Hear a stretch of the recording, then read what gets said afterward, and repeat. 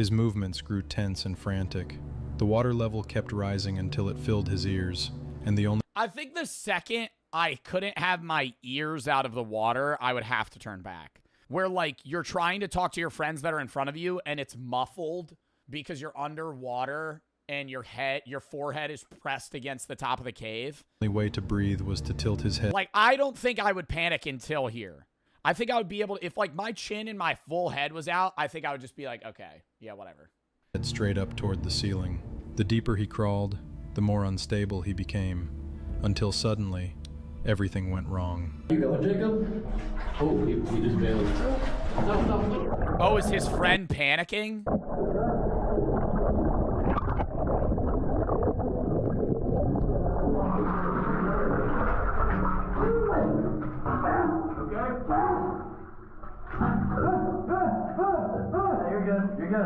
You're good. Oh my God!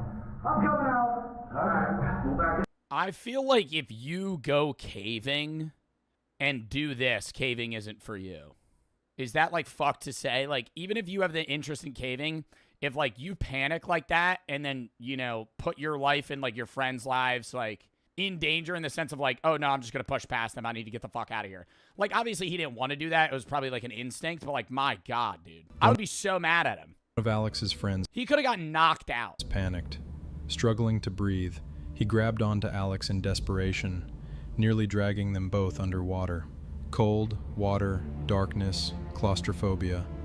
In a cave, panic is your worst enemy. Oh, yeah, no, I would definitely panic. Because you would be mini breathing. You'd be like, because you can't, like, take, especially the position they're in, like, they couldn't breathe normally. Despite the chaos, they somehow managed to keep their heads above water. Inch by inch, they pulled themselves back toward the light.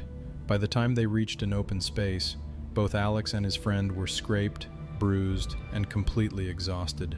It could have ended very differently. They were lucky to survive. This man was exploring a— Damn, would y'all rather be in, like, an underwater trapped cave, like a semi-underwater one like that, or just, like, a tight space? I feel like I'd rather be in the water. I wouldn't want to be underwater, but I would rather deal with that than, like, having to squeeze through, like, a gap that I actually think I can't breathe in. Because that was more, like, in his head versus actually your chest being compressed. cave when he reached a dangerously narrow passage. Oh, yeah, like, no, I'm not. I'd rather do the water. By far. It's not even close. Like, because right here, if you panic, you're just screaming. And then you're going to faint. Determined to push forward, Like, you can't move. he squeezed himself into the tight gap and nearly became stuck. The video was uploaded to YouTube on January 10th, 2022, under the title, Smothered in a Claustrophobic Cave. The man behind the channel, Caveman Hikes, has posted dozens of similar videos, where he successfully escapes caves after long and risky explorations. But in this video, things Wow, man. What happens if you put on a few pounds, too, you know?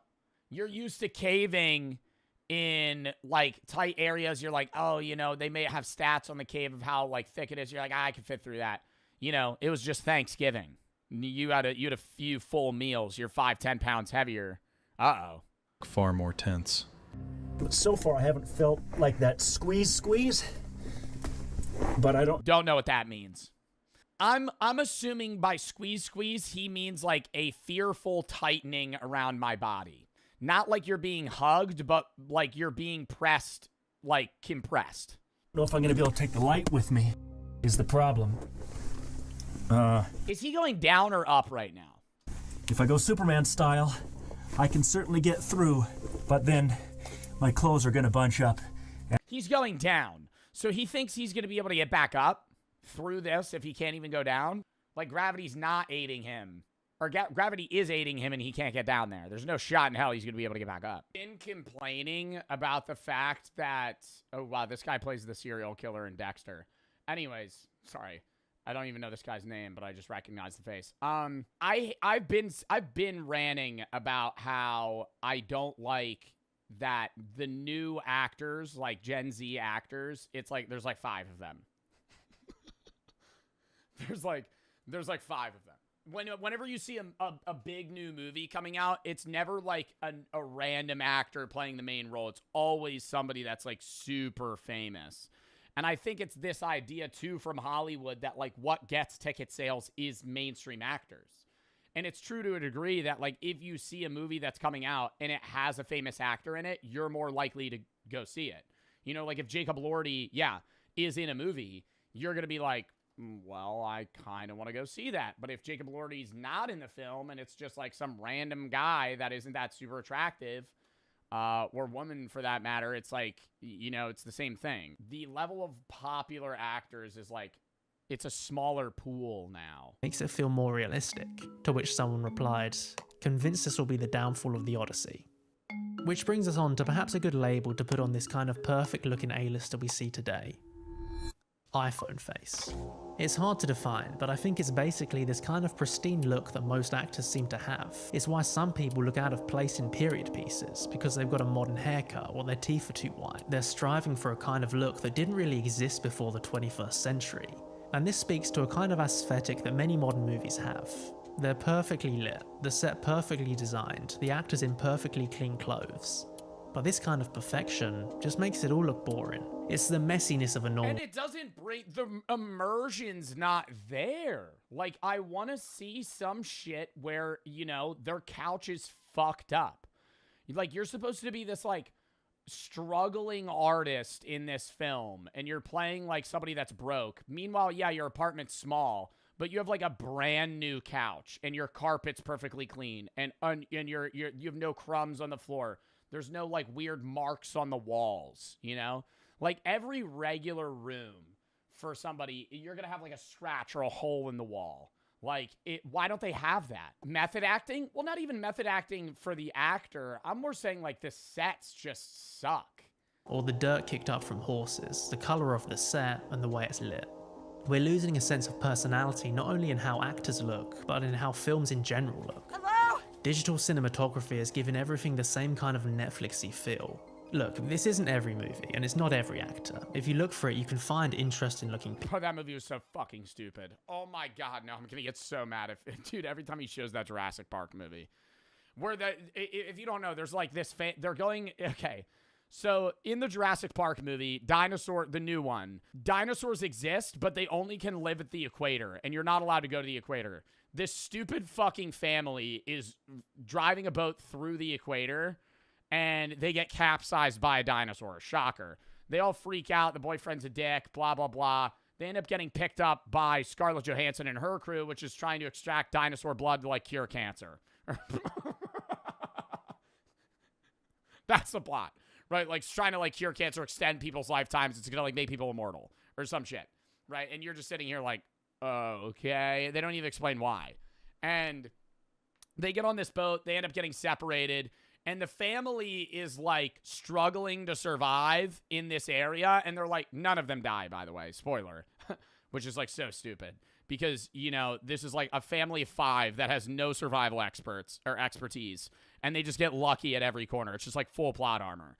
And while they're all, like, struggling for their life and, like, running from these crazy dinosaurs, one of their daughter, like, befriends this tiny dinosaur.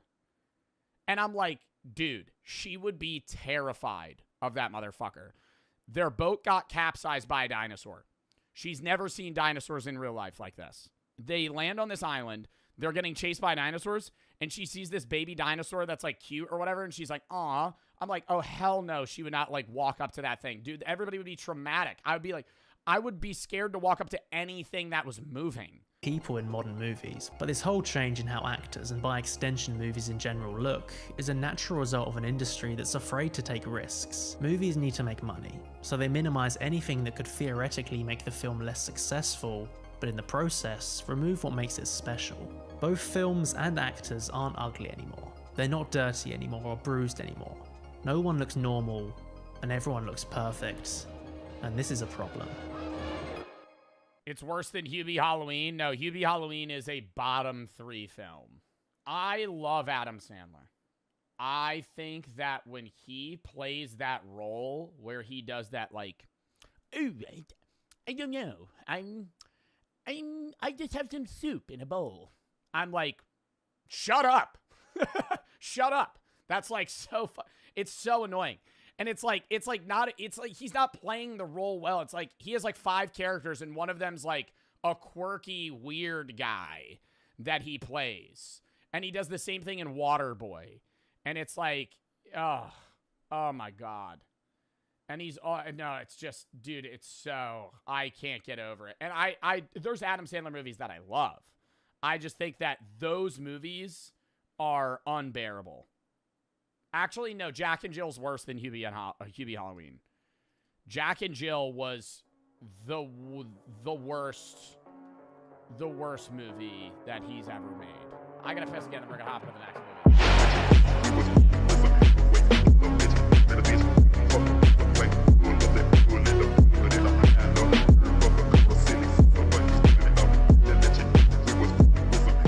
Chocolate.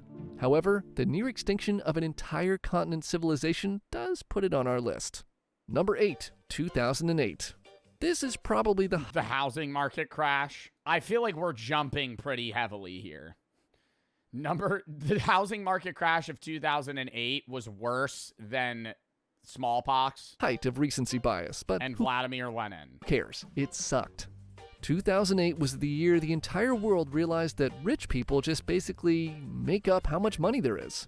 And for a number of reasons too complicated to go into in this video, something called Lehman Brothers went out of business, and then the entire global economy collapsed. Stock markets around the world crashed. The American auto industry nearly went belly up, and the cost of food and gas. And the bubble of borrowing money or having debt to buy assets is like what's happening right now with the AI bubble.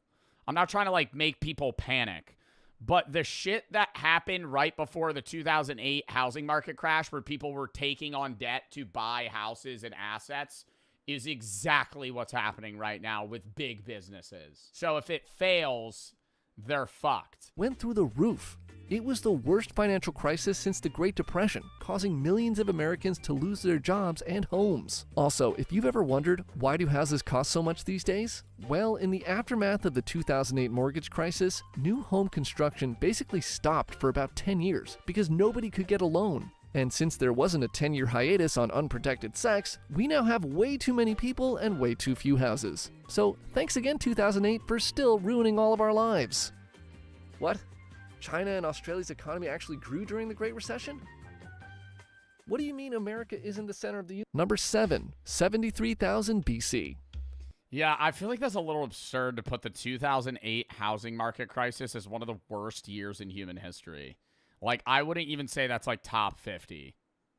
Like, you could say 30s was like the Great Depression, because that was bad for the world as well. Okay, so we're a little loosey-goosey on the exact year, but trust me, whenever it was bad. Rewind 73,000 BC. I love how we're jumping around history right now. We got Spanish flu, we have Christopher Columbus, 2008, and now 73,000 BC. Clock 70 or so millennia, and you'll witness what's known as a super Pompeii? When was Pompeii? Wait, is this Pompeii? Volcano eruption. No, Pompeii was not 73,000 BC. 73,000 BC, there wasn't fucking cities yet. When was Pompeii? That was probably like fucking 3,000 years ago. 79 CE, so 2,000 years ago. This particular event is known as the Toba catastrophe and is probably the thing Indonesia is second most famous for after Komodo dragons. This eruption set off a 10-year volcanic winter that nearly eliminated the entire human species. The Toba eruption released so much volcanic ash into the atmosphere that it blocked sunlight, leading to a drastic drop in global temperatures. The few survivors faced harsh conditions, with scarce food and resources, struggling to maintain their communities. The entire human population left on Earth was somewhere between 3,000 and 10,000 people, or roughly the size of Brandon, South Dakota. And we're all descendants of them. Wow. We're all related to those people. That's what I feel like. That's so cool that like every person has a common ancestor, like what, 60 people ago or something. Like there's somebody that so we're all related in some way. Yeah. But not in a sense of like incest. But then I'm pretty sure this era is when they were making like was it whale bones? No, I think it might've been like, what's that motherfucker from Ice Age? A mammoth bone Mammoth bone huts. Yeah, people used to live in this. Stuff that looked like this. Ukraine. Mammoth bone structure homes. This is like when it was like really fucking cold out. They would make shit like this out of just straight animal remains because it was so insulative. And they would put like hides and other stuff on the outside because it was just cold as fuck. You've never heard of Brandon, South Dakota? Okay, Madison Square Garden can hold around 20,000 people, so the entire population left on Earth after that eruption could fit in MSG twice. This phenomenon is known as a genetic bottleneck, and is also why we're all kind of related. Number 6, 1929. The Roaring Twenties came to an abrupt end in 1929 when the U.S. stock market crashed, setting off, stop me if you've heard this before, a global economic collapse. The Great Depression that followed was a decade-long economic Oh no! Oh no! American steel is down. Is down. Let me go withdraw all my money from the bank. And then they had no money. disaster that affected almost every country in the world. Yeah, imagine pulling up to a bank going, I want to withdraw my money. And they go, we don't have it. Huh? Huh? Mental health was We don't have it. Huh? at an all-time low immediately following the market crash. Self-deletion rates were so high that some hotel operators in New York City would ask guests if they needed a room for sleeping or jumping out of. That's real. In the US, 1 in 4 people became unemployed, and wages for the remaining workforce were basically cut in half. Bread lines and soup kitchens became a common sight, and many people lost their homes and savings. One farmer of the day knew he couldn't afford to feed his sheep, so he slit their throats and threw them down a canyon instead of letting them starve. It's like, Wow. what? They don't like sheep? The events of 1929 set off a decade of economic hardship that culminated in Earth's favorite pastime, World War. Number 5, 1601. If you take one thing away from this video, Is that the witch trials? When were the witch trials? I was just in Salem. No, that was 1692. it should be that volcanoes are bad. So bad, in fact, that one volcano in Peru basically turned the lights off for the whole planet. The eruption of Huayna Patina in 1600 was one of the largest volcanic events in recorded history, spewing vast amounts of ash into the Bro, I want to see the volcano eruption that's that big that it blacks out the sun from the whole world. One volcano erupting that much? atmosphere. The summer of 1601 was known as the summer with no sunshine. Sunlight levels dramatically decreased everywhere in the world, causing mass famine, but nowhere more so than Russia. The lack of sunlight led to crop failures and livestock death. A third of the Russian population starving to death in the 2 years following the eruption. No sunshine also meant it was extremely cold, so to keep warm, many in the region turned to killing any animal with fur they could find, not just for food, but also to create clothing and blankets.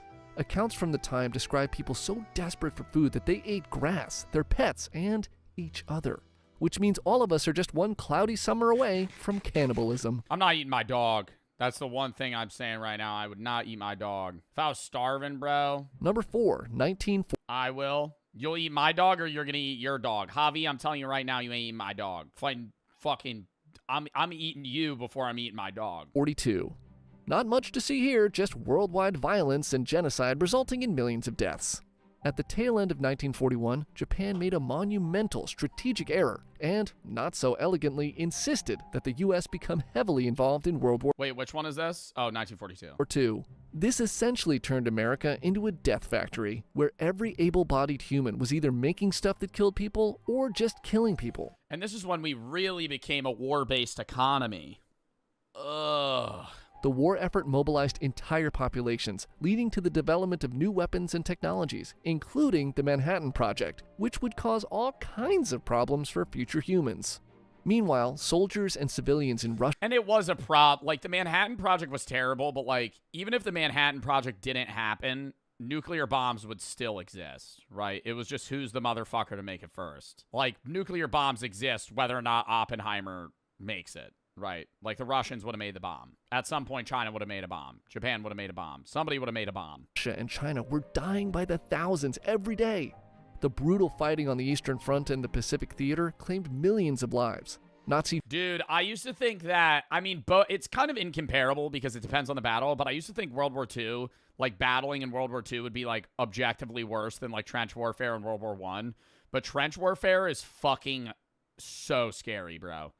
I had somebody describe to me what trench warfare was like truly like, And being alive in that time, dude, evil. Because there was almost no rules. So it was do whatever the fuck you want. There would be gas that would come over and you would just suffocate from that. But more so, like, if you're in the trench, there's bombs going off constantly. Doom, doom, doom, doom, doom, doom. You're getting shell shock. That's why they called it shell shock. It was PTSD.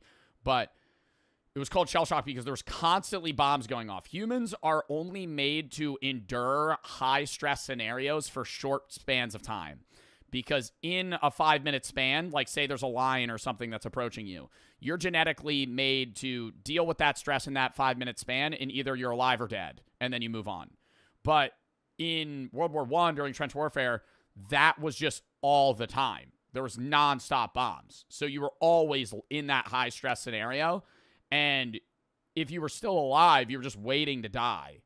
And when the bomb stopped, you would go, oh, we're good now. When the bomb stopped, that meant the other people were running at you. So if you're awake for 18 hours, you're getting an hour of sleep, then you're awake for 18 hours. You're getting an hour of sleep, you're awake for 18 hours. And you hear silence, that means you have to run to your guns because the other guys are running to you to jump into your trench and kill you. And they're gassing you out. They're doing all this other shit. There would be guys, they would draft, say they had to get a letter from one trench to another or another part of the trench. They would give 4 guys the same letter and go, run. Because they knew that 2 of you at least weren't making it. So then if you were the one that made it and you didn't die, they'd give you another letter and they'd go, now run it back. And then you had to fucking try and run that shit back. And fuck that. Then it got to a point where they knew that the other guys were running over, so they would dig other trenches prematurely. And so when they heard the silence, they would run to the back trench before that one got flooded and then gun those motherfuckers down. Germany continued its war crimes and genocide, so not great. Number 3, 1943. It was also really bad in 1942, 1943, World War II in general. Like, one of the biggest things you'll hear people talking about is, like, fighting the Japanese was really scary for Americans because even if they had the edge, the Japanese people wouldn't surrender. So if they ran out of ammo or knew they were going to die, they would just fucking run at your ass with a knife or a bayonet. Like, they would not give up. Like, they would just run at you. Vietnam was scarier too. Well, Vietnam, yeah, Vietnam also, I'm not sitting here saying, like, Americans were the victims. Americans did horrible things, too, during a large majority of these wars as well. Like, Vietnam, especially, Americans would mow down, like, innocent Vietnamese people. But in Vietnam, yeah, dude, there would just be traps. It was all just, like, jungle warfare. Remember 1942? Like that. But, again, 1943 saw some of the deadliest battles of World War II. The Battle of Stalingrad. Yeah, dude, Vietnam especially, what was that one thing they would say? Vietnam message to U.S. speakers. Like, it's like, you're gonna die, GI, or something, is what it would repeatedly say. During the Vietnam War, all right, that's not what I want to the hear. operation involves exploit the It is a very good idea. Imagine being in the jungle, bro. You're freshly 19, right out of high school, bro. They send your ass all the way across the world, and you're literally watching your fucking friends explode. And you hear this in the jungles. Defect, GI. It is a very good idea to leave a sinking ship. And you're covered in dirt, half your friends are dead. They lie to you, GI. You know you cannot win this war. And you're there for no reason, too. Like, World War II, like, you're fighting Adolf Hitler, right? World War II, I don't support war in any way, but, like, Americans in World War II wanted to go to war. People would lie about their age to get into the army. Vietnam was the reverse lottery, bro. They pulled your name. That was a death sentence. Like, being in Vietnam had to have been one of the scariest fucking things ever. Like, having to fight on either side. Like, and dude, you're not even fighting you're fighting against communism. Like, you're not even fighting for, like, oh, the betterment of, like, people being, like, the Jewish people or something. Like, you're literally just going into Vietnam because your government's sending you, You would come back, and there were instances where, like, the soldiers were treated like shit, man. They didn't even like, it wasn't like they praised you when they came back, like World War II. It was so different. Your rich leaders grow richer while you die in the swamp, GI. They will give you a medal, GI, but only after you are dead. Like, bro. Your government lies to you every day, poor soldier. Like, dude, it's middle of the night and you're hearing that shit. Reverse. The U.S. would play U.S. sounds for Vietnamese people. The Vietnam, what was the tapes the U.S. would play on those big-ass speakers to the Vietnamese guys in the tunnels? Yeah, they would spray shit with Agent Orange, and Agent Orange got people killed. There's a whole video on, like, pesticides and how Agent Orange, like, ruined people. Wandering Souls. Yep, there it is. The U.S. would play this for the people underground. Make you lose your mind so you'd run out of the tunnel and then they'd fucking shoot you in the face. Stalingrad, one of the bloodiest battles. People don't realize how... No, I'm serious. Like, dude, do you think the doctors in that time actually thought lobotomies were good? Because I understand medicine was at a different rate or, like, different point. But, bro, that was like 100 years ago. People were given lobotomies. And I understand the medical, experience was less. But you're a doctor, and you're shoving an ice pick in the top of somebody's eyeball, and you're cutting a part of their brain to make them more happy, and then you pull it out, and you instantly see, like, the fucking part of their consciousness just leave because you effectively just gave them brain damage, like irreversible brain damage.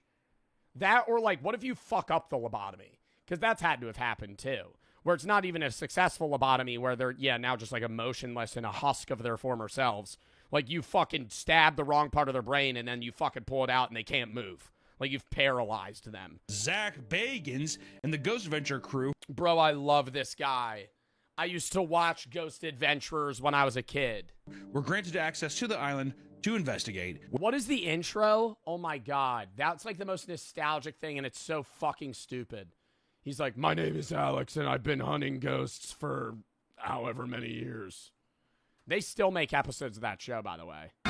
My name is Zach Bagans. I never believed in... My name is Zach Bagans. I never believed in ghosts. And it's like these early 2005 cutscenes. They're just like zooming in from a low angle into his face. Like, imagine this is the camera.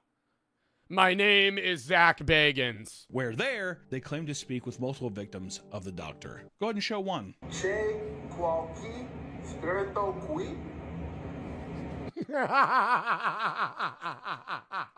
They just don't speak the language at all. He's reading a fucking cue card. I'm gonna try some English here just to see what happens. That's hard-hitting proof. But the episode's most notable highlight was when Zach got possessed by a demon and freaked out at his camera crew. Me? Yeah, I said you! Whoa. Stop, dude. Get out of here! This is gold. I love it. You know how many times does this happen? A lot. Motherfucker gets possessed all the time. But it's only him, too, the main character in the show. I think there's like 30 seasons of that show. 29 seasons. You know how successful Ghost Adventures has to be for Zach Bagans to get his fucking show renewed 28 times? Oh my God. It has an 83% on Rotten Tomatoes. How? Demons. He's around a lot of demons, but after a while, it's like, goddamn, Zach, do you not have any other precautions? He said that he got so haunted that he became like blind. That's why he has to wear glasses, right? Yeah, special glasses. I feel like there's so many episodes where literally he gets possessed and he's like, I'm gonna fucking kick your ass. I think it's a mixture of cocaine. I think it's a mixture of a little bit of alcohol. You're trying to tell me that Zach Bagans doesn't go around carrying a... It's not Ghost Adventurers. What's the one where they're like, the ghost is telling me to take another shot of whiskey. I'm getting a weird urge that I need to drink more. That's Ghost Hunters. Different show. Competing shows. Both equally as stupid. A flask of peach schnapps. I believe it, I think this ghost is telling me to do a sidewalk slammer with a green apple for Loco. and a liter of Colt 45. I would believe in a heartbeat. He does a little bump, takes a little swing. How does the ghost know what a BBC challenge is? Good thing I already have a buzzball, a beatbox, and a Cutwater in my pocket. Wig. And I think he takes like horse testosterone or something. He's sitting there and he's just like all wired up. Punching hole in drywalls and shit. I mean, I wonder how many cases that he's gotten possessed where he's like freaks out the crew. I bet. Or members of his crew freak out on them too. Yeah, some of them are too small, they're too stressed. And once they get bigger, you can tell they're nowhere near as easy to sell anymore. Meanwhile, there are more cages with tiny babies. Some of these things are insanely young. Again, looking like they're barely a month old, clinging to each other like that's the only comfort they've got. Oh my god, and they have no idea what's going on. Oh, it's just 1 month. 1 month old. Yeah. 1 month old? How did they catch that? Did they catch the mom and then the mom gave birth? They've got these big cartoon eyes, these oversized heads, little hands gripping onto the cage bars. It's almost too cute, which is the problem. And you can tell exactly why. They've been taken away when they are at peak cuteness, peak sellable. The first stop is these markets, and then they get sold off as pets all across the country. Yeah, but that many people in Indonesia own monkeys? The monkey trade at Jatinegara. Like, I wouldn't even know the first thing of taking care of a monkey. Like, what do you feed a monkey? Like, fruits and nuts and shit, but it's like, you have to, like, keep it entertained, and it needs exercise. Like, dude, that's the problem with it. It's on another level. But it's the same shit with, like, any animal owner in the United States, too. Motherfuckers will buy pets, not bananas. Motherfuckers will buy bananas. You're just saying banana. No, chat's not even saying bananas. Just banana. Okay, we're feeding them banana. All right, anyways. Oh my god, what was I saying? Motherfuckers will buy pets in the United States, not understanding how much work it is to take care of that pet. Like, it's unreal, dude.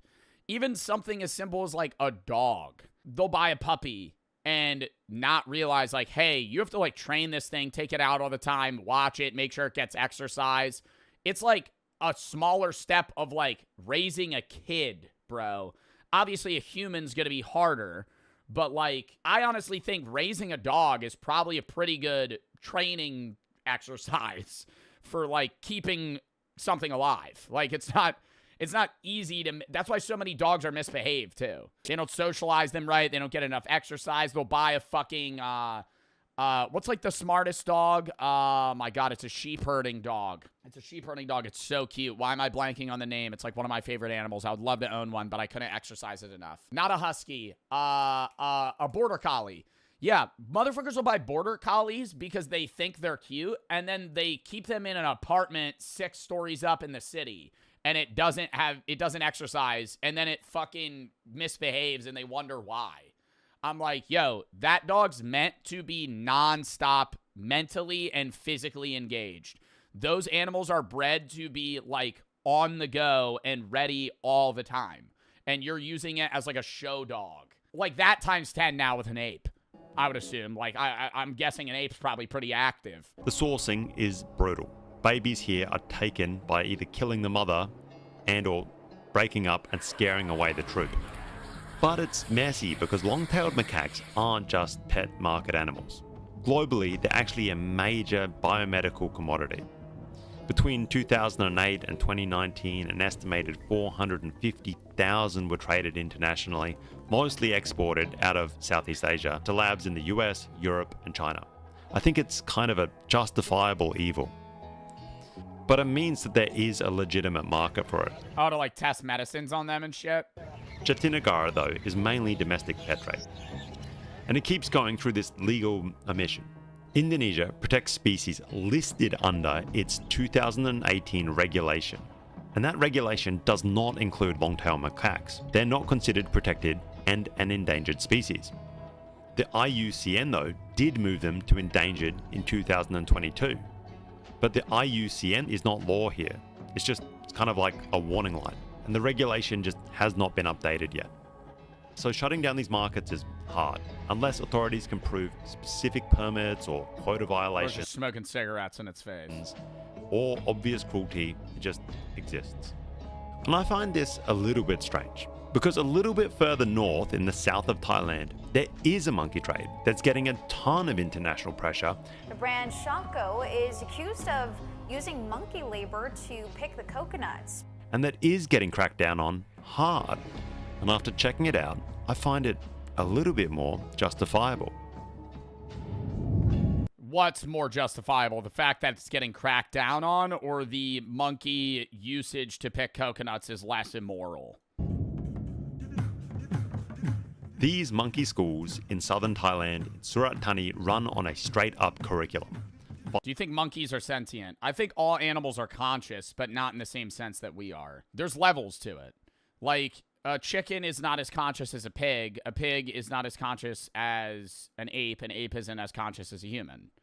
Why? I mean, it's the levels of brain structure and perception that they have. Like, bugs are obviously not as sentient as humans are, but I mean, they're still conscious because they have experience. Like, consciousness is divided into a multitude of things. It's like, you know, memory, the capability to recall information, the ability to communicate, express emotions, and feel emotions, which many animals, basically all animals, are able to do.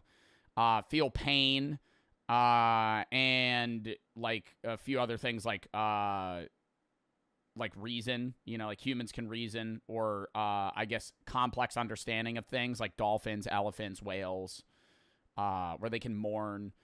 There's like a million categories that determine how sentient something is. Like, yeah, crows and ravens, somebody said in chat, very smart animals. I believe a crow, I don't know which one's smarter, a crow or a raven, but I think one of them has the intelligence of like a 6-year-old, which is like crazy. Border collies are like the intelligence of like 4-year-olds. And it's also divided into a few other things as well. Most people perceive cats as smarter than dogs, but cats are more individual creatures that are more critical thinkers, but less socially aware, right? They have different skills in different areas. You perceive cats as smarter because they're kind of like solo creatures that are capable of, you know, doing things on their own. But dogs, on the other hand, are very good at social understanding and emotional understanding and things that cats can't do. Oh, hello, Swadika. Wait, this is like the classes. Oh, so they have 5 classes on how to teach a monkey how to pick a coconut? 5 classes, 10 days each. They have to fucking be able to determine the difference between a ripe and an unripe coconut and then tie a knot. I can't even do that. Apparently is all they need. Oh, hello, Swadika. At least in the school. From there, they go into this kind of like apprenticeship program of training on actual coconut groves. We have a good third. It's over. The wind has kind of died down a little bit. And all right, so I'm going to walk through this weird cavern into this nether portal, and then we're going to be in the mine. It's not raining, so I managed. I've been told if you explore this cave at 3 in the morning, you get sent to like an alternate universe. To stay dry. I'm trying to find the back rooms. Of course, I'm inside this little alcove, kind of. But anyway, you come down this little incline path, and then big boulders here you have to climb over, and then the tunnel's right behind me this way. So let's check it out. Let's get in here. At first, everything seemed normal, almost calm. But the deeper he ventured, the stronger a strange feeling of unease grew inside him as he passed beneath rotting wooden beams, barely holding back the crushing weight of the earth. After more than 15 minutes of walking, something strange appeared on camera. We're going to take this branch. Oh my god, like an animal? Tunnel that we skipped on the way in. Did you see the white light or another person? Do you see the white light appear further down the main haulage tunnel in the dark on the right side of the screen as I pan to the left? I'm assuming that X means a dead end or somebody died. A faint flash of light deep in the tunnel, like a oh my god, I did see that. Like a distant. A faint flash of light deep in the tunnel. It's right there. You see it? Wait. Like a distant. A faint flash of light deep in the tunnel, like a distant flashlight beam. Though Jacob didn't notice it at the time, moments later, disturbing sounds began to echo through the tunnel, soft, whisper-like noises coming from somewhere just out of sight. Do you hear that?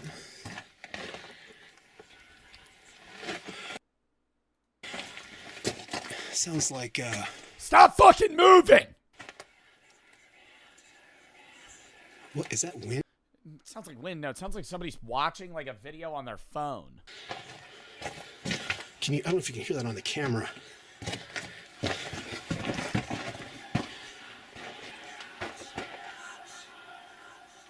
Do you hear that?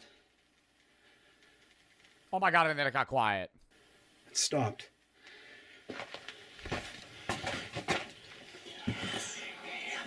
Well, I don't know what that is. That doesn't sound like wind, but... Bro, I'm pretty sure that's saying, you see me, you see me. Yo, him going... I don't think that's wind. What if that's like a demon or a fucking ghost down there? Yo, that motherfucker's probably so confused. Well, that's got to be fake. What that is. That doesn't sound like wind, but... That's crazy. Don't know if that's a bird or... A bird? You're underground. What that is. It almost sounds like snakes, but...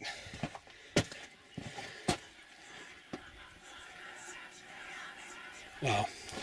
I've heard some weird stuff in mines, but that is definitely creepy. I don't know what that is. So let's get out of here and head back out to the portal. That was weird. I think I keep hearing something. That was strange. I hear the air blowing here. Wow. I'm getting out of here, and you can really hear that airflow. I'm getting out of here and heading home. Uneasy, Yo, you could fake the fuck out of like really good YouTube horror videos if you and your friend went down here, did this video, but your friend just acted like he didn't know you and like was like really disheveled, covered in dirt or something. Jacob turned back toward and then you shine the flashlight and he's just standing there. The entrance. But on his way out, he noticed another tunnel he had missed before and cautiously decided to investigate. Looking down the tunnel here.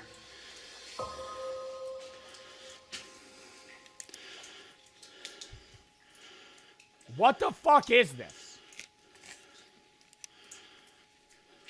This really does look like a fucking, like, AI-generated backrooms, dude. This is really an abandoned cave. This is so creepy. Like, this is out of a walk-through horror game. Oh my God, is there somebody standing there? I don't know why that one chain is swinging back there. Don't know if you can see that in the video or not. Inside, steel chains hung from the ceiling, ordinary at first glance, until he saw one of them slowly swaying back and forth, as if someone had just touched it. That was Oh, I'm thinking, like, it looks like there's a tube, like somebody's enough for Jacob. Realizing he was not alone, he immediately left the mine and never looked back. To this day, he still has no explanation for what happened in that tunnel. It remains an unsolved mystery. I like that so much more. I like the like, ooh, that's spooky. What was that? Versus Bob couldn't fit through the tunnel. He almost fucking drowned.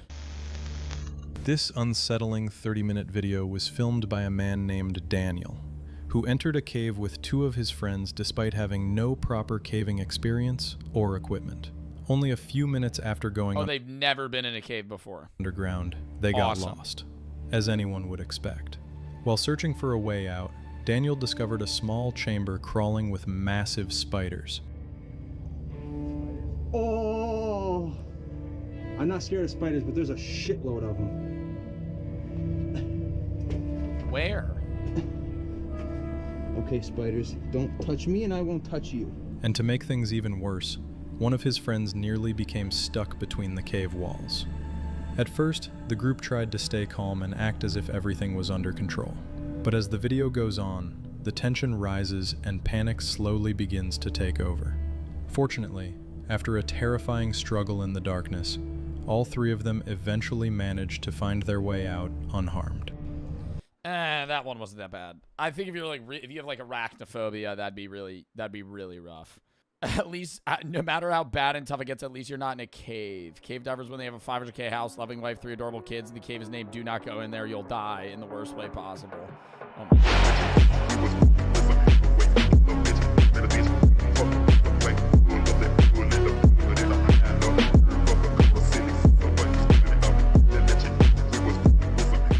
Well, the weirdest thing about horse races is they're really fucking... Horses are like driven to the fucking brink, bro. And they're young. Like when you see those horse racers, the only thing is like they have to work that hard for the first 2 years of their life. And to my knowledge, I don't even think the owners of those horses make that much money from the racing itself. Obviously, they're betting, but the money maker is when that horse is done, they just sell that horse to fuck for like 10 years. Be cradled by their mothers, but they're prisoners. The statement is by PETA, and normally I don't go with stuff that PETA says. And in the end, this debate, I don't think it's going to matter for that much longer anyway. The new laws are already being put in place. It feels like Thailand. Dude, that's the problem with PETA too, is like they'll have things that aren't crazy, but like PETA gets clowned on so hard because they take offense to everything. Somebody said I missed the old PETA. That's what I'm saying. It's like what they stand for isn't bad, but it's like PETA will be commenting about shit that's like not bad a lot of the time. And so then people just clown on them. And is ready to move on. And the old groves, they're beginning to disappear also. Bit by bit, they're getting replaced with those short, stumpy trees. Something that can be easily harvested by a machine, benefiting from the new economics. You see these short-ass coconut trees? These are the sort of modern plantations. They don't grow high at all, and you can just pick them right away. Yeah, humans just pick them. And so if you feel uncomfortable... I will say, I didn't know this existed where they could just have micro trees. I feel like they should just do this, but I do understand there's literally like thousands of acres of land of these tall-ass trees. About this at all. Let me just reassure you that I think this is a tradition and a practice that is going to just naturally die out. Anyway, fortunately... It's going to naturally die out because it is just less efficient. Like, it makes more sense long-term to just have fields of smaller trees that you could just have a human pick them or a machine even come by. Or unfortunately, depending upon the way you look at it, this is the future. It's just so much easier. So I guess I'm just happy I get to document this whilst it still hangs around. Wow. What a fun fucking video to watch. Fucked up in the beginning, too. More questionable near the end, but what seems to be a reliable and good way to harvest will be replaced by diesel burning machines makes sense to this day and age. While the monkeys untying the knots this day is really insane. No, that was the craziest part. Like, that was the most impressive thing, was its capability to untie and crawl through knots to be able to like untangle itself. Next video chat, lock in.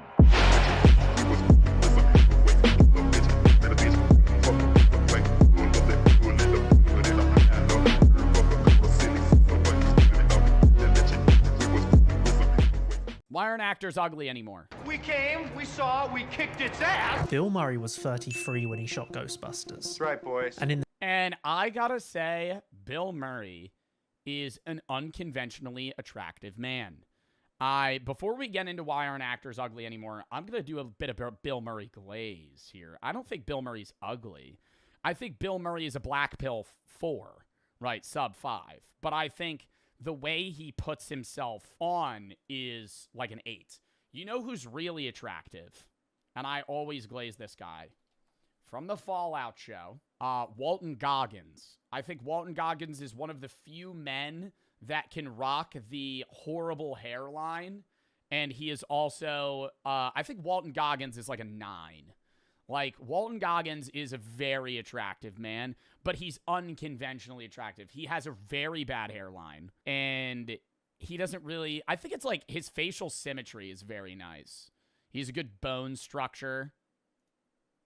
Now I'm glazing. This is what actors in their 30s and 40s look like, but something has changed since then, because actors that age... Facial surgery and Botox. Large-scale facial surgery from the Hollywood's greatest to try and keep themselves looking the same that they did in their 20s, to where when they're like 50, they start looking like dolls.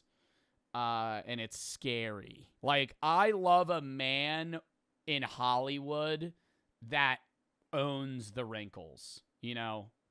Like, owns the wrinkles. There's a lot of older women in Hollywood that do it, and I think a lot of women in Hollywood don't go overboard. I think a lot of women in Hollywood get, like, base Botox to kind of, like, get rid of, like, the crow's feet, but, like, I'm never going to judge what people want to do with their face, and this is kind of me, it's sounding like I'm judging, but, like, Ryan Gosling does a lot, he has a lot of, I don't know if this image is edited, but, like, his face is more puffy from what he's done, you know? Like, I still think he looks great, but it's like, there becomes a point where it's like, okay, you look like a 50-year-old that's making themselves try to look 30 versus, like, I think you can look great as an aging man or woman, right? Who's, like, an older actor that doesn't do Botox or, like, facial surgery stuff? Like, maybe, like, Ashton Kutcher, but he's also not that old. Jack Black. Jack Black was never... I'm more talking about, like, guys that were considerable heartthrobs, you know? Like, people that were, like, you know, praised for their attractiveness. Whereas, like, Jack Black, I think he's obviously great-looking man. Stunning. Has cheetah eyes. But, you know, he was never praised for his attractiveness. He was praised for his acting abilities, his singing, how, like, cool he was. William Dafoe. Yeah. William Dafoe does it well, too. Yeah. Like, I think he looks good. I know he's old, but he looks like, it's like, I fuck with that, you know? Like, dude, that was like the uncanny shit was that Dunkin' commercial. Can we watch that real quick? And then we'll get back into it. Like, I know they CGI de-aged everybody, but it was fucking creepy. But, like, they made all of them, oh my God, like Joey, what is his name? Not Joey Tribbiani. Well, that's who he plays, but I always forget his actor's name. Dude, that's creepy. No, the worst one is Jennifer Aniston. They make Jennifer Aniston look scary when she shows up, bro. Like, she looks like a doll the way they CGI her face. Oh my God. It's just, I think that's one of the reasons why actors aren't ugly anymore. But, like, it's also just this obsession with looks on social media, especially short form media now, where I think a lot of people that get opportunities, it's like the foot in the door is no longer the acting ability, it's the look. I think Hollywood is so much more now about, like, we want a guy that's going to look good, right? But it gets unrealistic. You know what I mean? Like, now we have, like, Timothée Chalamet. I'm not saying he has this, but, like, Timothée Chalamet did Marty Supreme. I think he did a great job, you know, blah, blah, blah. The promotion was awesome, right? But, like, you could have, like, Timothée Chalamet playing a regular New York taxi driver. Totally unrealistic. Totally unrealistic. Let's get a guy that actually looks like a fucking New York City taxi driver, okay? Let's get a regular guy off the street and fucking cast him. Why are we trying to make people... Why are we fitting these, like, 10 out of 10 actors in terms of attractiveness to, like, just like an average role? We're like, yeah, this guy's definitely going to just be flipping burgers. No. Today don't look like this anymore. I lost my hand! They look like this. Or like this. Actors today... Yeah, 35? What the fuck? Today need to have great hair, perfect skin, and be in flawless shape. They don't look like regular people anymore. They look like supermodels. This isn't every single actor. No, they look like supermodels, and then there's, like, this weird diverging role, right? It's like older movies from, like, 2010 and before. You had people that were really attractive. You had the average-looking guy or woman. And then you have, like, people that get cast in ugly roles, right? Like, they did it a lot in Disney. They did it a lot in Nickelodeon. They do it a lot in, like, comedy movies where, like, they literally cast somebody to be the ugly guy. Now it's, like, really attractive people, average extras, and then ugly people as roles. I always wonder that, too. I'm like, that sucks to be cast as, like, the fat guy in a role. I always wonder if that upsets them, you know? Because there's so many movies where it's like they literally cast you as the ugly fat guy. But that's your role. Like, you're not a main character. You're just like a side scene for 5 minutes where it's like, oh, look how ugly and fat this guy is. And then they move on. But it's clear there's been an overall change in how A-list performers look. And it's also how they're shown to the camera, like in low lighting and with more vibrant colours. They're surrounded by other people and on an actual set rather than a green screen. Everything's under control, situation normal. You're probably going to say this is because of a wider trend of movies looking bland and flat nowadays, and things like bad lighting, dull colours, and the I feel like it is weird. It's the most convincing out of all of them.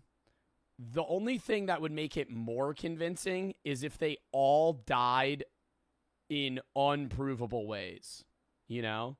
Like, if it wasn't a coincidence and they all genuinely, like, it was like they all had a heart attack exactly 1 year apart. Like, that'd be freaky. All of these deaths occurred within 12 years of the tomb being opened, and all of them had connections to the tomb, all right? And many have speculated that there's a scientific explanation for the deaths, but others believe it was the curse or even the result of satanic worship, which I don't know about that last part, but I do think that could have been the mummy stuff. Aleister Crowley believed in the occult and described himself as a religious prophet. Though he wasn't at the tomb's unveiling, he was in the same circle as all the men who died. Crowley was known for performing ritual magic, and his diary entries contained multiple references to specific times, methods, and religious symbolism associated with some of the deaths that happened from the people.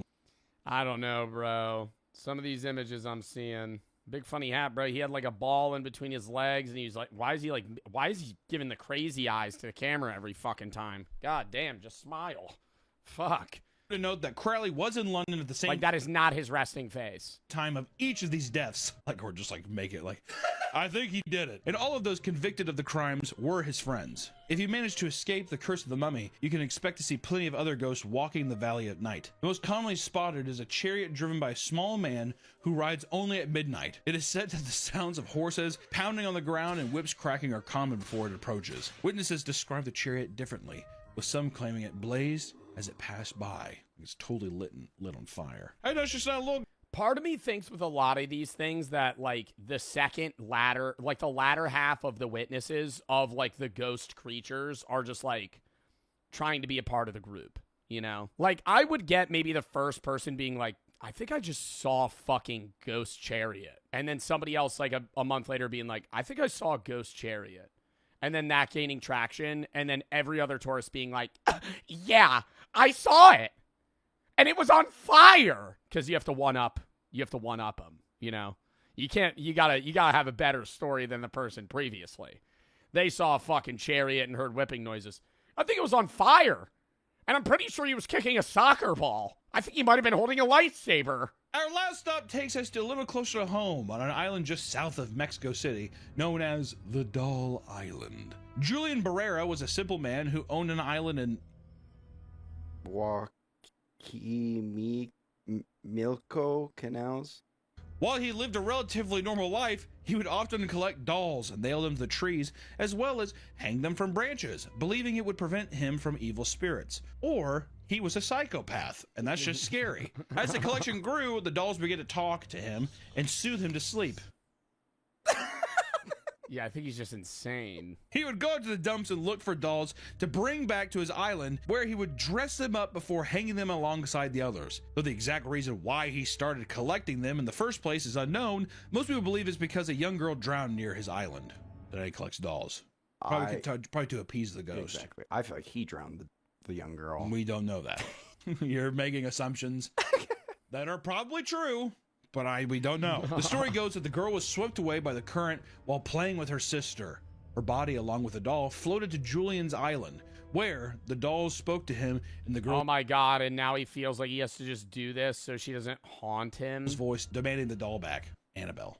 Annabelle reference. So to ward off evil spirits, he nailed the dolls to the trees, but one doll wasn't enough, so he continued to hang more to appease the anger. I don't know. Do you think the doll...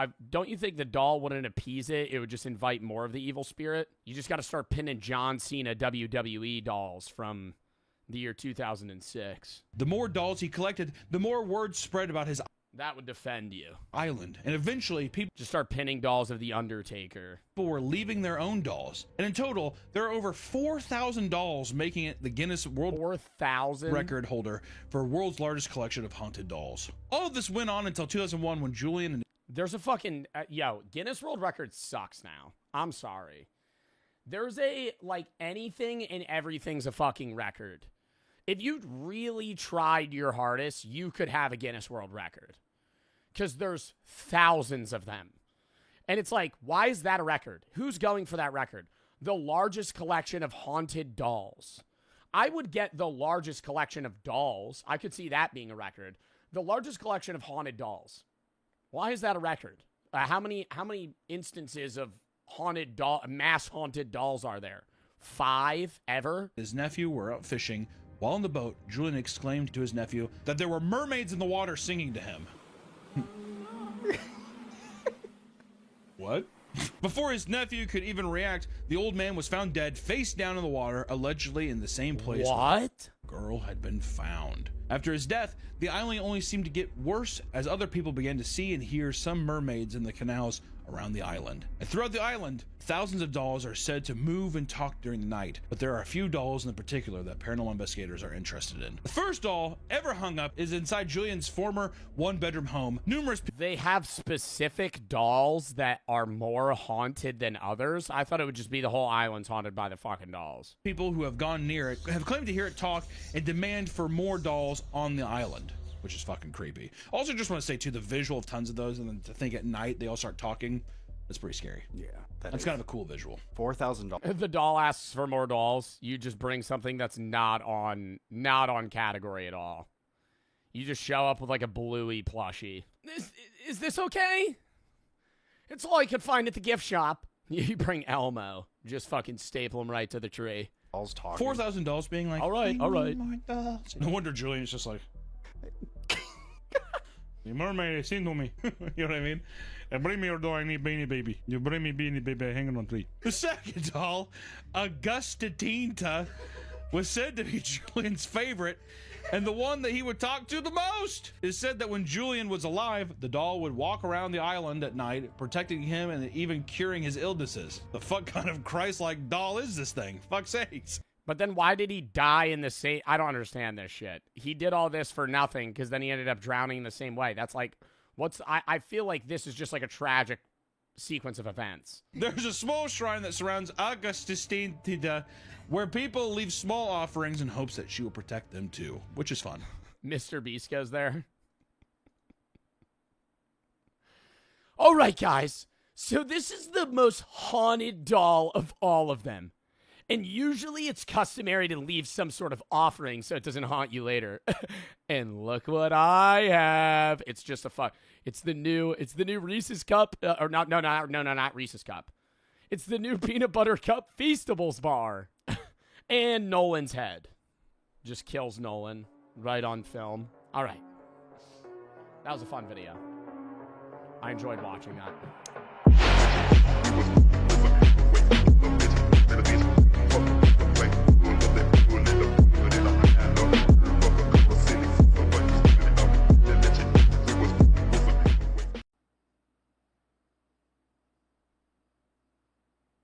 Hello, everybody bloody you. Brooks did my makeup in like 10 minutes.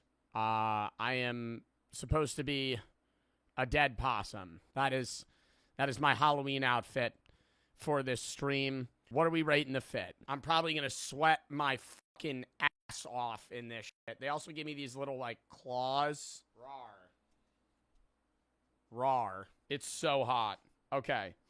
We're about to hop into the short horror films, but I do want to watch this Papa Meat video first. Most haunted places in the world. Welcome back to the Papa Meat channel. How you doing?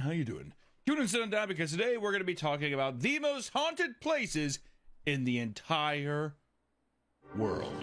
How do they determine what's haunted and not? Like, what level of haunted something is? Is that just off of personal accounts? Like 100 people said they got, mauled by a ghost in here. So that means it's more haunted than somewhere else. The number of ghosts. Yeah, no shit. But it's like, that has to be off of personal accounts. from the Phasmophobia EMF reader. Oh, really? They just go into each place. Beep, beep, beep, beep, beep, beep. Oh, yeah, no, that's really fucking haunted. All right. That's number one for sure. We've done America. There might be more things to talk about in America because they are a part of the world. I would get that. Without explanation, I would understand you saying the Paris catacombs are the most haunted area in the world because there's actually 3 million dead bodies down there. That makes sense to me. You walk in the Paris catacombs, the walls are human bones. So I understand you going, yeah, this place is probably pretty fucking haunted. But then some random shore house in Delaware, it's like, yeah, this place, somebody died here, in the 1800s. This place is really fucking haunted. Like, I need to hear some shit where it's like, this place is so haunted, anytime anybody enters this area, they die. But today we're going worldwide, baby, because October is the scariest time of the year. And what better way to get into Halloween spirit than exploring some of the strangest and most terrifying places? Also self-explanatory, understandable. I'm asking a bit of a kind of stupid question now. I think I answered that shit myself by just pressing play on the video. Yes, there's no, I guess, analytical difference between the two places that are less or more haunted than one or the other. But I would much rather stay in this, whatever this fucking room is for a night, than, a house. The strangest and most terrifying places known to man. In the past, we've explored the scariest places across the United States, but now it's time to branch out and discover what the rest of the world has to offer, which no one is as old as the United States, so I doubt it's any. From the cold and mysterious castles found in Europe to the haunted temples in Asia to the cursed tombs of Africa, there truly isn't anywhere on the planet that the dead... Understanding a tomb being cursed. Awakening, basically digging up a dead body, probably not a great play. I would understand somebody saying that's haunted. Don't inhabit. The ghosts, they go everywhere. Even underground? They might be underground. So get ready as we cover some insane or unique hunts that are sure to cause a scare. The first stop on our journey takes us across the pond over to the where one of the most haunted places in the world is set to reside. Though you wouldn't think. Attractive. All of them. Maybe Ross is unconventionally attractive, but Phoebe, Monica, and Rachel are all 9s, 10s, right? Very pretty. Joey Tribbiani, attractive guy. Chandler, attractive guy, right? Ross, I would say maybe unconventionally attractive, but he also was signed for that role. It makes sense, right? Ross is still a good-looking dude. It's all of them were 10s, almost. Chandler, I think Chandler was a good-looking guy.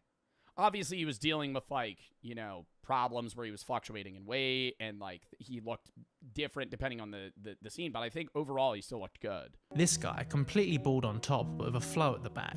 This guy with his scruffy beard and round glasses. And even De Niro himself with his 5 o'clock shadow and redness around his eyes. If you got into a cab and this was the driver, you wouldn't think twice. Did I tell you to do that with the meter? All of these actors look like they actually belong in the setting rather than just walking out of a dressing room. Can I talk to you for a second? And this is environmental immersion. In 1976, after Sylvester Stallone went 15 rounds in Rocky, his face was soaking wet, his hair sticking to his head, and he's covered in blood with his face fully contorted with bruises. But in 2015, after Michael B. Jordan fought in Creed, he's just got a subtle sheen of sweat and a small... Yeah, bro, they make him look too good. I'm like, this is, bro, Paddy Pimblett in that UFC fight where he didn't get knocked out, but he got his head fucked up so bad that he literally looked like a pumpkin. His face was swelling so much.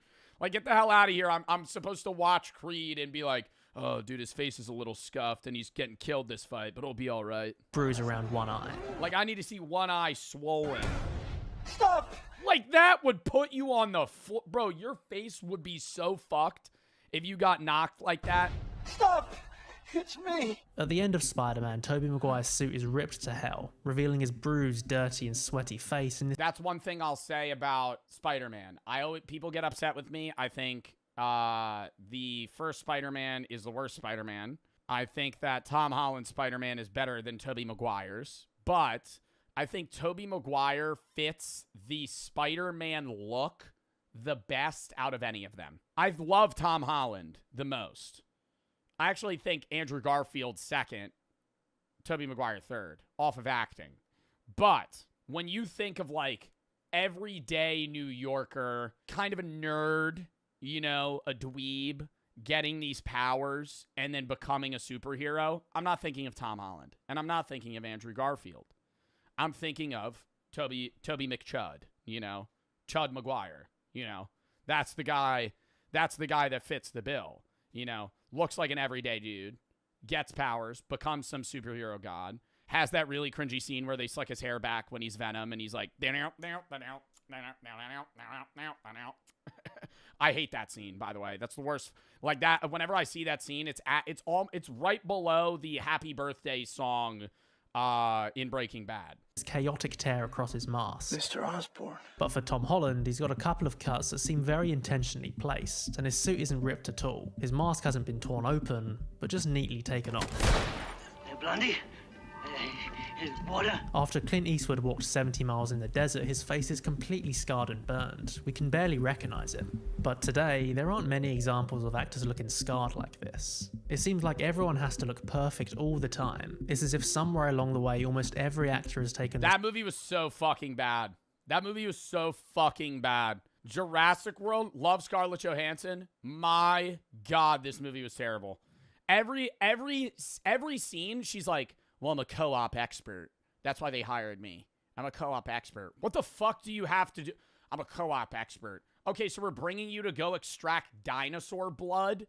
You worked in the military and, like, covert shit. What the hell does that have to do with going to stab a T-Rex? Okay? You have your skill transfer. That's like you being a pro in Rocket League and being like, I'm a Rocket League pro. And we're in fucking Vietnam. And we're in Vietnam. You know, we're loading artillery, and you're like, don't worry, I was SSL. That means about jack shit to me. What the fuck does that have to do with this?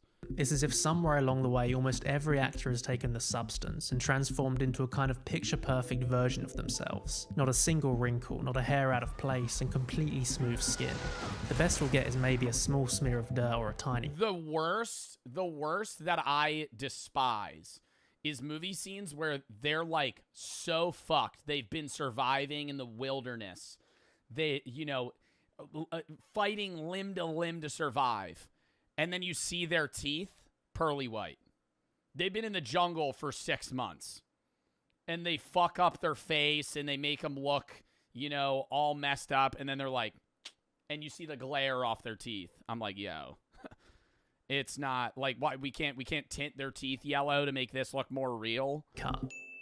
And they look great, but when everyone looks perfect, things start to get a bit stale. Well, see, no, that scene's different because that's just Vin Diesel, right? That's Dom Toretto. Vin Diesel after plunging a burning car into dirty water. It's Dom Toretto. And they look great.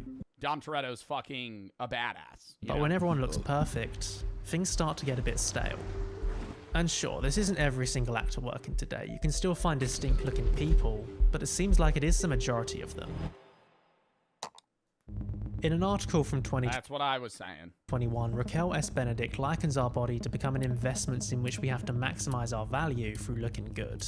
We're reduced to a collection of features like perfect skin or a strong jawline. The body is no— Oh my God, what is that thing called where it's supposed to give you a better jaw, bro? Just like chew gum. I never understand that shit. Jawzercise, I think is the name of the product. Features like perfect skin or a strong jawline. The body is no longer the vehicle through which we experience joy and pleasure, but a status symbol that needs to be constantly presentable to the world. Put your greasy tits away, you preening slut. For actors, this is taken to the extreme, especially for women. They can never age or show any imperfection. They need to be a bankable star, and a big part of this is looking good on camera. Pretty girls should always smile. Let's take hairlines as an example. Sure, Andrew Garfield probably got a hair transplant because he thought it would improve his appearance, but also because it's better to have a smaller forehead as a leading man. And with modern technology, if you can fix this, why wouldn't you? Yes, Sergeant! This just wasn't the case in the past, hence a wider spectrum of hairlines and a bigger aesthetic variety. I wouldn't touch one hair on his goddamn little head. But today, this is becoming increasingly noticeable, and more people are— But it's when they're playing a role. I think you want a smaller forehead when the main character is 40 or below. But if you're a main character in your 50s as a guy, having a perfect hairline is almost off-putting because the average man in his 50s is going to either be bald or have a receding hairline, like without a doubt. Commenting on it, and here are a few things they've said. I miss actors having normal teeth, and then a picture of Tom Cruise from The Outsiders. Check this out, buddy. It's so annoying and just plain boring that everyone has the same teeth, the same body. I miss people looking... Okay, well, the Barbie movie is a bad example because Margot Robbie is supposed to look uncannily perfect. Like, I was gonna mention the Barbie movie where she's supposed to look perfect, right? Different and interesting. Restroom and make sure my hair is perfect. I watched Invasion of the Body Snatchers last night, and it stood out to me that while Sutherland is hot, he's also clearly in his 40s. Like, if Hollywood wanted to make a movie of a 40-something A-lister playing a middle-aged health inspector, who would they cast? Ryan Reynolds? Chris Evans? I got this. We no longer have leading men who are good-looking and charismatic, but also don't look like they wake up at 5 AM to hit the gym. On Twitter, someone was talking about the 1974 movie Taking of Pelham 123. They said it's weirdly invigorating to watch a movie where every actor has an incredible face, and they all look normal, like no veneers inside. This is supposed to be a democracy. Old actors have more grace than current ones. We can't have a truly accurate cast for the Beatles because they just don't make weird, crusty-looking young men actors like that anymore. I miss casting movies that weren't all A-listers or trying to be. Sometimes just having normal-ass people in your movie make... I have been just in the back. You're like, what is that noise? You see it? And now watch.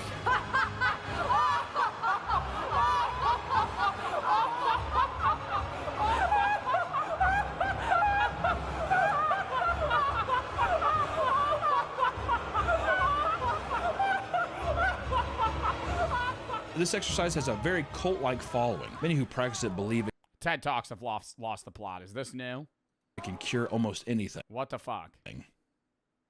That's never good. A lot of people work out to benefit their sex appeal, and alternatively, some people want to incorporate sex into the workout itself. Aerotraverse Fitness mixes erotic hip thrusting with core and pelvic floor training. Classes involve women rolling out on a yoga mat and performing all sorts of What? erotic movements. People are paying for You this. can expect anything from grinding, dry humping, and twerking to be performed in this classroom. It's awesome. The whole purpose is to promote... Whoa! The following footage is workout tutorials. This is an instructor. There's dry humping. Holistic sexual wellness and health, which claim to make your sex life better. Yo, what are people believe we that this specific doing, bruh? This is more than just a workout, man. type of exercise brings them closer to their partners and is spiritually enriching, equating to a healthier body and soul. It is extremely popular in countries like Russia, where content creators post TikToks that gain millions of views. Most of the comments think that the whole thing is weird. However, there are a few that get sucked in. Does anybody want to grind on Mikolov? Yo, this is surely somewhere where only women instructors exist. If you pull up, yo, I'd be mad. I gotta say that. Like, if you had a significant other that was like, yeah, I'm going to this workout area, I'd be like, what do you do? And they're like, dry hump the ground. And the instructor, I'd be like, really? You're paying for a class. I feel like it's different if it's like the instructor's like at the front of the class doing it and all the people are just like dry humping the mat. But if the instructor's like, nah, let me help you with that. Whoa. Wait till you hear about sexercise. The main purpose of this workout is allegedly new pose unlocked. Never seen this before. To strengthen couple bonding, allegedly. If you can actually sit down and watch a workout video, you'll see that it's basically just borderline with clothes on, Miss Tybo.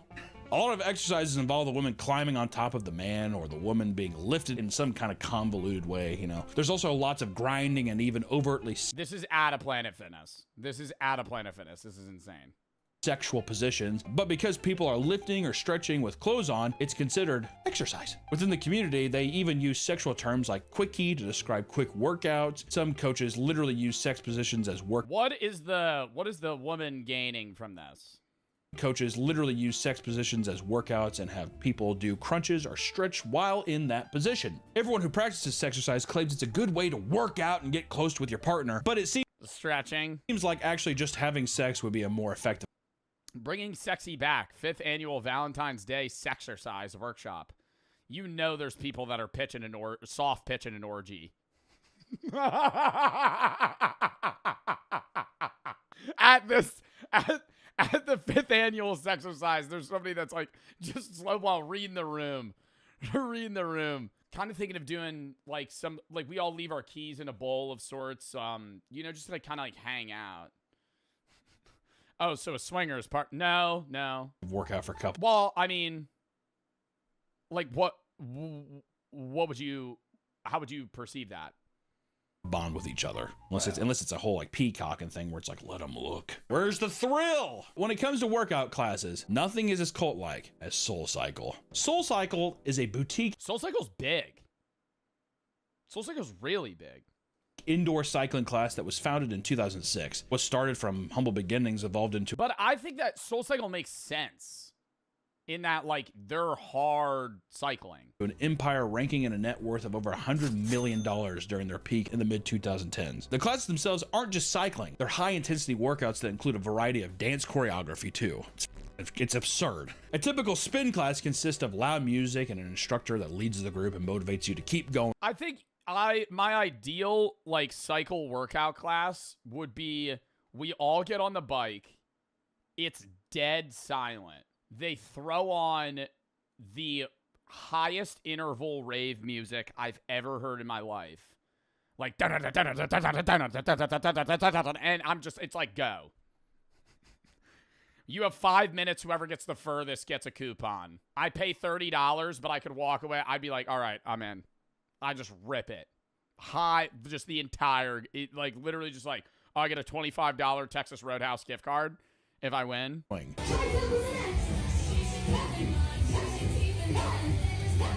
At SoulCycle, everything. All right, that's not the vibe I was getting originally.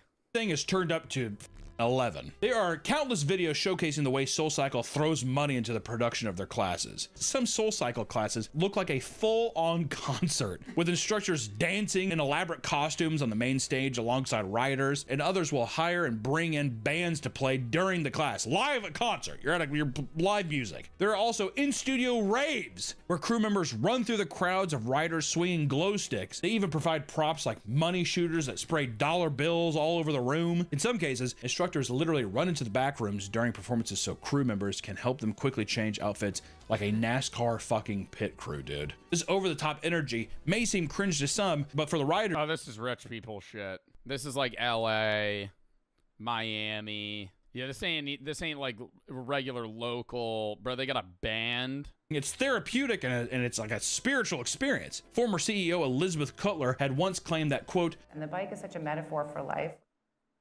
And there's just rave music. Some instructors will go into passionate motivational speeches during their classes, screaming at the riders that they're strong and they're valued. Even though life might be kicking us down right now, even though... Oh, that would piss me off, bro. I understand, like, I think there's a time and the place for, like, a sappy motivational speech. If I'm, like, halfway through the fucking cycling workout and she's like, I know we've been all I'd be like, bro, I'm trying to work out.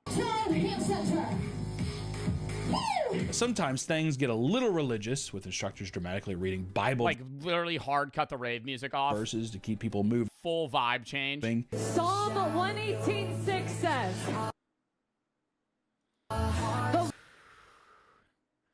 Church SoulCycle. What, I'm gonna fucking receive communion on the fucking bike? What are we doing? Lord is with me. I will not be afraid. And on TikTok, people gush about how valuable the classes have been for them, with one comparing the classes to a fucking synagogue. I just got out of synagogue. It's this small reformed synagogue called SoulCycle West Hollywood, and the rabbi's name is David, and he had the most third eye-opening sermon. SoulCycle. Writers often admit online that the SoulCycle changed my life. My vibration. I love how the music's so loud I can sing and scream and let it all go.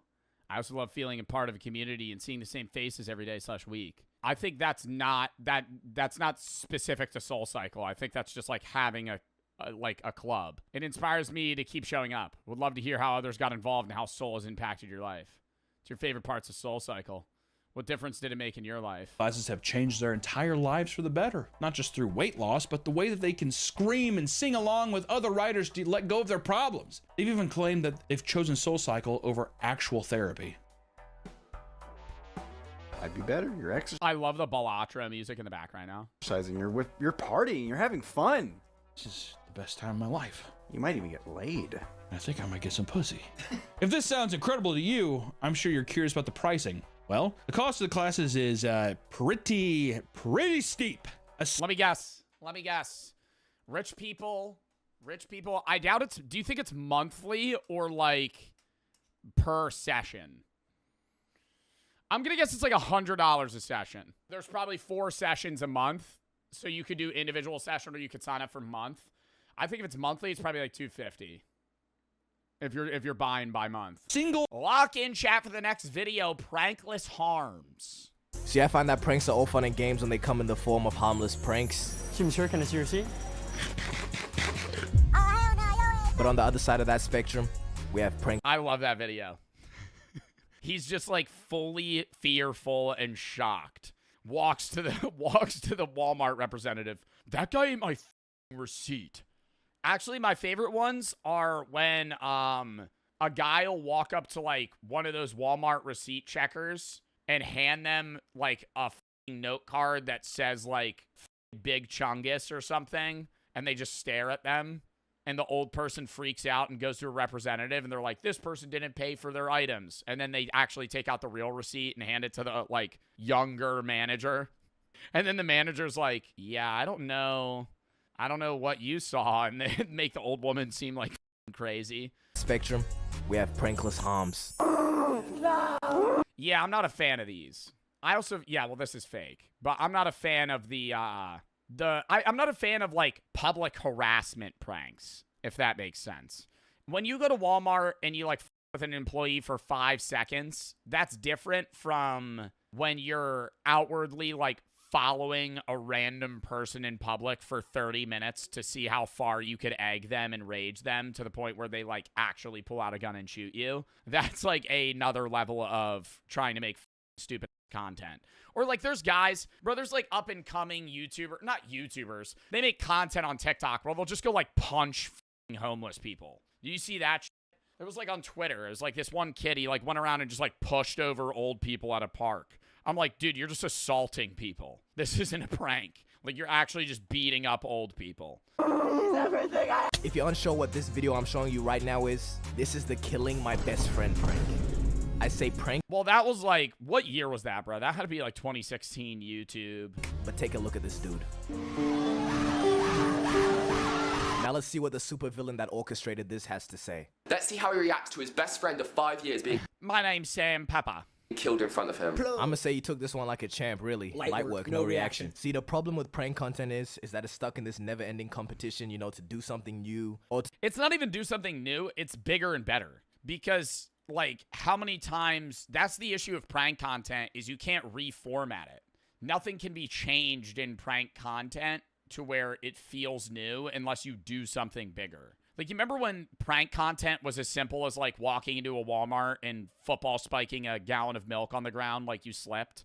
I mean, it was harmless in the sense of, like, now a worker has to clean this up. But it was a low-level prank. Like, you were fucking just dropping milk in a Walmart. But how many times can you do that and it still gets views?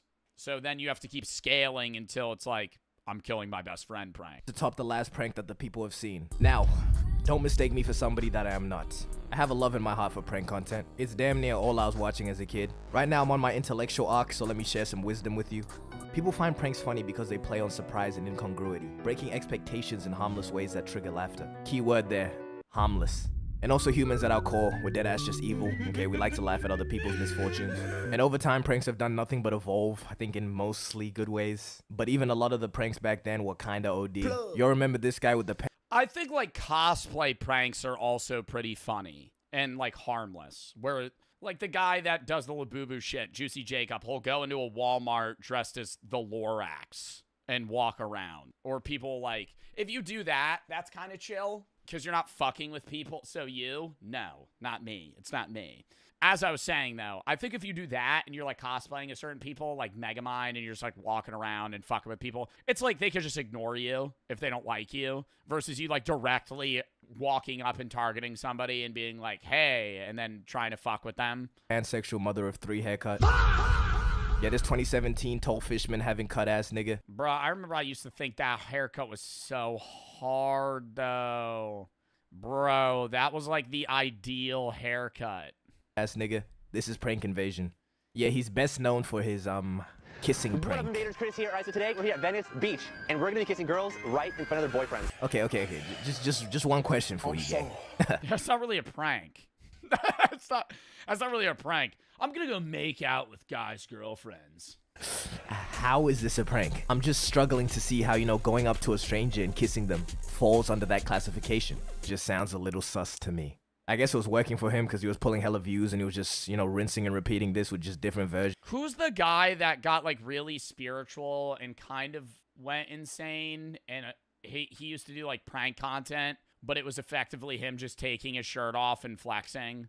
No, not Gideon. Gideon didn't go insane. Who's the guy that I'm talking about? He would flex. He would just walk out in public and be like, not Fousey. Connor Murphy. Y'all remember Connor Murphy? Bro, he would literally just like walk around in public and just like take his shirt off. And that was the video.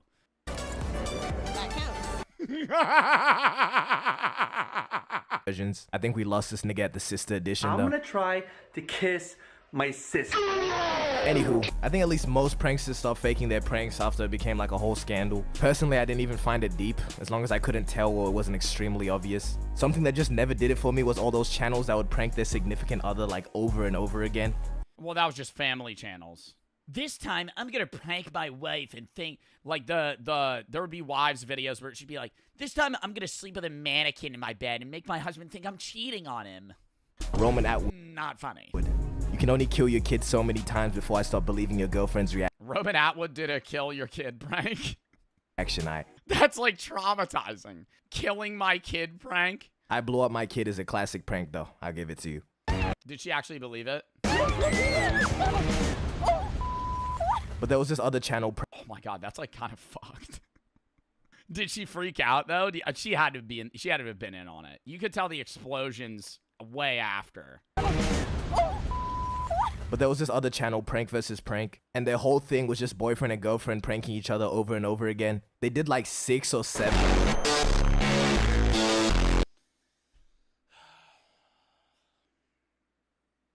They did like 6 or 7 cheating pranks. Bro, when you have a whole prank channel dedicated to you pranking each other, you're gonna live on edge like the whole time. So after the 3rd cheating prank, it's like, bro, your reaction is not going to be genuine.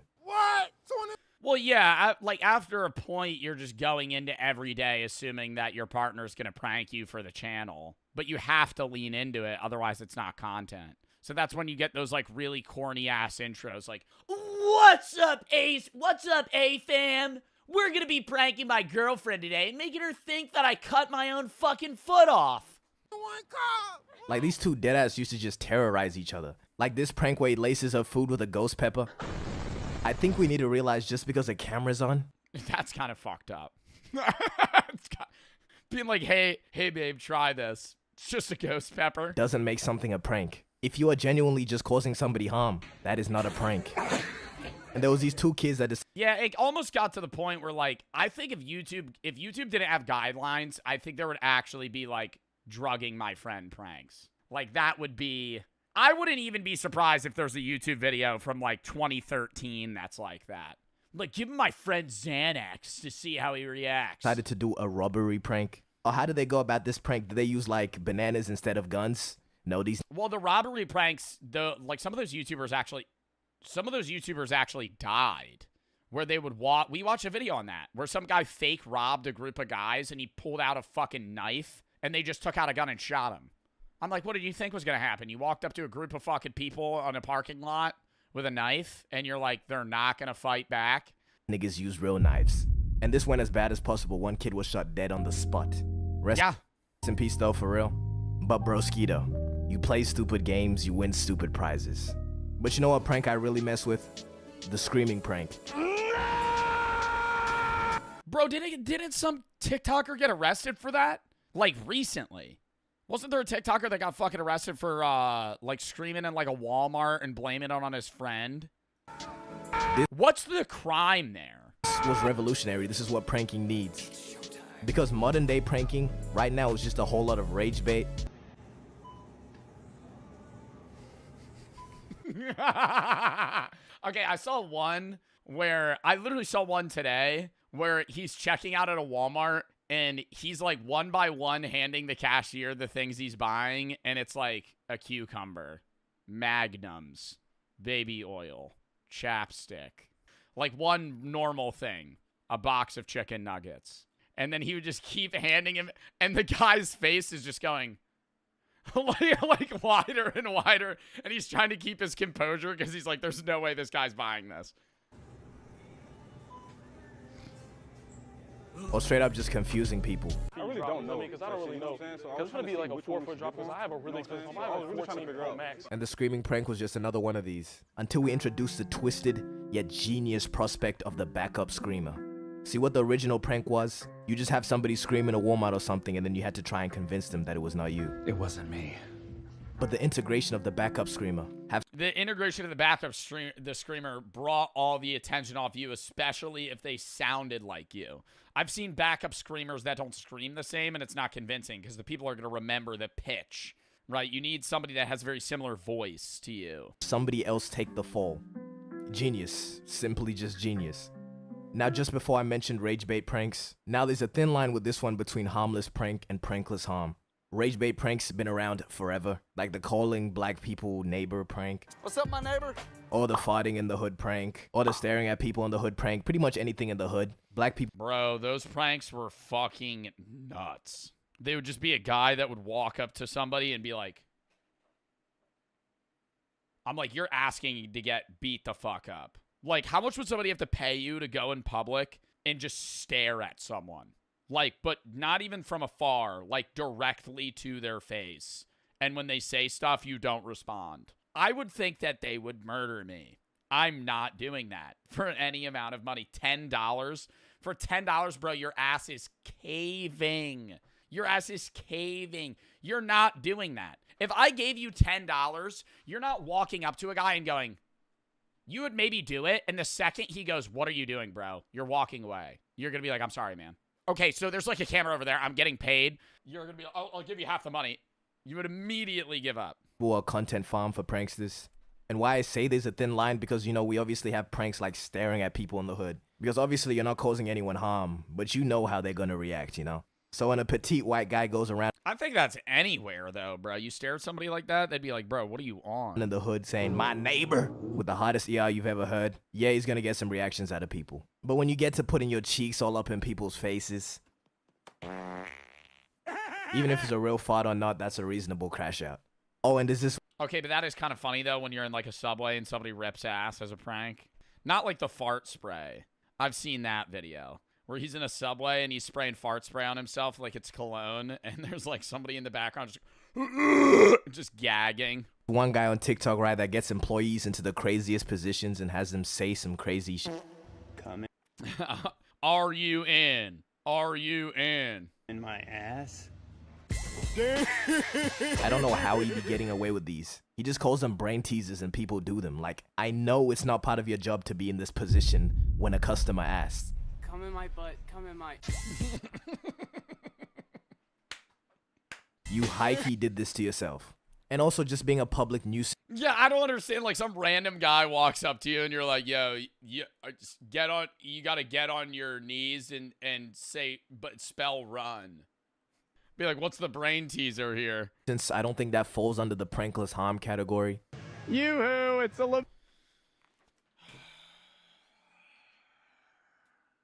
boo-boo. Okay. Joe, I love you so much. You motherfucker! I'm not, it's not me. That's not me. That's not me. That's Juicy Jacob. He does harmless pranks. But what I mean by being a public nuisance, this guy Vitaly got arrested for unjust. The guys that go to different countries and play pranks on people is like, fuck it. Well, the guys that go to other countries. For a roadside pit stop. One of them's on the side of a trike, the other's just hanging onto the back of a motorbike like a school kid in Vietnam catching a ride home. Wow, and they just hang out with humans. Do you think they perceive the humans as different from themselves? I always wonder that about, like, apes. Like, if you lived with a bunch of gorillas, would they be like, this guy's weird? Or would they see you as one of them? Like, obviously, like, a cat would see you as different. But, like, if you're, like, a lot of apes are very similar to humans. Would they just be like, that's a big human? And he's kind of pale. Up there is a monkey gathering coconuts. It's been going on for more than 400 years. God. They've been doing this shit since the 1600s? Who was the first motherfucker to try and teach a monkey to grab a coconut? Wow. It's just shredding through that tree in absolute seconds. You think he's I will say this is the most impressive thing that I've seen in 2026. very gentle while he's doing that. He's just like moving his hands like that. Not even We are only 9 days in. shouting or anything. Right, the monkey just doing what it does. Yeah, he said like the monkeys already know what to do, but he also like helped to guide a little bit too. So, Like this seems to be far more working monkeys than the ones that we saw getting trained up. They don't have to sort of yell at them that much. Andrew Fraser gets knocked out by falling coconut. Wow, these monkeys really are very fascinating. Oh! Just fucking one bonks him right on the head. Unripe too. Just a hard green coconut. It's gotta be, in the 400 years of them doing this, there has to be a colorblind monkey that really sucks at this and just fails out of the coconut school. And these two are big adult males. They make the apprentice monkeys look like they're on training wheels. They're huge, strong, and they just blitz through trees. Oh, these are like they're not even adults. These are like teenage monkeys. Strong, and they just blitz through trees. Can you ask him if he's ever been hit by a coconut? yeah, sometimes. Or just sometimes when they hit the tree and then like, you know, just hit him too sometimes. But that is it. Like you have to be very cautious. You have to fall. Would that shit kill you? I know people die from falling coconuts every year, but like if that monkey threw the coconut and it like hit you in the head, would you just die on the spot? I feel like you wouldn't die. Even if it's like 50 feet. I mean, how heavy is the coconut? We're told pretty bluntly that the meaner the monkey, the better they are for harvesting. And honestly, what? I can see why. These guys move at an absurd pace. You're filming below, and it's just non-stop thud of coconuts hitting around you. Like his monkey. I don't know. I wonder, like, do you think they find it fun? They are very well trained, right? So one monkey can harvest about 1,000 coconuts a day. 1,000 a day? Nah, they're making this motherfucker work a 9 to 5. 1,000 a day. I mean, a tree probably has like 30 or like at least 10. So they're doing like 100 trees. That probably doesn't take them 8 hours if they're quick. It is wild. They don't even really seem to come down. They just jump from tree to tree. They do kind of just take breaks up there every now and then, think about which one they want to knock down. But yeah, hit a fire. They just start jerking off. Just a quick smoke break up at the top. Bro, they do that. Have you ever seen the videos? Bro, no, monkeys do that shit. I swear to God. Dude, okay, don't look it up. But you know he's up there, bro. Guy's like, come on, man. You haven't fucking it. Oh, why is it raining? And as we drive around the area, we run into harvester after harvester. These little Honda bikes with a sidecar for coconuts. And you pull up and you see the monkeys just hanging out in the trees and collecting the coconuts. so again, guys, similar kind of setup. A couple of these trikes. Big boy monkeys, males. Mainly, apparently females and males can do this job, but the males seem to be the choice selection. They're rocking. Holy fuck! That one of them grabbed that many in that amount of time? Dude, that's like 100. Until midday, it is getting hot right now, so I bet they're about to take a break and just look at all those coconuts. Like that is thousands of coconuts these guys have cleared out. All right, I don't know about thousands, Andrew. I think we might need to take a class on counting. I'd go maybe 120. There's monkeys working all around this area, and it does seem to be a pretty much thriving community of them. Oh la la. Every time it's a big adult male. Yo, that one does look bulky as fuck. You know what I mean? He's kind of like that hippo from Madagascar. He's a big one, huh? I feel like he'd walk out some hardcore. Oh, God, their buttholes are always just out, bro. Damn. Why are you staring? I don't know. It's the entire backside of the monkey, bro. Now you're making me rewind to go look at its butthole, dude. What the fuck? Yo, like that shit. Stop. I'm moving forward. These coconut trees is like about 100 years old plus. Wow. Because They're this that old? area is like, it's not modern farming. So you can see that it's not like in the same line, just like other provinces that we drove past, right? So you can see like, this is not very well organized because it's like nature. Right. In the West, we have a long tradition of working animals. Herding dogs, cattle dogs, horses pulling loads and racing, falcons used for hunting. And we don't see those really as shocking. We see it as kind of normal, charming even, as tradition. Yeah. No, it really is like the same. It is the same thing. And we don't see those really as shocking. We see it as kind of normal, charming even, as tradition. And the difference seems pretty simple. Dogs are working animals to us.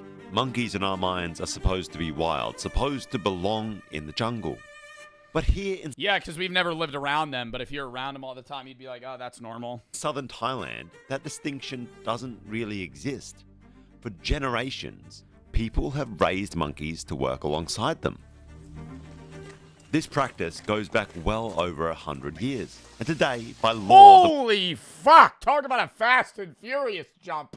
I mean, he was confident in that. This Wow! practice goes back well over 100 I would not have done that. years. Holy shit, dude. That was like a... What if that shit snapped? And today, by law, the monkeys are bred in captivity. They're raised from young, treated like family. One handler told me his monkey sleeps in his house with him.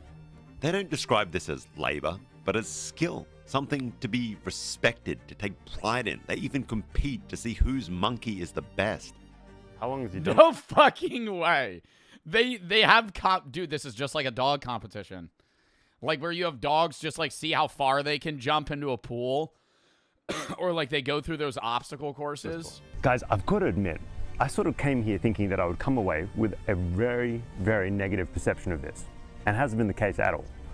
Like, when you talk to these guys, they insist that they treat these things like they're their babies. They sleep with them, they're not kept in cages, they're out there in the coconuts. And, I don't know, man. It really ruined the dynamic if I walked into my monkey jerking off. I think that would be an immediate vibe killer. It's like when your dog humps you. It's just like, ugh, no. Dude, that's a top 5. That's got to be like a top 5, top 3 most awkward thing everybody experiences is going over one of your friend's house and they have a male dog that just starts fucking humping your leg, dude. That shit, and you're like trying to walk away and it just fucking grabs onto you, dude. It's like a wrestler just fucking hunkering down on your leg, man. It sucks. And you're just sitting there like, ugh, no. I ain't doing that shit, bro. I'm gonna scream at that dog. If a dog starts humping me, I'm going, no! seems like a pretty symbiotic relationship between the handlers, the monkeys. It's been a tradition. Joe's dealt with a hard banana. Yeah, then they get a red rocket. Oh, God, dude, that shit's fucking disgusting. Here for up to 400 years. It provides livelihoods for the locals. I think there's something kind of compelling about it. And when you read online, you hear the negative sides of these stories. You're told that these monkeys are ripped away from their mothers as babies so that they're easier to train. People are uncomfortable with a wild animal being used for sort of labor. And I can't verify, a lot of the monkeys here supposedly are now bred in captivity. I think that's the distinguishing factor, is if this has been like, if they're taking them from the wild and training them, that's different than if they've been bred for 300-400 years to be monkeys that work like and live side by side with humans, you know, because then they're starting to like distinguish themselves from wild apes. But at the very least, I think it's more ambiguous than it is being portrayed as by some of the people out there on the internet. There is also a practical reality as well. These coconut groves are ancient. Some of these trees are several hundred years old and they stretch as far as you can see. There are hundreds of Oh, wow. This doesn't even look real. thousands of These are all coconut trees? acres of ancient coconut grove in Surat Thani. It is the entire ecosystem. Is it still common for people to use these monkeys to harvest the coconuts, or is it something that's kind of dying out? Yeah, he said At it's some point, there's going to be a machine that'll do it. still pretty common around here. And without trained monkeys, well, the alternative would be to cut them down. Replace these ecosystems with the tiny micro trees that are springing. Oh, see, that's what I've seen. I've never actually been, like, I've never been to Asia, but I've been to, like, the Caribbean where there's coconut trees, and they're always, like, what, like 15, 20 feet? Like, I've never seen a coconut tree this high. Replace these ecosystems with the tiny micro trees that are springing up everywhere else. And I think that's where things get kind of complicated. They only can use the monkey in this area, cannot go other area. They'll get arrested by the police. Really? Yeah, because because of the, 2 or 3 years ago of the news, like the trading between Thailand and the US, I think. Yeah, they're strictly forcing the laws. Crazy, huh? So they're really cracking down on this way of life. Yes, and it's like just not. The monkeys get arrested or the people? Sewer water, take a guess. Take a guess. Sewer water, gun to your head. Do you think the human's gonna get arrested for leaving the area and harvesting coconuts, or the monkey? Look, I get it. Monkeys are incredibly intelligent animals. It can suck to see them on a leash. Watching them work, it can make us feel uncomfortable. But is this really so different from dogs and horses and falconry? Or is it just something that's not that familiar to us? It starts to feel like this double standard, like animal labor is acceptable when it fits our Western traditions, but when it doesn't, then it's abuse. These babies look cool He could be sideways right now, too. on camera, but very uncomfortable bunching close up and backing up at the same time. So one of the nice things about these is you can use your feet for leverage, and you can't see that, but I take my feet and I pinch it up against the ceiling, and then I use that to leverage myself backwards. So I'm leveraging myself through here. And I fit okay. It didn't look like I was gonna, but I'm pretty much... I just have a hard time leveraging myself to move myself over this knuckle. But it's gonna be... Dude! And you, like, say you panic, you faint, you get up, and you, like, can't get out. Even if you called for help, I feel like if somebody came down, they're like, all right, we're going to get you out, man. I'd be like, no, don't even ask me to do anything. Knock me the fuck out. Inject me with horse tranquilizer and just pull my body out. I want to wake up out of this fucking cave. I would not be able to be like, all right, man, all right, exhale, and I'm going to pull you. Fuck that. Drag my limp body out of this. It's gonna be a little lossy here. For a while, he keeps trying to push deeper into the cave, but eventually realizes he's almost completely trapped. Trying to give you a decent view. Oh my of God! What's going on? Oh my God! Oh my God! Oh my God! Oh my God! Getting out of that! Getting out of that! Dude, he literally is like... My little gumdrop's life here. I'll bring you close. He's not going to try and get back up. He's going, I'm going to keep trying to go down. Closer. There we go. So it's all about leverage, and I don't know where my feet are here, but I'm working my way through here as I can. I can't turn and see. You see, this is the problem with the clothes bunching up. My knee pad's caught. Okay. At that, I do gotta say, these people, I feel like these cavers gotta be like, I'm just assuming, very lax people. Like, there's no way you could do this, deal with the anxiety of this, and then not be like basically able to handle any stress, you know? Like, I feel like if you could deal with this, bro, oh my God, you're able to withstand anything. moment, he decides not to risk it any further and begins carefully backing out the way he came. Fortunately, he manages to escape without any injuries. I'm shocked he was able to back out through that. This story comes from the YouTube channel Action Adventure Twins, run by two brothers, James and Edward. I am so surprised that there are this many caving channels. And I will say I get this. Like this right here. All these things that he's reaching, this is fucking awesome. Rafting 5 miles underground inside the largest cave in the USA. There's like a huge waterfall, or like this with a 280-foot waterfall. Looks like a lake. Like, I would get you squeezing through the gap to get to one of these places.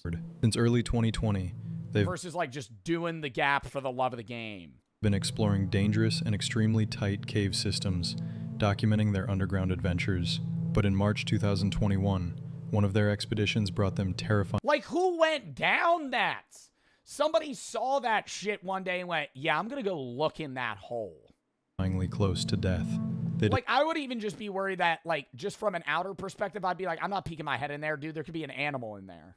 There could be, like, a mountain lion style. I don't fucking know what region this is. Decided to explore the well-known Pettyjohn Cave in Georgia. By that time, they had already visited several sections of this sprawling maze-like cave system, even discovering an underground waterfall during one of their previous trips. They felt confident enough to take on the challenges of this underground labyrinth. However, this time, their goal was one of the most difficult sections of the cave, appropriately named the Nervous Breakdown. This one. Yo, let's go caving, man. We're gonna go down the Nervous Breakdown. It's gonna be fucking awesome. Oh, really? The name of the fucking cave is a Nervous Breakdown. Oh, yeah, let's go down that. That'll be so fun. Somebody said Satan's ass crack. Yeah, dude, they always have, like, weird names like that. Let's go through the pulverizer. It's gonna be sick, man. There's, like, one section where you have to shimmy down a tube like imagine you're a Slim Jim. And you're just trying to get out of the packaging. It's gonna be like that. It's tight. Oh my god, the most haunted place in the world in the UK is just a Tesco. Oh, well, actually, the most haunted place in the world is actually on 5th Street. It's an old pizzeria, one of the first in the UK.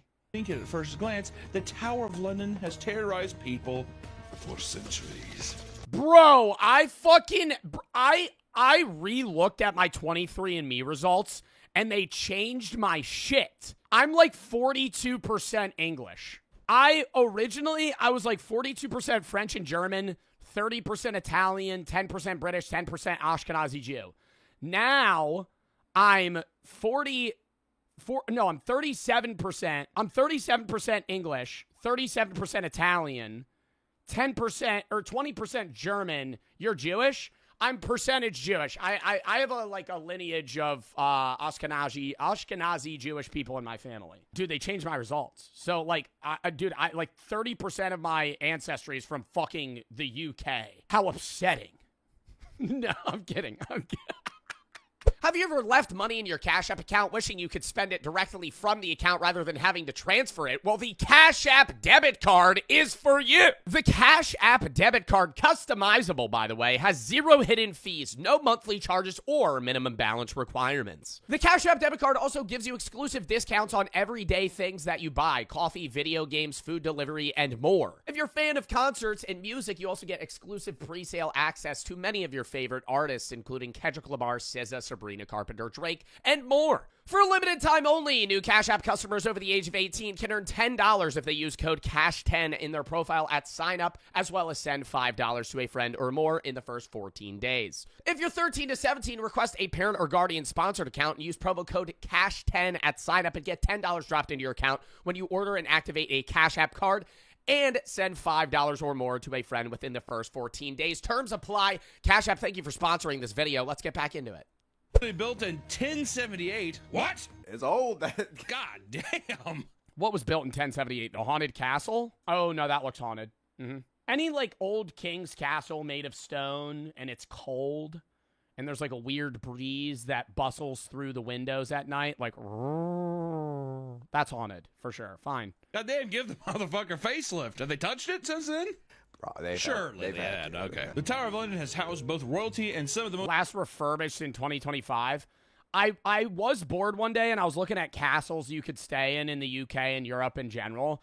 And what really upset me was all of the castles on the inside were like modern day homes. I don't know what part of me thought that Airbnb would let you list a castle with like a fucking stone bed or like... I truly thought the inside of a castle, like if I rented a castle out, I didn't think the inside would be like heat insulated. I thought it would be like stone walls. You walk on the inside, it's just stone. It's a castle. You're staying in a castle because that's what I would want personally. If I rented out a castle to stay in a castle, I don't want the inside of the castle to feel like I'm in a fucking New York City high-rise apartment. I want to feel like I'm in the 12th century, and and there's no AC, and there's kind of like rats or bugs that kind of crawl in at night. I want the authentic experience. The Tower of London has housed both royalty and some of the most notorious criminals in the UK's history. The 18-acre half prison, half palace is situated on the River Thames in central London and was a functioning prison up until 1952, when it closed its doors and reopened as a tourist attraction. I don't really know if I like the idea of I'm royalty and I live here. Also, there's prisoners in the same building as me. That seems unsafe. Maybe they enjoyed having prisoners. Yeah. Royalty's white noise for sleeping wasn't just like monkeys and jungle music. It was like, and like literal prisoners screaming. They're getting tortured by the rats. Dude, they had that in the underside of castles. They would just like chain you to a wall with a bunch of rats.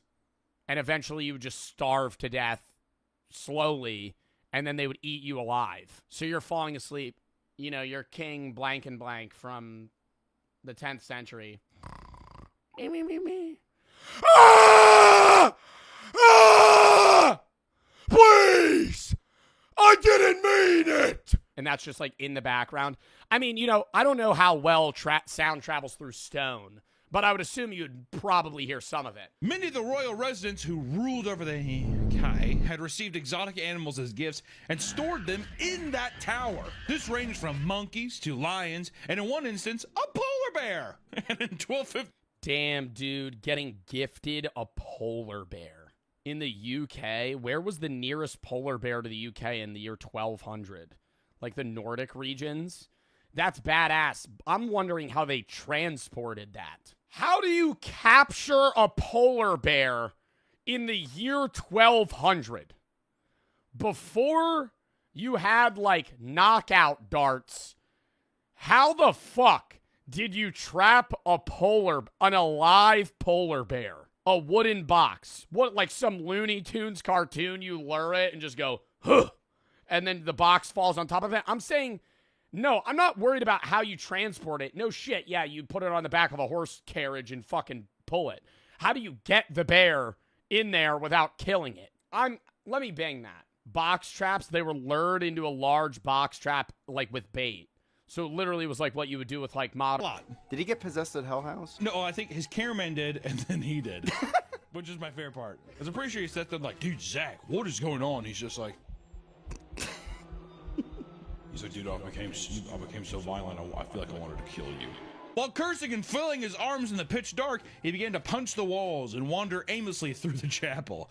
It took 5 minutes of freaking out before one of the other co-hosts, Nick, came over and performed an exorcism on Zach by telling the spirit to let it... May Christ compel you, leave Zach. Zach Bagans is a good man making a Ghost Adventures show trying to document your hardships that you had to endure. Leave him now, I command you. Leave his body. My name is Zach Bagans, and I never believed in ghosts until I encountered one. Go, which I do love a drive-by exorcism. I do love how easy exorcisms can be. Hey, you're gone.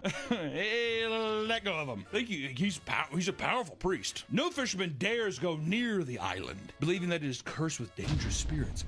Other than the Mad Doctor, of course. Locals are fully convinced that the island is infested with vampires. What? Ghosts and vampires? I didn't realize we were going to be touching on vampires in this haunting video. If you're attacked by a vampire, it is technically kind of a haunting because it is a dead man. It's true. Yeah, undead. We kind of skirted the game, didn't we, Nick? Yeah, a little bit. This is because multiple bodies were unearthed with stones and even blood in their mouth, leaving many to believe that they were recently up and walking around feasting on human blood. There's probably people fucking, you know this. What's horrifying is when people are like, he's dead, and they bury him, and the people wake up, and they're like, oh my god, he's a zombie trying to get out. And no, it was just a guy trying to claw his way out of the... Well, that's why didn't they used to attach a bell they would have a hole that would go all the way underground in your coffin with a bell, and they would leave that for like a few days in case you happen to wake up, you'd start ringing it. But then I feel like they changed that too, because it used to be customary that you would let the body sit in your house for like 3 days. Like if somebody died, you would just leave them for like 3 days just to make sure. Like, are they actually dead? Or because you could check a pulse, but you know, you're not like, because that's happened where people have gotten buried alive. That is my nightmare. Oh yeah. Oh my god. That's why I almost like, I want to have like a little pill in case anything happens. I could be like, oh, I'm done. See, I would just have a contingency where it's like, if you're gonna bury me, cut my head off. I kind of like that idea. I feel like that. I wish that was kind of a more normal thing. Also, I think that's also why the Vikings did it, right? You just set them off. And you fucking. Isn't that actually not as accurate? I thought like Viking funerals were not very common. Let me bang it. The famous imagery of a body burning in a long ship set aflame is largely a myth. Real Viking funerals involved land-based cremation on funeral pyres or burial in graves and mounds. So it was like Viking funerals existed in the sense of maybe burning a body, but not where they would row you out into the ocean and then fucking shoot a flaming arrow at your body. Why do you keep saying bang it? I'm trying to start a new wave of in saying Google it, you say bang it. I would be willing to hard pivot to maybe Yahoo that, but or edge it.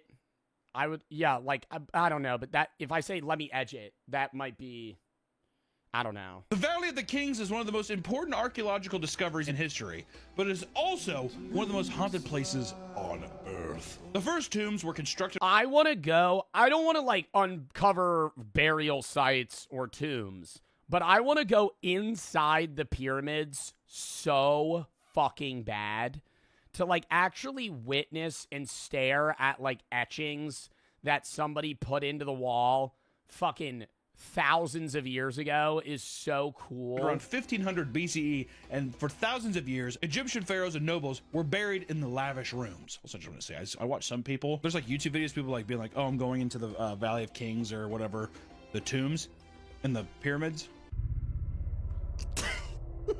No. I'm so claustrophobic. Try not having a panic attack watching one of those videos. Go ahead. Watch a guy go up these stairs. Like there's this hallway to get to the king's room. You have to go up. This is exactly where I would want to go though.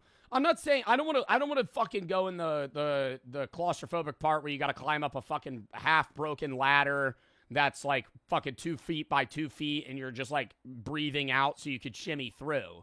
I would want to just go here. This huge, steep, narrow thing, but also it's one way. So people are also coming down. So you're like trapped in this thing and there's like watch a video and try not to have a panic attack. Go ahead. Challenge and pop. I don't think I would have a panic attack. Possible. However, it would remain relatively untouched until 1922, when Egyptologist Howard Carter discovered King Tut's tomb and unleashed the mummy's curse. Which, you know, that everyone knows King Tut. But, and everyone, you know, there's a lot of movies about mummies and all that kind of stuff. But the string of events that happened after that motherfucker opened that tomb is kind of odd. I will say that. As soon as the tomb was open, nearly everyone tied to it began to die off in mysterious ways. This is no shit. It's very weird. To the point where I'm like, this might be the only story on here where I'm like, Well, the only story where it actually has some sort of like grounding in that it's a curse or a ghost. The first one to go was George Herbert. He was at the tomb when it was open and paid for the entire expedition. He died from mosquito bite that led to blood poisoning only 4 months after the initial opening of the tomb. Which you could be like, all right, hey, it's a mosquito bite. Unlucky. It's gonna happen. I mean, what the fuck? Yeah, mosquitoes and malaria have killed half of the people ever born. What are the odds? In Africa, there's like marshy, swampy area. There's gonna be mosquitoes everywhere. Next up was George Gould, who simply visited the tomb before succumbing to a fever 5 months later. A little more suspicious, right? Yeah. Motherfucker just all of a sudden got a fever. Come on, I don't know. All of a sudden got a fever and died. Because I understand this was a while ago, but dude, getting a fever doesn't usually cause death, even in the fucking early, like, 1900s. Oh. Sir Archibald. Like, you're just sick.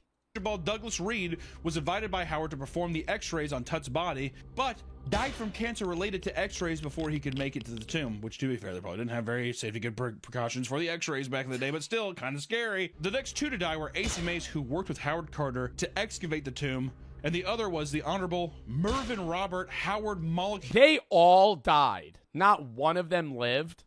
Do you think after 5 of them died in your group, you're like the last one alive and you're like, I'm fucking cooked? How many, if you and like 6 of your friends open up fucking King Tut's tomb, 3 of them die, I'm going, this is surely a Final Destination-esque scenario we're in.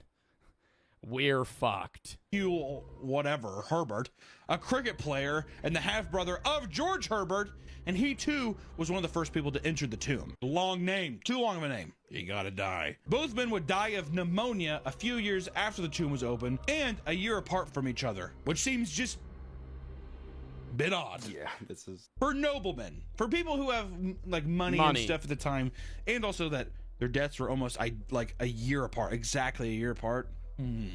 Yeah, this is very suspicious. Sure, the mosquito bite guy, right? Sure, the x-ray doctor that didn't use any safety precautions and he's given x-rays every 7 minutes as practice. Sure. And the other guys? I don't know. Howard's secretary would... So did they not used to like stand behind a wall or some shit when you would get x-rays? Because x-rays are radiation. You're not supposed... Like, if you got an x-ray every day, that would be really bad. That's why they always leave the room. So they used to just stand there. All right. It's weird. I feel like I have a third arm growing out of my butt. Oh my God!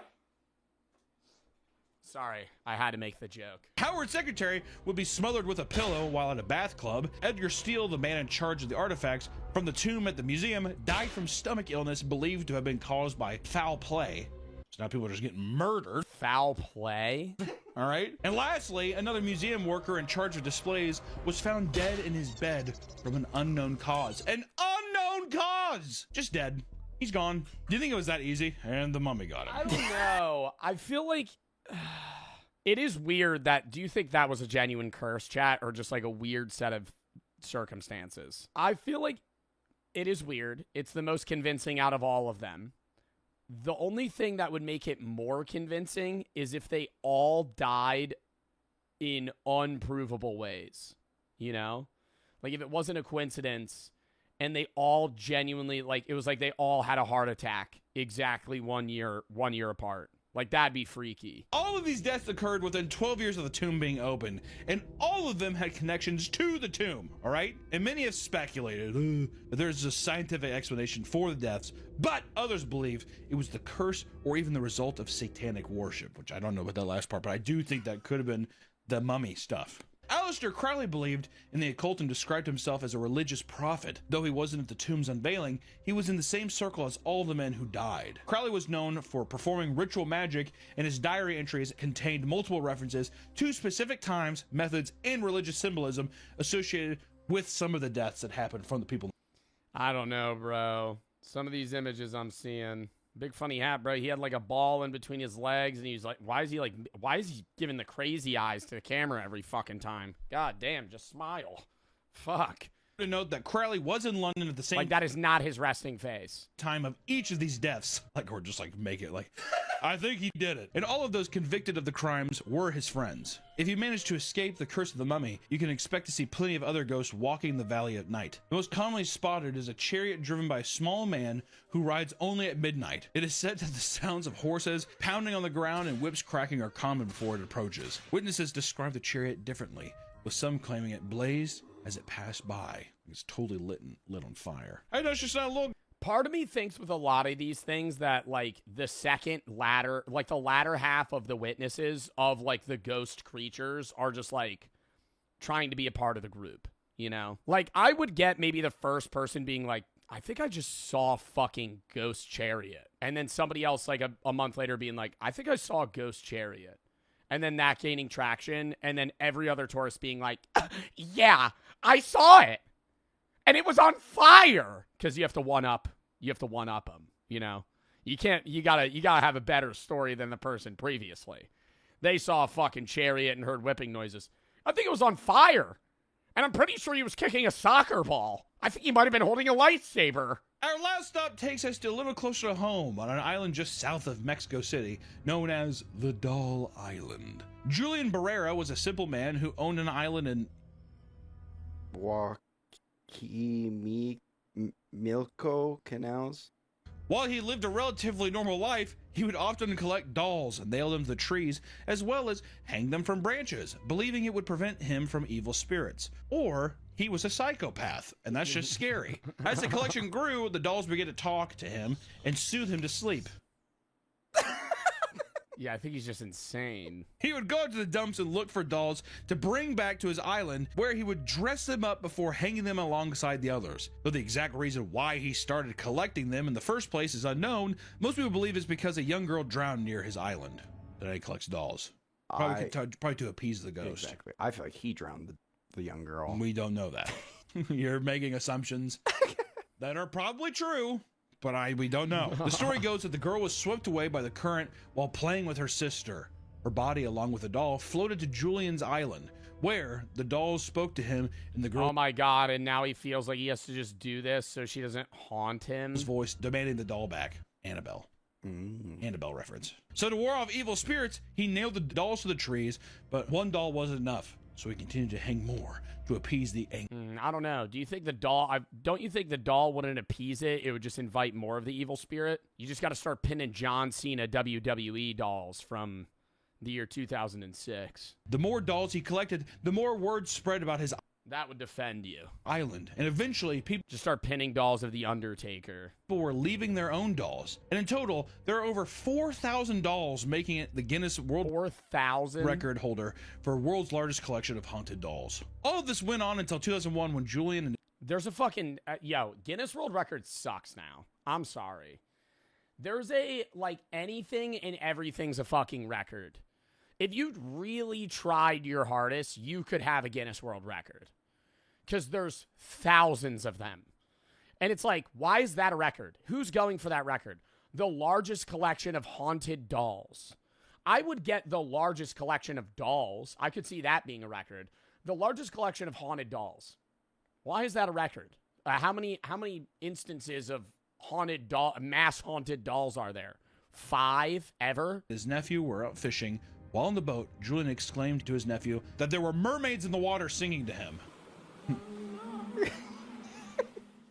What? Before his nephew could even react, the old man was found dead, face down in the water, allegedly in the same place what? The girl had been found. After his death, the island only seemed to get worse as other people began to see and hear some mermaids in the canals around the island. And throughout the island, thousands of dolls are said to move and talk during the night, but there are a few dolls in particular that paranormal investigators are interested in. The first doll ever hung up is inside Julian's former one-bedroom home.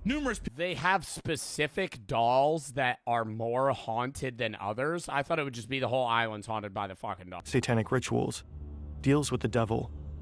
That's what brought him here, a friend's house, spending the night.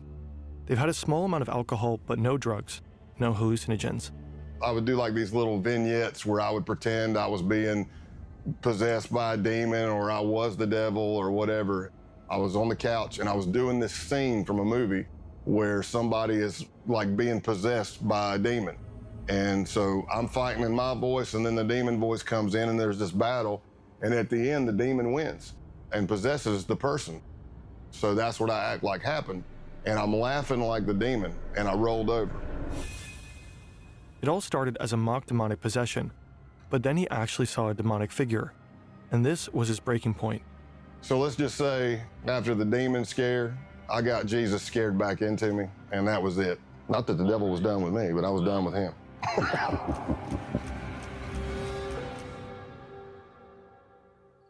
Halloween night 2019. This is... I've never heard of somebody faking being possessed. Okay, well, I think most possessions are fake. Like when you see the exorcisms that occur in like modern day videos where there's like pastors that they're not they're I would say they're more internet pastors in the effect of like they try to take online donations and they do like exorcisms on like random people and they'll claim to be the devil but have 3 fucking 120-pound weak guys holding them back. Like those are a little sketchy to me. On his final major undercover mission. And this is a goat. It was stolen and is now at the center of a pagan ritual. It's been nearly 35... Chat, should I scratch this? What is that? Is that a big hive on my head? Roos's for the three. It's a zit? No, dude. It's a spider bite. It fucking itches. I'm gonna leave it. I want to scratch it so bad. Like when you have eczema. Stop. 5 years since Scott's first encounter with the devil, but on this night, the devil is all around him, and he's definitely not done with Scott. Now, we're all in a circle around the goat. Somehow I ended up at the back of it. I don't know how. It's bad luck on my part, I guess, but I'm holding the legs of the goat. He's got this blade, and he's bringing it up and bringing it down in a practice swing, practice swing, practice swing. And finally, somebody says, just do it.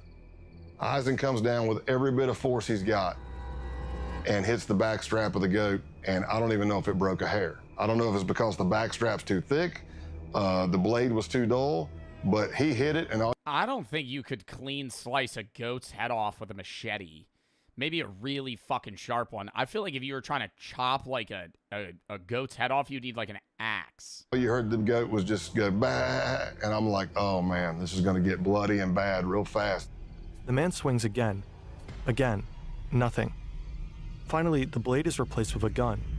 I said, whoa, whoa, whoa. And he's like, what? I'm like, man, look at what you're shooting at. We're all in a circle around this thing. And then he looks, puts a round right in the head of the goat, and it hits the ground. So you think you're done? No, you're not done. Now they slice the throat of the goat. Oh, God, don't tell me they got to drink the blood or some bullshit. Oh, fuck. And they fill up a cup full of blood. One of them pulls out a sheet of LSD. What? Oh my God. They're trying to perform a satanic ritual and then they're going to take acid and drink the blood. Oh my God. Literally doomed permatrip. Doomed permatrip. What the fuck? You're not getting out of that the same dude you were when you came in. He approaches each man one by one. Basically, they would take the hit of acid. Sick. To capitalize off her popularity in horror workout tapes, she starred in Linnea Quigley's Horror Workout, a campy workout video mixed with cheesy horror movie stuff. It features a nude shower scene, erotic stretches, and aerobic exercises alongside a cast of zombies and other models. It's pretty sick, I'll be honest. But do you think people are actually working out alongside of this? I feel like people would just be like gooning to it. So you're hard. The thought process is you're hard while you're working out. I think that you start hard, but then after a while you're like, oh, I'm like, this is actually working. Or maybe you just watch and you just beat your, I don't know. Well, that's the whole thing they say is like you put up sexy pictures of women in your workout area and it like makes you work harder. That's what they say. Is that why Arnold had like really buff? What? That's what they say. Who says that? I have never been to a gym that just has like erotic pictures of women on the walls to like motivate me to work out. I will say, I think being at a gym makes you work out harder than a home gym. Working out at a home gym or like a hotel gym is the most fucking lame workout you'll ever have. Working out at like a semi-packed gym with other people that are like, they're not paying attention to you, but it just motivates you more to like try harder. Arnold's not gay. Maybe he is gay. I don't know. You're beautiful. Come here. Especially if a guy's repping the same thing as you. You're like, oh, now I gotta outshow him. I see that guy's curling 35s right there. Let me just pick up the 40s. Start repping him. Then you see that one high schooler that shows up. That was me. But now I see other guys that do it. And now I'm like, wow, that was me. And it's so cringe. 14. Mosey on over. It's like their first time at the gym. They just fucking the 45s.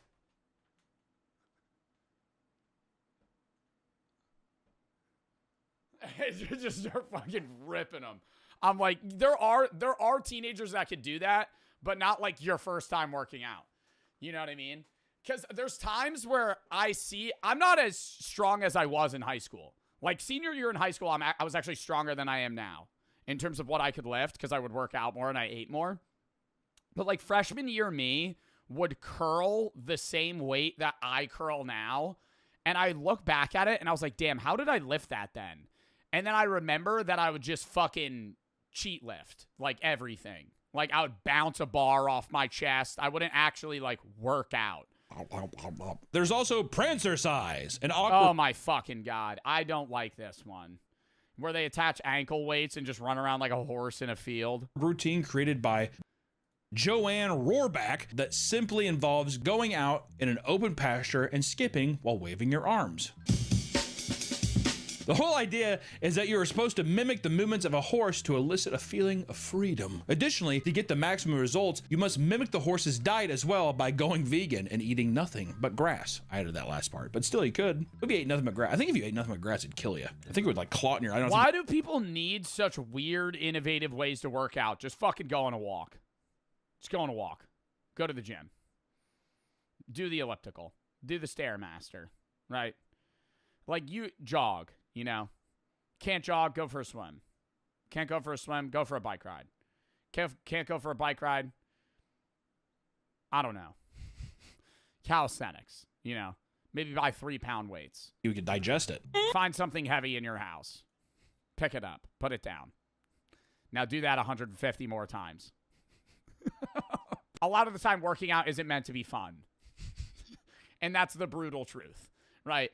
I work out 5 to 6 days a week. Half of the time, I don't want to go to the gym. Preach a spiritual I would rather do nothing. Connection to nature and to distance yourself from monotonous routine of industrial gyms. The creator of Prancercise created the workout in 2012 and created a workout video. Like, I have genuinely dreaded leg day since the start. If I've done 1,000 leg days, I think I've looked forward to 5 of them. But I do it because it's like, I got to do it. You know, if you don't do it, then, you know, you're kind of caving on your own, you know, promise to yourself. To show off her technique, the video went viral for its ridiculousness, which landed her on the news, making the exercise even more popular. Would you do that? So far out of all of them, which one would you do? I'm doing the horror one, dude. Yeah, I was gonna Get say a big titty. The horror one, what were the other ones? I think I could do like any of the videotape ones pretty easily. I want to get hard while I'm doing jumping jacks. Flop it up and down. Boing, boing. This video is sponsored by Express. Oh, I thought it was going to be Bad Dragon. At-home workouts are not just a thing of the past. They have evolved into something completely different for the modern consumer. Naughty Girl Fitness is a YouTube channel that offers viewers a very unique workout experience. The following movement experience might result in you looking sexy AF and connecting to your inner badass bitch. Work out at your own risk. We are not responsible for injuries. Please refer to our terms and conditions for liability waivers. Each video usually has a skit or theme that plays into the type of workout which is dry hump in the air. You'll be doing. The pop that ass workout involves a lot of core workout and twerking, while the couch potato killer workout has a lot more punching and kicking. You give me boom and a crack and a boom and a crack. Come on, boom. Yes, scare her. I just couldn't do this. I couldn't follow along with this workout and feel good. You know? Give me a boom and a punch and a boom and a punch. I'd be like cringing at myself. A crack. Come on, boom. Yes, scare hoes. Bring it back, bring it back. Scare hoes. Bring it back, bring it back. What's going on? No, seriously. No, I'm serious. What is going on? What's going on? Oh my God, no, Jazzy, I'm seriously scared. Stop. No, I'm serious. No, I'm not playing. These self-proclaimed spicy workouts have gained a lot of traction recently and now get thousands of views as people look to get fit through their computer screens, which makes sense. That's like, I just don't think the way you get fit is through doing TikTok dances. You could look to get fit through your computer screen, but like that's just like calisthenic shit. Like you could literally like go work out. You just need like a steel bar or a tree branch. Fucking work out. Push-ups, sit-ups, body squats, individual leg squats, running. Modern TikTok stuff. You know what I've been seeing a lot too? A lot of these like at-home like treadmills, bikes and everything, they all have like virtual, like you're running on a trail. You watch the big screen. But that's like some of the workouts of like them like looking back to you. Come on, you're almost there, come on. You're collecting coins. My life is like a video game. Yeah, that deal. In the modern age of fitness classes, it seems that people will do just about I think you don't need a video game for that shit either, too. Like, if I ever go on a run, I give myself something in the distance that I need to pass before I could slow down. And then if I pass it and I don't feel like utter shit, I will then give myself another, like, mailbox or tree that I need to reach, like, 200 meters away. I feel like you just have to consistently do that over and over again, and then it just gets easy. Anything before they pick up a weight. Not me, dude. I'm ripped. I'm swole as shit. People notice on Reddit. See? Ooh. Put those guns away, man. Oh. I do wonder what Papa Me could bench press. You could crush a watermelon. Kangaroo jumping is a new wave of exercise. 215? I would guess 3, bro. I think Papa Me could bench 3 plates each side. That has been sweeping. Oh my god! Oh my god, this is what I was talking about earlier. The nation. It essentially involves putting on modified moon boots and jumping around, all right? That's what it is. But it's still cool. Workouts vary from rapid jumping or jumping to the beat of a song or kicking your legs up super high. One more time, we're gonna... Bro, Howie Mandel is just fucking collecting achievements, dude, on Steam. Why is he on everything? He's on the Kai Cenat Mafiathon. He's on America's Got Talent. He's on Deal or No Deal. He's on the news. He's on random YouTubers' videos. If it feels as embarrassing as it looks, you may want to sit this one out because many classes take place in public parks or parking lots. It's grown into an international phenomenon and even went viral online for a series of parking lot kangaroo class videos featured an instructor adorned in a wolf mask alongside wolf-themed music. Right outside the liquor store. I'm walking outside. I just rip a fucking sidewalk slammer. I just buy a fucking 40-ounce fucking Colt 45. Just sit outside with a paper bag. Just be like, yeah, this workout's ass. What really draws people in are supposed benefits, which include the claim that kangaroo jumps reduce running injuries, making it easier for people to do cardio. While studies show that it aids in reducing injuries in novice runners, there are no long-term studies confirming it has any actual impact on reducing injuries as a whole. A workout that does have some proven benefits, however... Yo, you playing the drums on a yoga ball, that's how you know you've missed the plot, right? I just gotta say that. If I'm at the gym and I have signed up for a course class and I see there's a trash can with a fucking yoga ball and they hand me drumsticks, I've lost it, okay? I don't know what my life is anymore. That's where I would immediately dissociate in that moment. Like, what the hell are we doing? And there's somebody that literally planned an hour workout session of this. 10 sets of fucking jamming out. The name might sound intense, but it's actually super simple. The urinal, there was a line of fucking 10 of them. Then he just looked straight at me. Not at my eyes, though. A lot of bars, there's like a little fucking crazy box in front of the urinal, plexiglass. It might be flyers for a band coming up or a stripper coming to town or something like that. Do you think they just beat the shit out of him? Oh, my God. So I can see a little bit of a reflection. And I see this jacked big dude come walking in.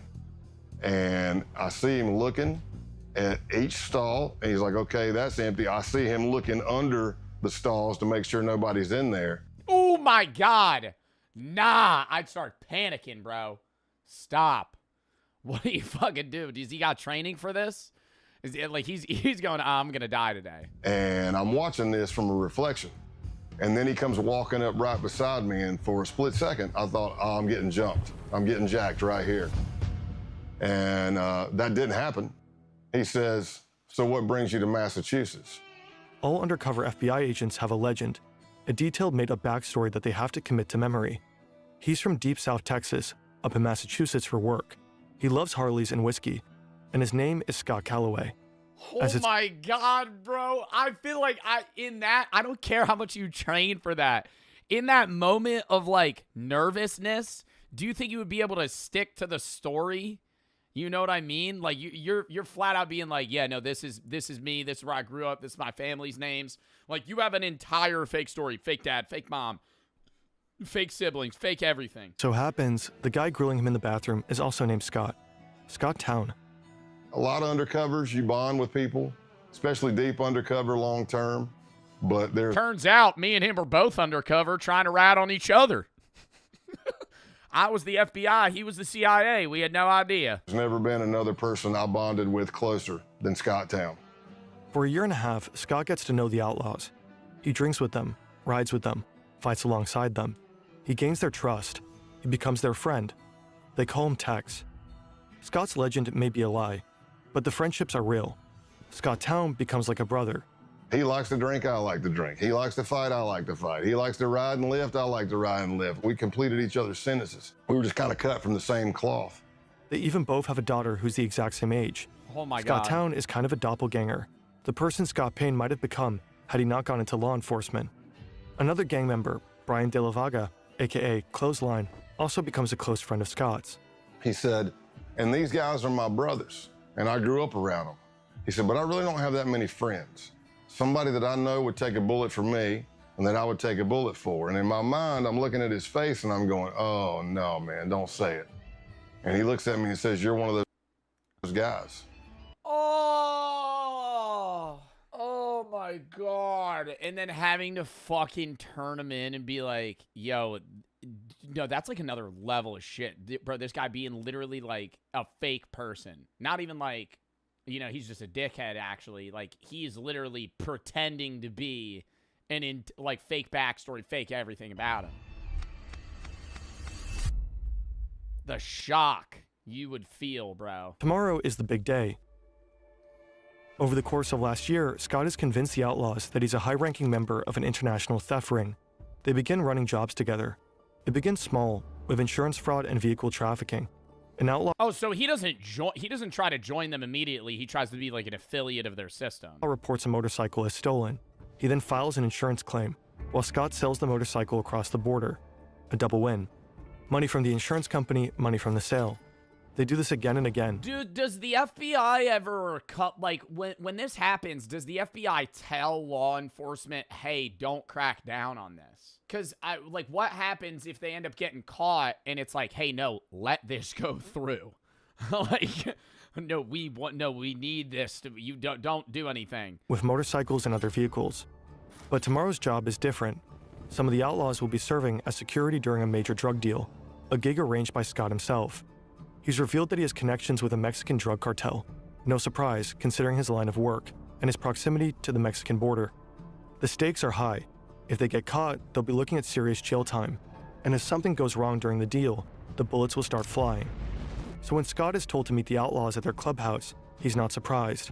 They probably want to go over the plan one last time. Scott arrives. The place is familiar. He's been here countless times. He knows what's behind every door in the building. Oh my God, do you think they're suspicious of him? They shut the door. They're like, you're a narc, aren't you? We know who you are. Except one. Clothesline leads him to that very door. Now he realizes that something is wrong. Uh-oh. Scott is told to strip. They need to check him for a wire. Because of the stress of this happening, I forget my middle name. I'm having... No! See, that's what I mean, dude. The fucking backstory falls. The backstory falls, bro. You forget everything. Oh, my God. Because he's probably just adrenaline right now, just freaking the fuck out. An adrenaline dump. And for anybody who's ever had it, it can be any traumatic experience, but I'm having auditory exclusion. So what I hear sounds like I'm underwater. It's going whoosh, whoosh. So it's slow. I need you to take all your clothes off. It's slowing down. I'm getting time dilation in my eyes. Everything I see is in string grabs. Click, click, click. I can feel my heart beating through my entire body. My hamstrings get rubbery. Now, oh my God, but do you think the other guy would see, like, wouldn't the other guy see that in his face? You know what I mean? Like, don't you think the other guy would be like, why are you so fucking nervous? Clothesline has instructed me to take all my clothes off. Here's what I'll tell you. If I'm not wired, it's just an embarrassing moment. I'm naked in a small crawl space with two guys with pistols. Problem is, I'm wired to the hilt. Oh, fuck. Give me 1 second. Gets naked, just swallows the wire. Fucking, what do you do in this situation? But they don't find anything. I have a condition. Scott's recording equipment, please, is not taped to his chest, but in his clothing. So my adrenaline starts settling, and I'm starting to come back to normal, and I think I'm done. Oh, so his mic was like sewn into his clothes, and they didn't check his clothes? And I get my pants back up. I don't know if I have my boots on yet or not. And then Clothesline grabs a piece of clothing that I was wearing. And that piece of clothing has a recording device in it. And I'm watching him, And he starts grabbing the clothing and he's going through it nice and slow with his fingers. And I don't realize I do it, but there's an audible sigh. You can hear me go, because I don't even know. I don't even know I'm doing it. And he looks right at it and misses it. And I live to fight another day. Like, would he have died right there? If they found that mic, would they have killed him? Live to fight another day. I don't know, because if they're like, yeah, I know you're saying 100%, but I'm like, if they killed him right there and then, wouldn't they like just storm in and be like, we know you killed him? Two moving trucks enter the parking lot of the Brockton Holiday Inn. One is filled with drugs. The other is filled with money. A Mexican drug cartel is selling 40 kilograms of cocaine and 1,000 pounds of marijuana to Canadian buyers. The Mexicans aren't taking any risks. They've arranged an American security detail. What does 1,000 pounds of marijuana look like? 40 kilograms of cocaine, sure, it's probably a few bricks. 1,000 pounds of marijuana. Pounds. How many ounces is a pound? 16. 16 ounces of marijuana per pound. So there's 16,000 ounces. Dude, that would like fill the truck. That would be literally an entire truck full of weed. The outlaws. Surveillance at every entrance. 4 men in the parking lot there to provide protection, unload the drugs, and count the money. Everyone is armed and antsy. One false move and all hell could break loose. The deal is wrapped up quickly. The transfer is complete. All the money's there. It's so weird to me. I know this is 2006, but it's so weird to me like they're moving that level of weed. Because I could just go to a store and buy weed, like right now. I know it's different state by state, and there is still weed sold illegally in states where it's legal and illegal. But like, I feel like the weed business the illegal weed business has to have gone down drastically since the early 2000s. Because like, I could just go to a store and buy weed. To Canadians, what? Is weed illegal? Weed's not illegal in Canada. The outlaws are particularly relieved. They may be tough, but this is their first time working with a cartel. Now they'll get paid $15,000 for their services. Scott counts out the cash. He did it. He successfully tricked them. The cartel? FBI agents. The Canadians? Also FBI agents. What? Wait, what? I thought they would have actually been just dealing with the cartel. So everything was fake. They may be tough, but this is their first time. Scott counts out the cash. He did it. No He successfully fucking tricked way. them. The cartel? FBI agents. The Canadians? Also FBI agents. Wow. 8 months later, a hotel in Nevada. Scott's been laying low, coordinating his undercovers from afar. But what's the long-term goal then? Couldn't they just have busted him right there? Like, are they trying to crack down on the entire ring? His outlaw friends think he's going through a divorce. In reality, he's been diagnosed as overassigned after experiencing a severe stress-related panic attack. He's been ordered to take a 6-month timeout. He's been teaching during this time. His current class, ironically enough, is called Undercover Stressors. All the students have gone to bed, but Scott's only just returned to his hotel room. It's early 4 or 5 a.m. All you need is an exercise ball and 2 drumsticks. Classes You are utterly burning no calories doing this. I hate to be that guy. If you want to do this for a fun social activity, that's fine. If you're planning on getting in shape and you pull up and they're handing you a yoga ball and 2 drumsticks, walk out of the fucking room and hit the treadmill. usually involve You're not burning calories doing that. people drumming to the beats of songs for long periods of time while dancing around the ball. I can feel it. Come on, Jessica. You need the rhythm. It's do-do-do-do-do-do. Not do-do-do-do-do-do. Okay? I understand this is a workout session, but we all need to be on pace together. A lot of it's audio, okay? And I hear you fucking up the beat. For those looking for a more intense workout, some instructors will have you plank or squat on the ball while drumming. It might seem ridiculous, but there are some studies that show the exercise has significant benefits for cardiovascular health, hand-eye coordination, and stress reduction. Cardio drumming is also a great option for kids and older people, as it's super simple and low intensity, easy on the joints, all that jazz. And as people start to run out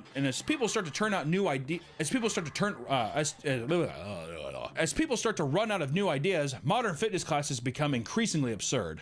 Bungee fitness classes strap you into a harness so that you can jump, squat, and literally fly around the Bro, but that's where I think we've missed it. And I know some people need it to be fun for it to be, like, I guess, motivating. But I don't think working out is meant to be fun, right? At least the way I perceive it. When you're done working, the benefit of working out is looking better and feeling better, right? If you're going to a workout class and it's hard as shit, it's not fun. It sucks. They're screaming at you the whole time. When you're done, you get a runner's high. And you're calming down, your heart rate's lowering, and you feel fucking better. Like, I'm not going in to be like, yeah, I really just want to be able to talk to my friends and go on a bike. Like, at that point, just go on a walk. Goddamn room. It's ridiculous. The class isn't as inclusive as people who are too overweight cannot join the... You can't hate it, though. Some people won't do it. I get that. But, like, then it's not even really like this is getting them in shape. It's more the primary benefit is, like, money, right? This is getting people to sign up for a gym membership and classes versus actually getting in better shape. And yes, it introduces them to the gym world, but it's like, if this is all they're doing it, because there is a heavy difference, but if you've ever been to a gym, there's a heavy difference between people that work out at a gym and have a gym membership and people that take gym classes. Every gym I've ever been to, the second the class is over, everyone leaves. They show up and stand in front of the fucking class and wait for the class to start. The second the class is over, they leave. They don't work out before, they don't work out after, right? So whatever they're getting there is all they're getting. So if instead of actually having them work out and you're making them have fun, like, yeah, they're burning 100 calories, that's fucking 4 Oreos, bro. They're going to go home and gain that right back. Like, they're not actually getting any substantial, meaning out of this. Class due to the potential safety risk. Fall on the goddamn ground like a sack of bricks. Many classes list the weight limit as 240 pounds, with some allowing 300-pound participants. The more weight, the higher potential for damage being done to the structural integrity of the building. One class even apologized structural integrity of the building to people who were too big to join, explaining that they had consulted engineers about reinforcing the building, but were told it wasn't possible. That would be in that category. Oh, okay. Do you think that was just instructors telling people they couldn't? Just like, sorry, we had engineers come out, we can't. Yeah, an engineer, a guy who built the building, said that the building will literally break. It'll cause the building to break. Me and all these petite people, we're going to jump around for a bit. You can watch, but don't move. Dear God, don't move. Despite that, it's still super popular and has a long list of benefits, including building muscle, improving posture, better balance, and weight loss. Sometimes it's good to step back and separate yourself from all the insanity of some workout classes and go back to the classic, like yoga. As you can imagine, however, some people are not satisfied with just basic yoga classes. They can spice things up with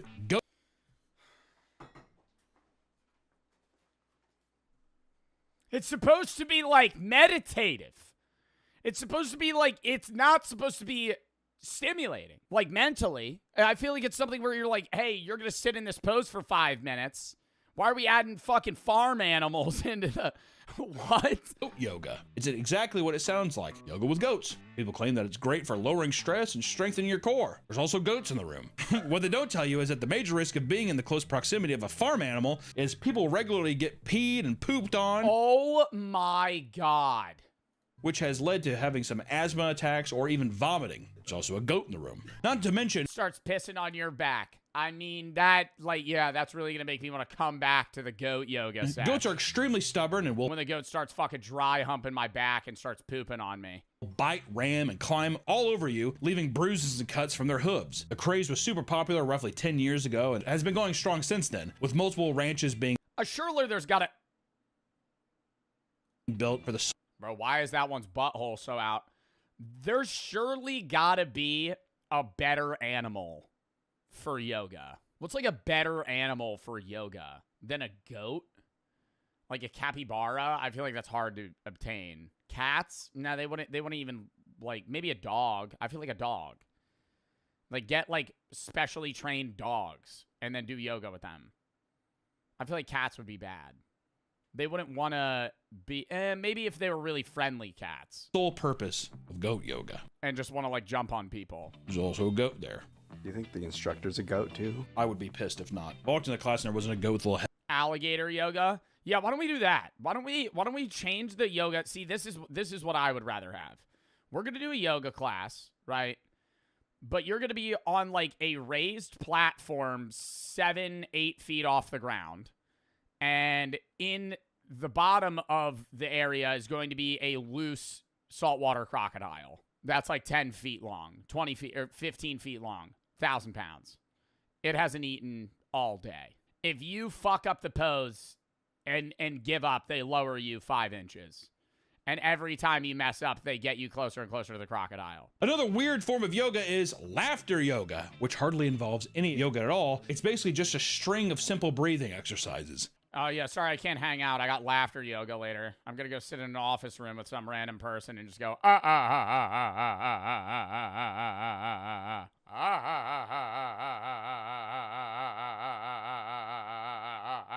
He.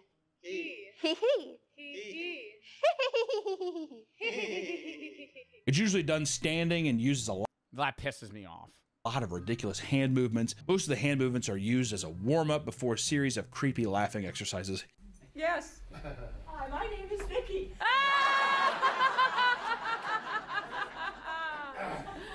You don't understand the premise of laughter yoga. Hey, my name's Joe. Everybody starts laughing. The fuck's funny? And I have breast cancer. And I have breast cancer.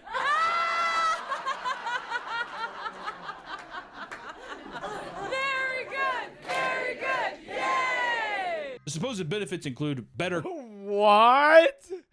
Nah, that isn't real. They like share like issues or trauma in their life and they just laugh at each other. Cardiovascular health and boosting your immune system. It can even be used as a coping mechanism for stress or anxiety. Put your hands like this, and we're gonna unzip with a sound. Gonna open it up. Take your brains. There's somebody in the crowd that's taking it way too serious. They're actually like peeling their skin off their head. They just see it in the back, they start bleeding.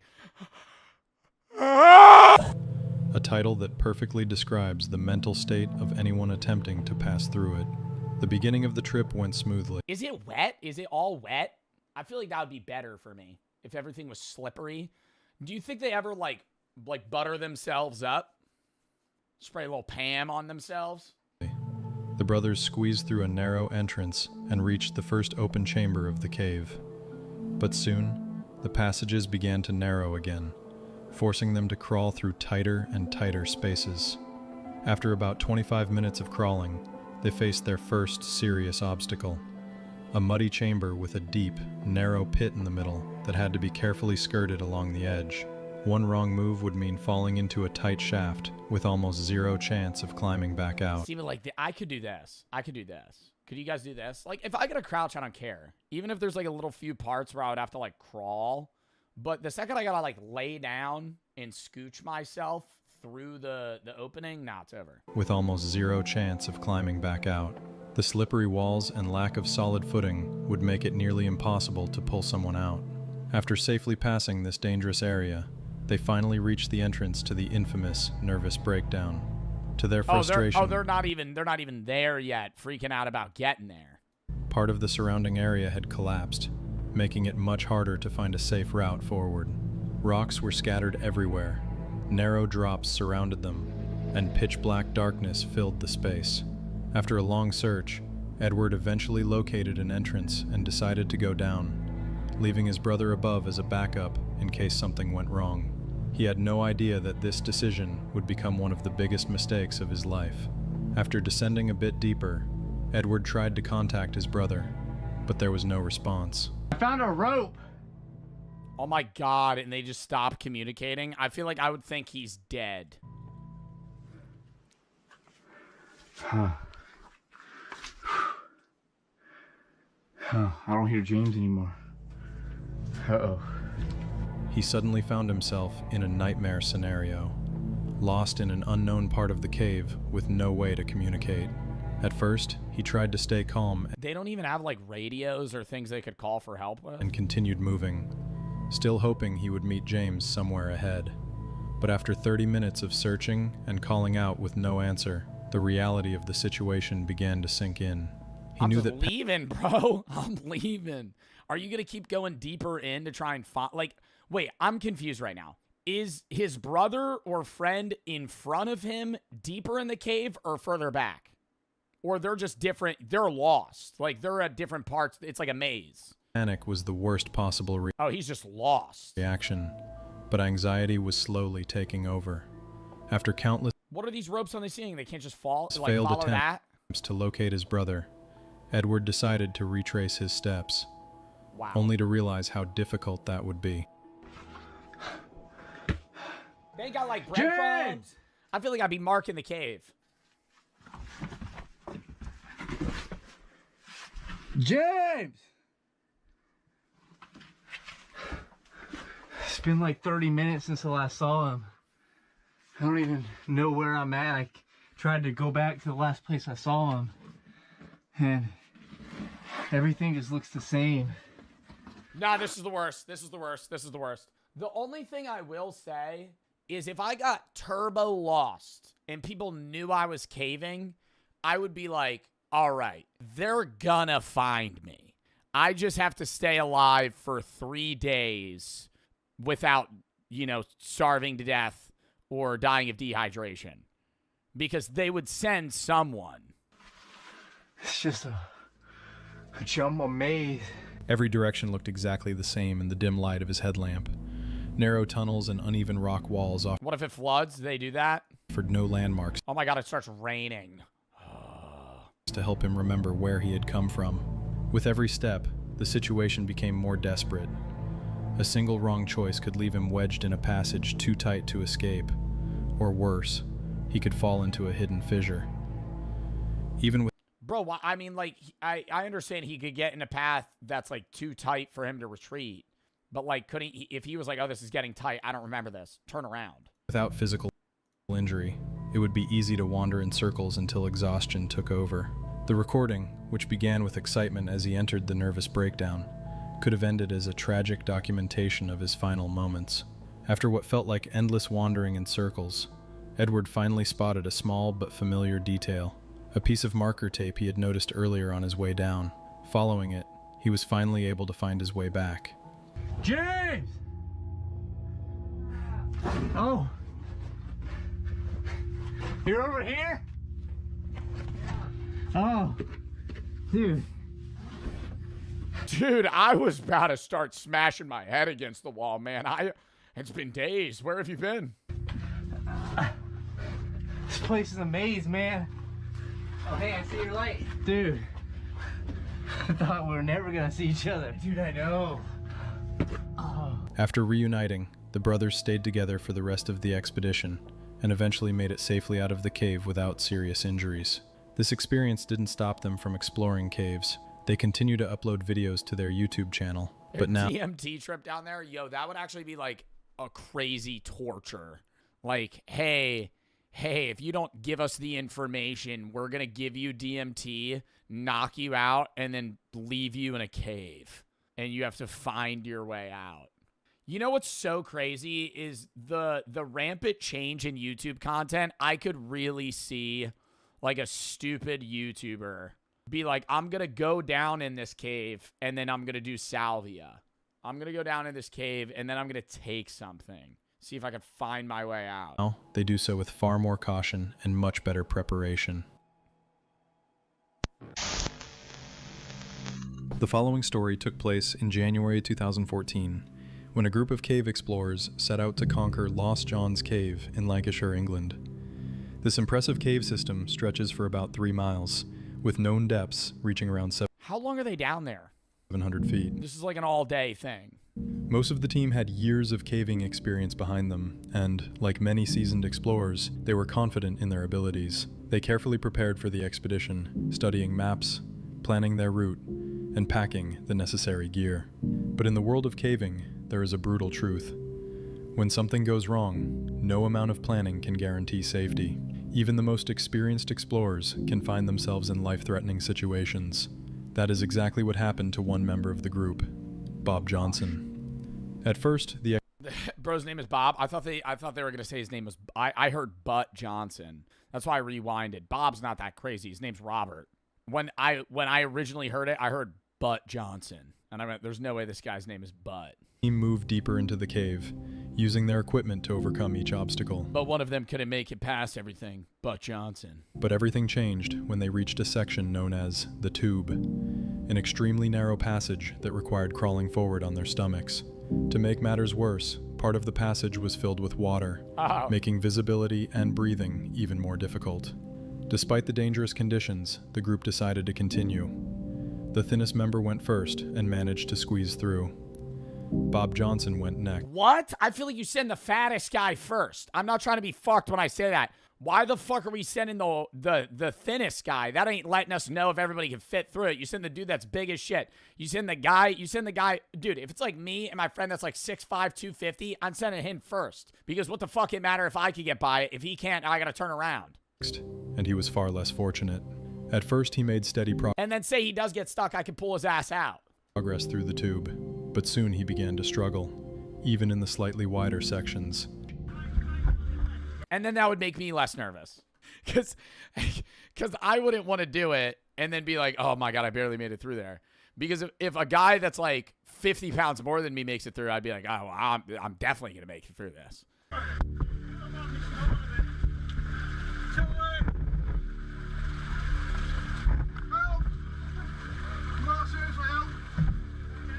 Somehow he reached the narrowest part of the passage, and that's where his luck ran out.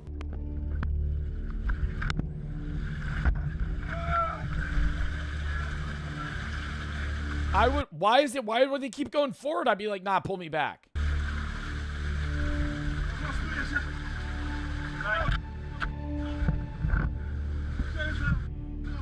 He became completely wedged from the waist down, and every attempt to free himself only made things worse.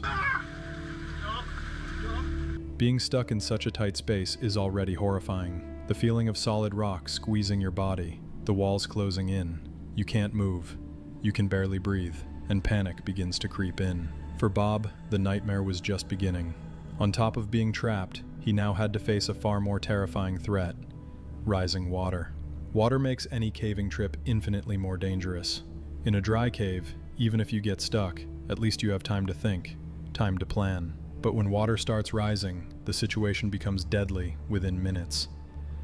Imagine freezing water slowly climbing up your body while you are trapped in solid rock, unable to move. Oh my God, I never even thought about how the water's probably like fucking 40 degrees, bro. You're like deep in a cave in England in the winter or like the fall, dude, the water's probably fucking ice cold. The terror is indescribable. Bob knew he had only a short... I don't know why I was thinking it would be like, oh, like a cave in like Costa Rica, like hot in the jungle. The water's gonna be warm. Short time before drowning became a real possibility. Wow. And he fought desperately to free himself. But the water soaked through his clothing, making him heavier, and his escape attempts even more hopeless. Just when the situation seemed completely hopeless, one of the team members had an idea. The idea that would ultimately save Bob's life. Yeah, it looks tight. Billy, I get it. Pull it! Instead of trying to push him forward, the team members behind him began carefully pulling him back the way he came, and it worked.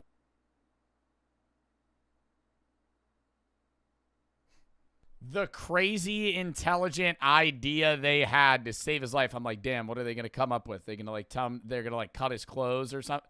I feel like if he couldn't get through, the first thing any human is saying is, all right, well, let's just pull you back the way you came. Like if you're stuck going through, I'd be like, well, let's just turn around. You know, just pull him back. Like, why would you keep trying to go forward? What?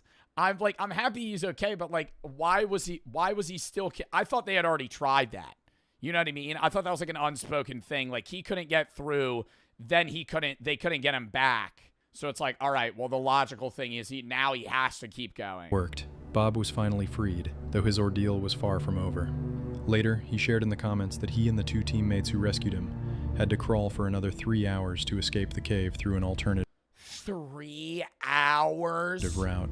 This incident left such a deep psychological scar that even today, Bob says he can't watch the footage from that day without experiencing severe anxiety.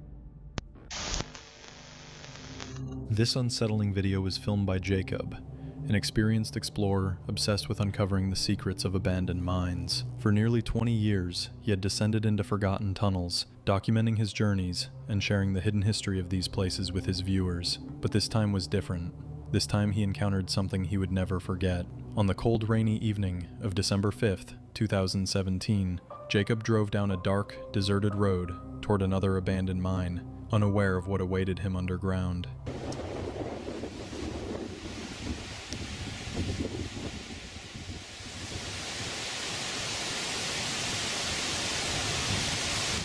The forest is slowly overtaking the old mine ruins at the Waldeck mine.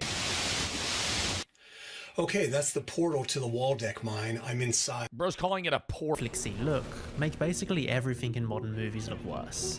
And also, we can't ignore cosmetic surgery. As my plastic surgeon always said. But if you look at movies from before the millennia, it's hard to deny that the actors looked more like regular people. Keep it still back there, lady, or else we're gonna have to shoot you. I feel like maybe, do you think that it's also just the lack of average-looking people getting into acting? Because all the people that I know now in social media and just also in my life that get into acting are like 8 out of 10 or higher. I think like so many people that love theater and want to get into acting are like shunned at a young age because they don't fit like this beauty standard, even if the skills are there. Okay, so the word ugly is a bit harsh, and I'm not trying to objectify. Yeah, no, I don't think ugly. It's like that people in Hollywood don't look real. Like, am I crazy to say there's an uncanny level of attractiveness where somebody is so good looking that it's actually a turnoff? Like, you don't look real. It's that good. And it's like, okay, no, like you look like a doll, like actually like a doll. Like they've sculpted you. Or body shame anyone. Most people who are cast in movies aren't unpleasant to look at. I just mean that they have bodies and faces that theoretically belong to a normal person without the aid of personal trainers, dietitians, and plastic surgeons. They look like normal everyday people you could see walking down the street. I need a man who has powerful friends. Bruce Willis, Bill Murray, and Jack Nicholson aren't bad-looking guys, but they have a sort of everyman appeal that we just don't see in today's you would walk past them on the street and not bat an eye. Stars. Saw it on the television. And I love that because I think that brings you into the movie, you know? When it's just like a regular handyman that becomes this agent or something, and he's like a 10 out of 10.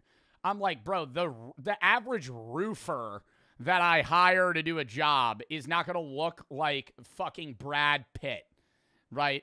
He's going to be a big gut, blue-collar man that's going to fucking staple some paddings to my roof, you know? He's going to look like an everyday guy I walk past on the street. Big part of this is that today, people just generally look younger. Physical. Clean. I think people look younger. I think people get work to look younger. And I also think the average person today is better looking too. Can I say that? I think like every generation looks better than the generation before it. Maybe that's also a fashion thing. Like if I look back at like pictures of 30-year-olds in the 1950s, they look weird to me because they're wearing like fucking clothing that isn't in style anymore. Isn't that the point of evolution? Yeah, like natural selection to a degree. But I also think people are better at holding themselves and like, you know, making themselves look the best that their potential enables them to. 26. There's a great Vsauce video from a few years ago that goes into this in more detail. Essentially, we watched that. That was a really good video too.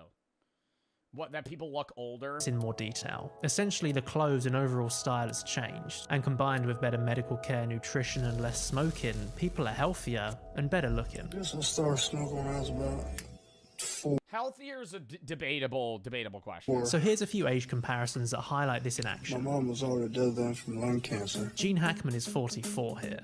Actors in their mid-40s today look like this. Are we soulmates? Or like this. And that's nuts, man. Like, I know for a fact in my mid-40s, I'm not going to look like that. I'm going to look so much worse. Like, it is unreal, dude. He looks 32. Like, how old would you say, genuinely speaking, Chad, how old would you say Chris Evans looks there? 34 tops. Mid young 30s. Or like this. Not 39. There's quite a big difference. Just a little slap. Sylvester Stallone was 30 when he first shot Rocky. Look at his face. A comparable actor today would be Timothy Chalamet at 29. Young pup. But they play very different types of characters. If we want to be fair, let's compare two all-American action stars. Drop it, dickhead. Glenn Powell, 35 in Twisters, and Bruce Willis, 33 in Die Hard. Bro, Glenn Powell will still play the young love interest in like a 2026 rom-com. They were not casting 35-year-olds to do that 20 years ago. Robert Pattinson was 35 when he played Batman, and Michael Keaton was only 2 years older. Bruce Wayne. Are you sure? But Keaton has visible lines around his mouth, his hair has receded a bit, and he has a subtle 5 o'clock shadow that doesn't feel purposeful. But Pattinson, even though dressed up to look sleep-deprived and reclusive, has a chiseled jaw and perfect skin. Overall, he looks a lot younger. That's interesting. But there's something more at play than actors simply looking older in the past. Frank, they're not here for you. Do you think it's the makeup too? They still were doing crazy makeup in the 90s. Like, that can't be what it is. They're not making them look younger in the film. It's the kind of faces that have changed too. Weird Al Yankovic is on the plane. It's the everyman look, receding curly hair or imperfect skin. And it's because of these distinct features that characters had a stronger sense of personality just by looking at them. Do you have any hobbies? I collect spores, molds, and fungus. But before we continue, let's take a moment to thank today's sponsor. Dude, I gotta rewatch all the Ghostbusters films. I think that it's ugly people trying to get into acting and then they never make it because they look bad. But they don't look bad. It's like there's so many roles in acting that need to be filled, right? There's so many people going into acting. It's like this bottleneck effect where there's like, 10 roles but 100 people applying. But even then, it's not like, oh, it's because they don't fit the bill. Like, there's so many average people that need to get cast for roles, but it's just like they're picking like 10s now for fucking main characters. In the opening of Once Upon a Time in the West, we meet 3 characters who don't survive the end of the scene. But they all have an interesting look. Al Mullock has long hair blowing across his face and vibrant blue eyes. Jack Elam has the long eyebrows and beard that goes down his neck. And then Woody Strode looks completely different, with a square jaw and a piercing look. From their faces alone, we can get a level of understanding to their character. It's hard to put into words, but we get a feeling that this guy is going to behave differently to this guy. And then compare them to the station manager. We can understand the dynamic just from the way they look. You can say this is down to great casting, and to some extent it is, but ultimately, it's just these guys' faces that carry the entire 15-minute opening. Oh, well, I suppose it'll be alright. Yeah, like he just looks like a disheveled old man. Like this guy looks like some dude you would see on the side of the road in New York City. It'll be alright. It's the same with the heads of the 5 families in The Godfather. Sure, they all look like mob bosses, but they have small differences in their appearance. You're all grateful. Wow, I love like the YouTuber breakdowns that these guys, or not the cinephile breakdowns that these YouTubers do. Like, I love these analyst movies. I never think, because it's like such subconscious shit that you don't even think about till they bring it up. Where it's like, wow, the mob bosses really are very similar, but like the mustache and the slick back hair is different. A cinephile, that's somebody that loves movies. It's the same with the heads of the 5 families in The Godfather. Sure, they all look like mob bosses, but they have small differences in their appearance. You're all grateful to Don Corleone for calling this meeting. How they style their hair, the type of suit they wear, and how fat they are, all goes a long way to tell us about their character. He had all the judges and politicians in his pocket. And this isn't just limited to side characters. Even the leads in the past had a more interesting look. They didn't all look like supermodels. You look like 40 miles of rough road. This is people like Sissy Spacek, Leslie Nielsen, and Cher. They simultaneously look like a normal person, but also have a unique look. Completely normal individual. Kurt Russell in Escape from New York was big, but in shirtless scenes his abs have little definition. Bruce Willis was handsome, but his receding hairline and modest muscles retain a sort of everyman look. And compare how Hugh Jackman looked in the first X-Men film in 2000 to Deadpool Wolverine. Yeah, he looks better. It's like, how does Hugh Jackman in his 20s look more average than now? So what is the effect of this? What is the fucking ripped six-pack? Looks like he's on steroids. effect of seeing these regular looking people on screen? And how does seeing interesting faces work to make a movie better? Let's take a look at a few examples. What have you done to it? What have you done to its eyes? This is Mia Farrow in Rosemary's Baby. I'm Rosemary Woodhouse. As the film progresses, she cuts her hair shorter and begins to look paler and thinner. Visually, we understand the transformation the character is undergoing. I'm not changing. I just want to go to Dr. Hill and get a second opinion. Would this work if she was played by someone like Margot Robbie? I don't think so. It's Mia Farrow's unique look that helps make the character feel like an actual person that could exist somewhere, which makes us empathize with her more. Dr. Hill, please. It's the same with John Travolta in Blowout, Shelley Duvall and Jack Nicholson in The Shining. Well, because the average person that's watching a movie that wants to relate to the main character isn't going to... Like, I get you casting fucking Chris Evans and Hemsworth for Thor and Captain America. They're fucking superheroes. They're not supposed to be everyday people. Thor is a god, right? But, like, when you have a regular taxi driver playing a role in a movie, you want that guy to be relatable, and the average person watching the movie isn't going to relate to a guy that's a 10.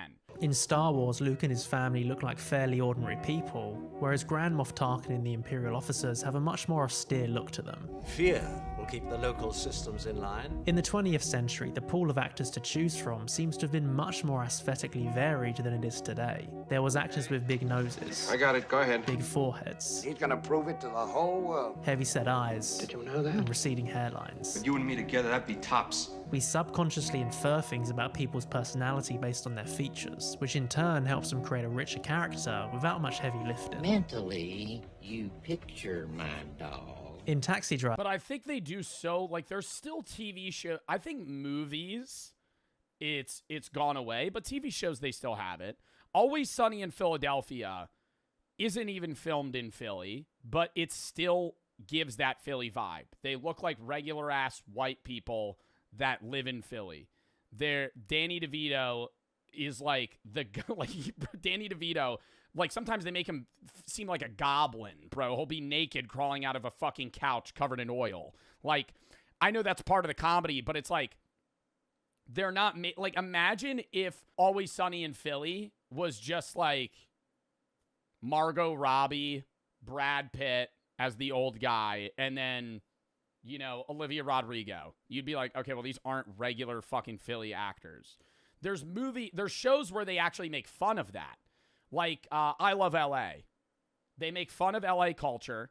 They look like LA people. They might live in LA, but like they cast people that like fit this LA role, and it makes fun of that. So I love that show. I don't watch it all the time. I'll watch it with Brooke when she's watching it, but it's a good fucking show. But even back then, they had people that didn't. It's so weird because I think on average, movies in general do cast higher attractive roles. But like, dude, the cast of Friends, all people call this monkey trade slavery. Lock in. Every time you buy coconut milk, you might be buying slavery. Never buying coconut milk. Saying that. But do you guys buy coconut milk? I may have bought coconut milk like one time ever. That tastes terrible. What, you saying a monkey made the milk? Every time you buy coconut milk, you might be buying slavery. Costco will stop selling one brand of coconut milk from a Thailand-based producer. That's what the headlines say, at least. The world is angry. Oh my God, do they chain the monkeys to like the tree and then make them climb it to go fucking pick the coconuts? But is this really abuse, or is this some ancient tradition that the West just doesn't understand? To find out, in this episode, we're traveling How do you even train a monkey to do that? Across Southeast Asia, from the chaotic monkey markets of Jakarta to the ancient coconut jungles of southern Thailand. And we'll see how they're sold, trained in monkey schools, and put to work in towering... Trained in monkey schools? They have a whole system where they train them? Do you think you could fail out? Like, how many monkeys do you think fail out of the school because they, like, don't listen? All right, I'm going to have this take off rip before... let's see if my take changes. I think if they're training them through a reward-based system, and they're not like electrocuting them or some shit to like ingrain that they have to do this or they'll get hurt, I don't see this as a problem. Like if they're just like, hey, they end up training the monkey to go pick the coconut and then they give the monkey like a grape or something, I think that's fine. Like a dopamine reward. But if they're like zapping the motherfucker and they're like, we're gonna hurt you if you don't do it. Because I mean, that's like the same thing as like retrievers. Like it would be like the same thing as a retriever dog if you did it like that. It'd be like, okay, go get the duck. And then they go pick up the duck, you give them a treat, then they go they like doing it. I think the argument then still is that monkeys are smarter, and so it's like, are you taking advantage of that? Yatinagara Pet Market. It's basically this like zoo where you can buy anything roadside. I think my goal today. Oh my god. Oh. See, that upsets me. Look at the puppies. I think my goal today is to see like how many different species we can possibly see in one day at just one market. Exotic geckos, nectar. Those were fucking like flying. Were those sugar gliders? Then one day. What are those? They're not flying squirrels. Are they sugar gliders? What are these? Are these flying squirrels? These little things right here? How do they even catch those? This is one market. Exotic geckos next to someone's random house cat. All crammed together. There's sugar gliders everywhere. Sugar glider, answer my question. Never mind. Different varieties of squirrels too. Like just a ridiculous amount of. Yo, I feel like this is like, yo, it actually makes me realize, I know this is like a fucked up market, but this shit like makes me realize the amount of animals that exist that I don't know anything about. Like this looks like a skunk. This isn't a skunk. This is a squirrel. Squirrels, including some kind of ground squirrel that apparently stinks. It's a squirrel that have a bad smell. We call it bajing. I think that's a skunk. Yeah, bajing. A bajing. It's a squirrel with a bad smell. Yeah. Kind of. Hi guys, this is one of those bad smelling squirrels. Apparently, he looks cute as hell. I feel really bad for this little guy. I don't think he's gonna last that long if I'm honest. He's just kind of like hanging out there, rather wet. How much is this?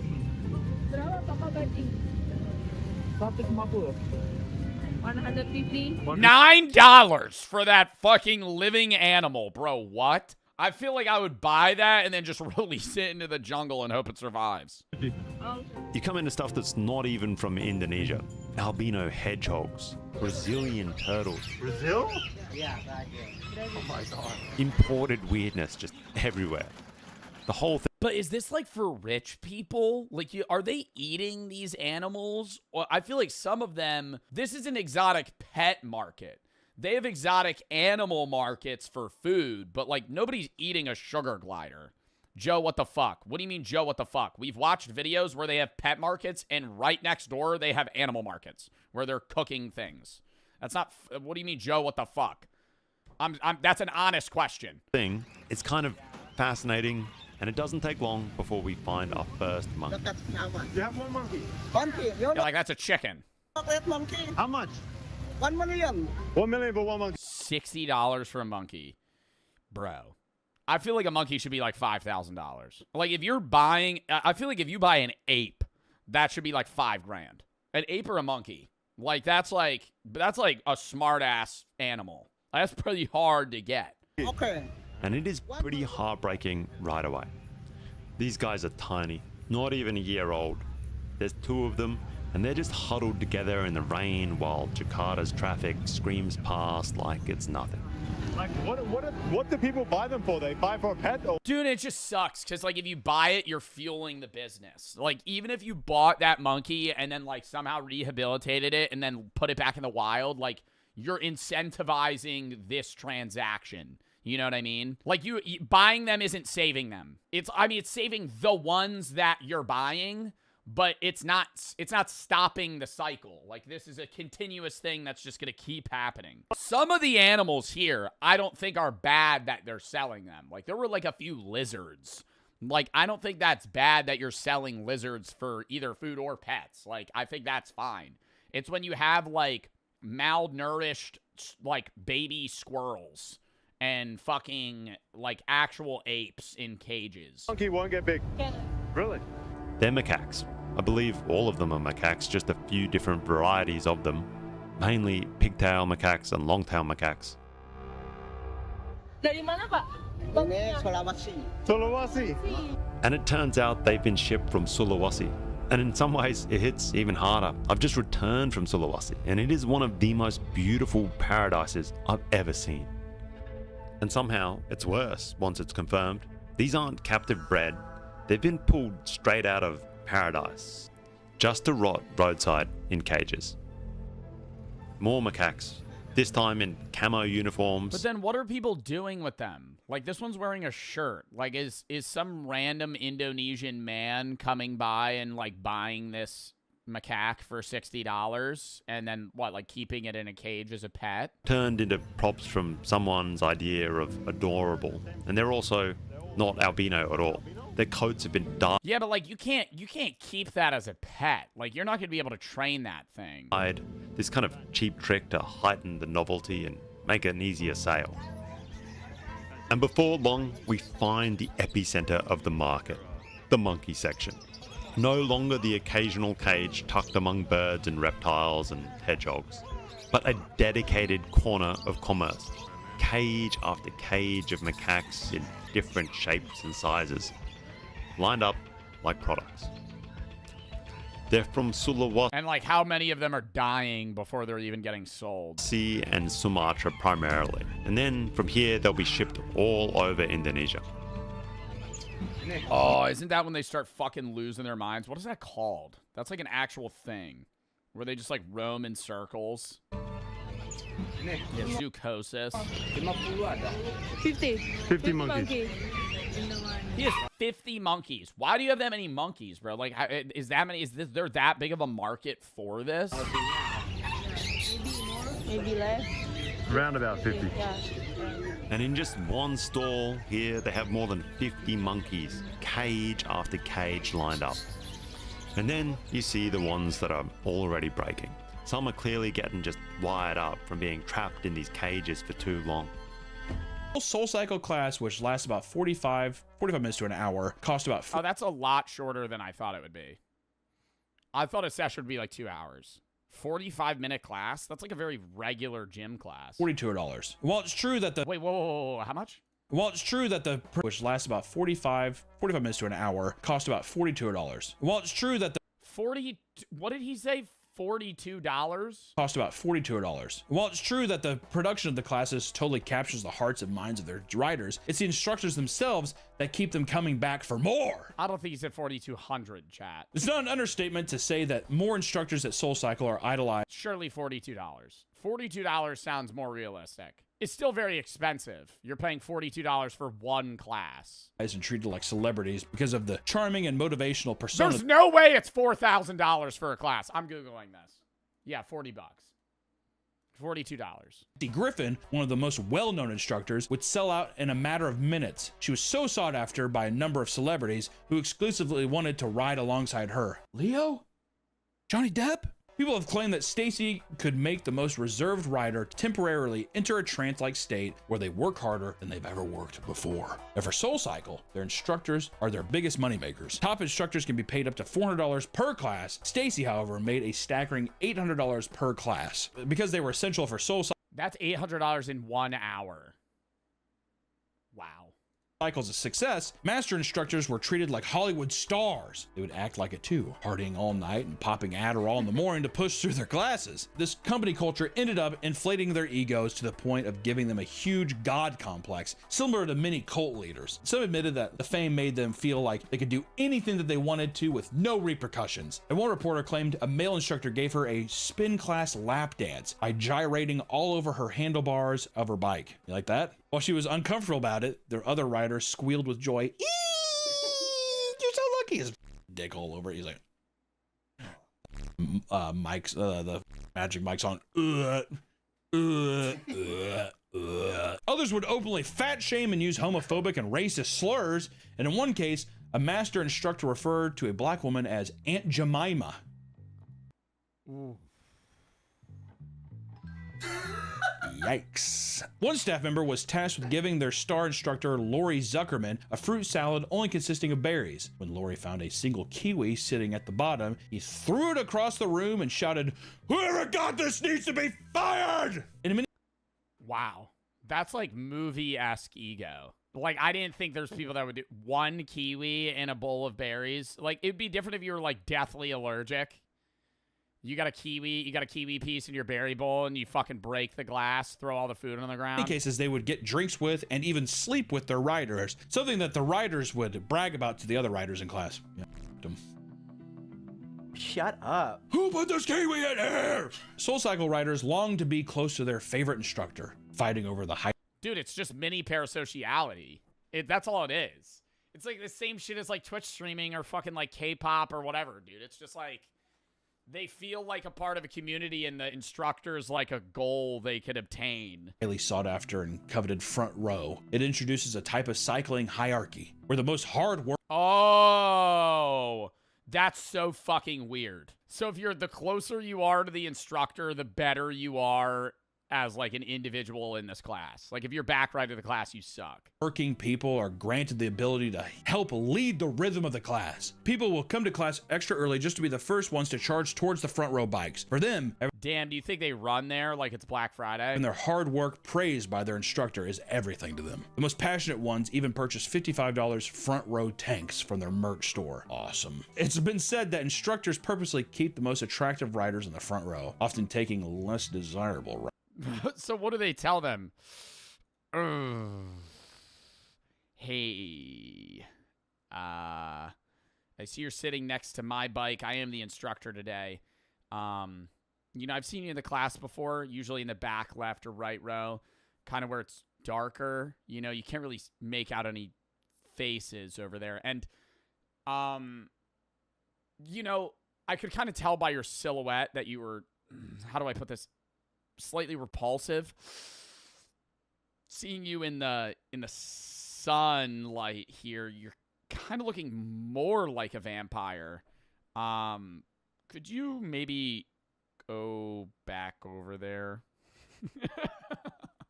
Riders switch spots. Could you maybe not cycle near us, or that's to achieve this? You love the energy. Let's put you in the back.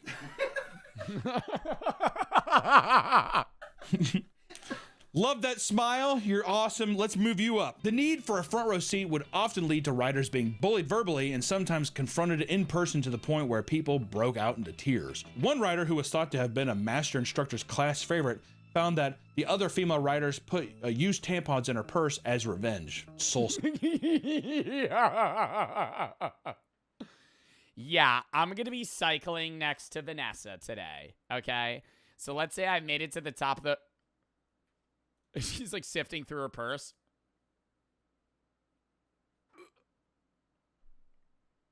What? Just her hand just touches the wet, fucking blood-filled tampon. SoulCycle is not nearly as popular as it was a decade ago. Poor business decisions and a string of controversies regarding their company culture and the effects of COVID lockdowns impacted them harshly. While still profitable, their numbers dwindle as they attempt to mimic the success of companies like Peloton and by creating bikes for home use as well. Listen, guys, a lot of home workout programs can feel like a gimmick, right? Sometimes it feels like people would rather do anything and pay anything just to avoid going to a traditional gym. I know I would. But you know what? Any way you can do something to just be more healthy, I say try it. While many of these can seem silly, at least it's motivating people to take that first step and make an effort to get healthy. Yeah, I think you just don't want to get trapped in that mindset that, like, this is the best way to work out. You could be like, this is fun. But I think a lot of them are over marketed to where it's like, hey, you're actually burning more. This is better for you than going on a run. I suppose there's no harm in that, except for people like, you know, the SoulCycle thing was probably a bit crazy. All in all, not a bad idea to just get up and be a little active. But until next time, my friends, stay active, stay healthy, and Tybo. We'll see you. That was a W-vid. All right. Next video.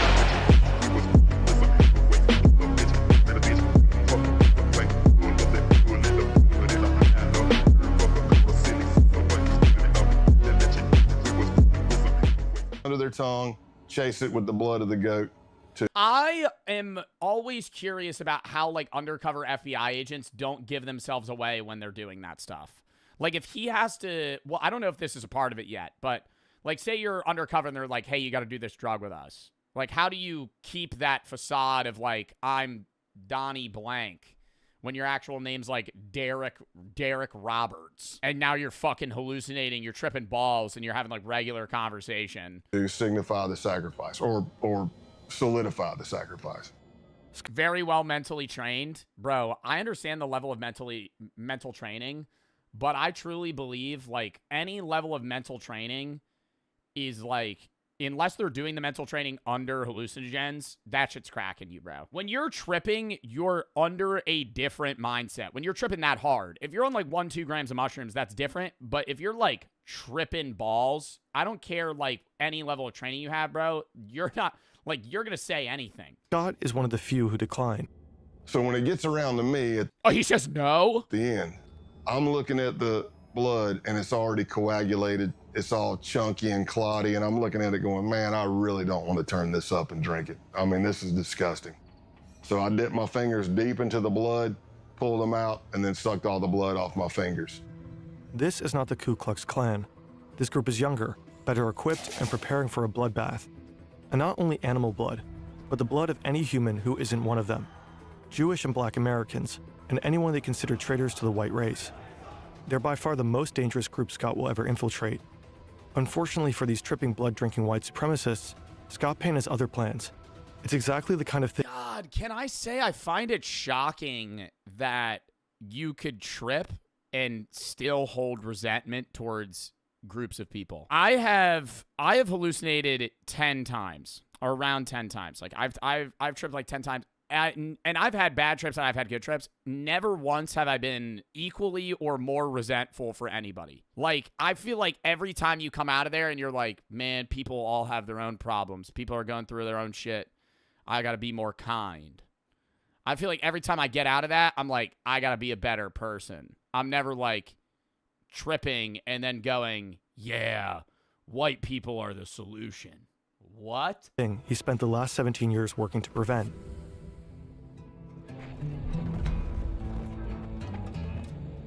I became an FBI agent in 1998, and by 2002, I'd already done some undercovers for the FBI. It's like echo chambers. Yeah, I think it is the people you're surrounding, too. I mean, it is set and setting, right? And if your set and setting is right before taking that acid, chopping a goat's head off, sucking the blood out, and then talking about how you only like white people.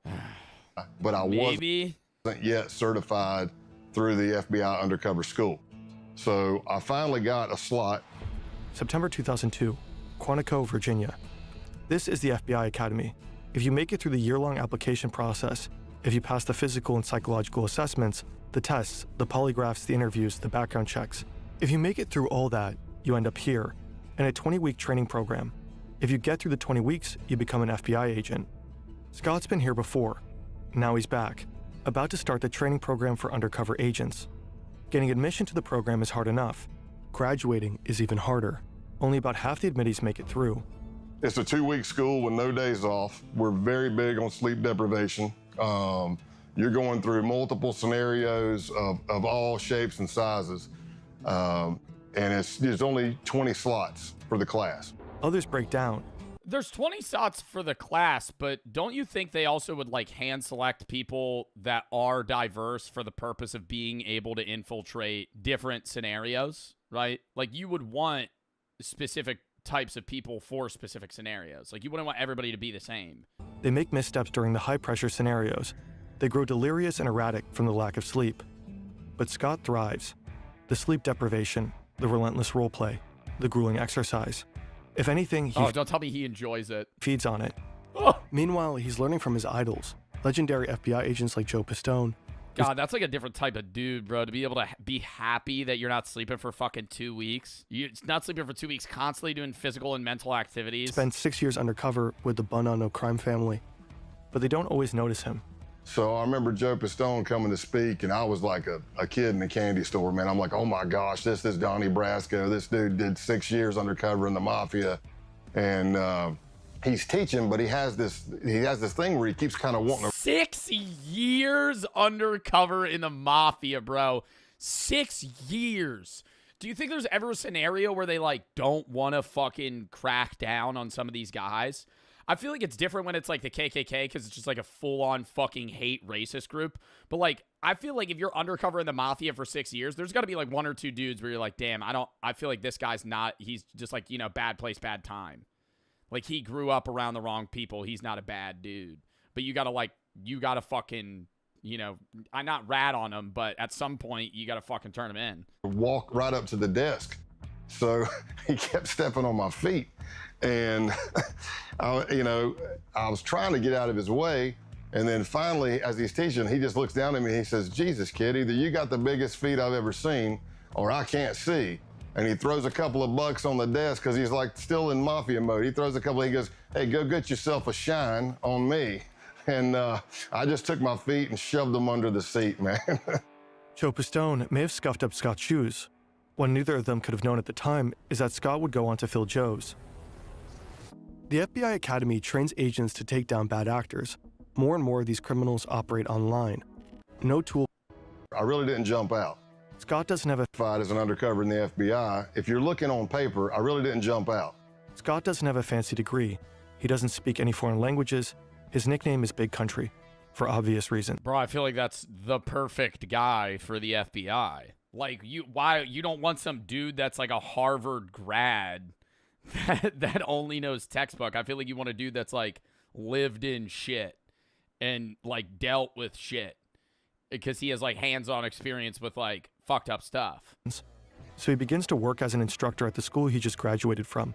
Unorthodox, but it got him noticed by the right people.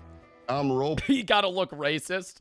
I mean, bro, do you think that's one of the, they had to pick a guy that would like fit the bill. You know what I mean? Like for him to infiltrate the KKK, they had to be like, we need a dude that's country white, bunch of tats, looks like he is potentially racist. Like they're racially picking a guy to be fake racist. Playing in these scenarios and people that are there who they would take me out. Oh, dude, they would immediately now. Who were senior undercover. I would not be able to fucking pose that. Are watching because they're trying to recruit for other cases. And that's how my name started getting out there. So after months, there's finally a possible assignment, one that Scott is perfect for. Sure, he's a redneck with almost no foreign language skills, not suitable for many undercovers, but he has something most other agents don't. He doesn't need to pretend to be a hard-living misfit. He is one. He knows he'll feel at home where he's about to go, but he has no idea how close he'll grow to the criminals he's been assigned to infiltrate. Ooh, that's what I was just asking about. And how hard it will be to turn on them. People always have their own opinion of what undercover work is. Some people say it's acting, some people say it's lying. Essentially, this is the definition of undercover work. You are building relationships that you're going to betray.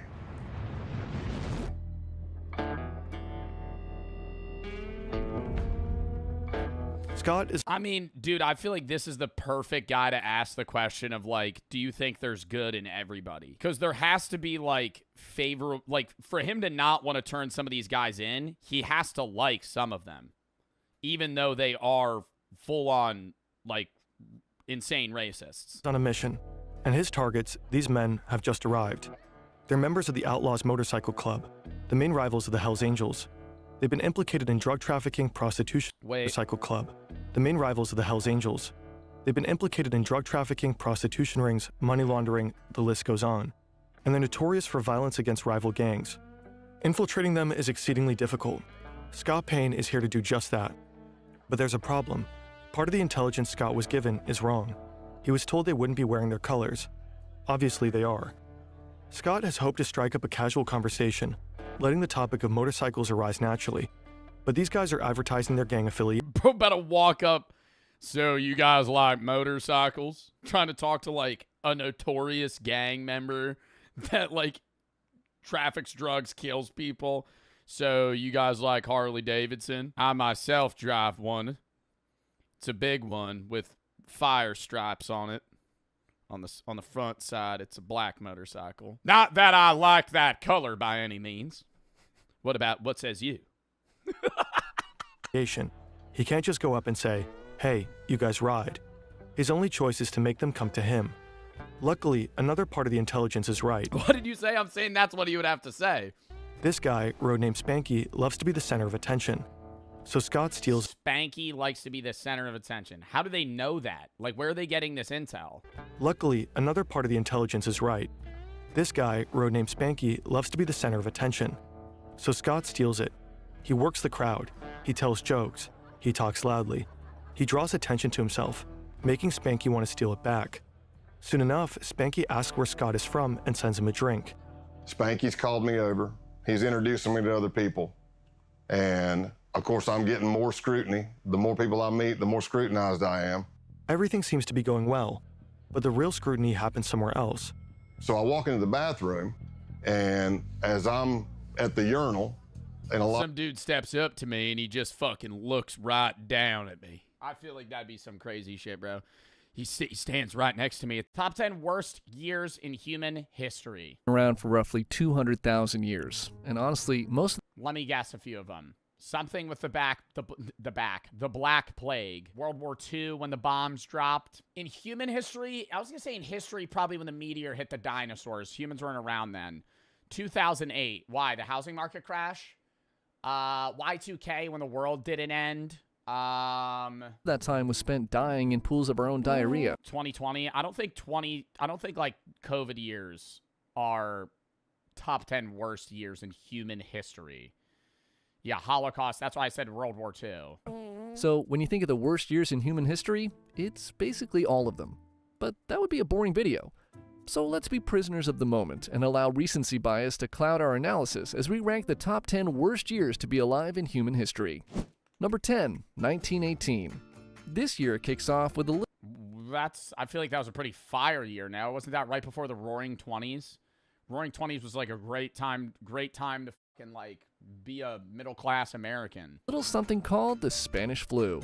Unless you were black or a woman or a minority or a non-white man or disabled. Okay, so maybe it wasn't a great time to be alive during the 1920s. Surprisingly, this flu wasn't or gay. Yeah, okay. Actually from Spain, but it was still no bueno.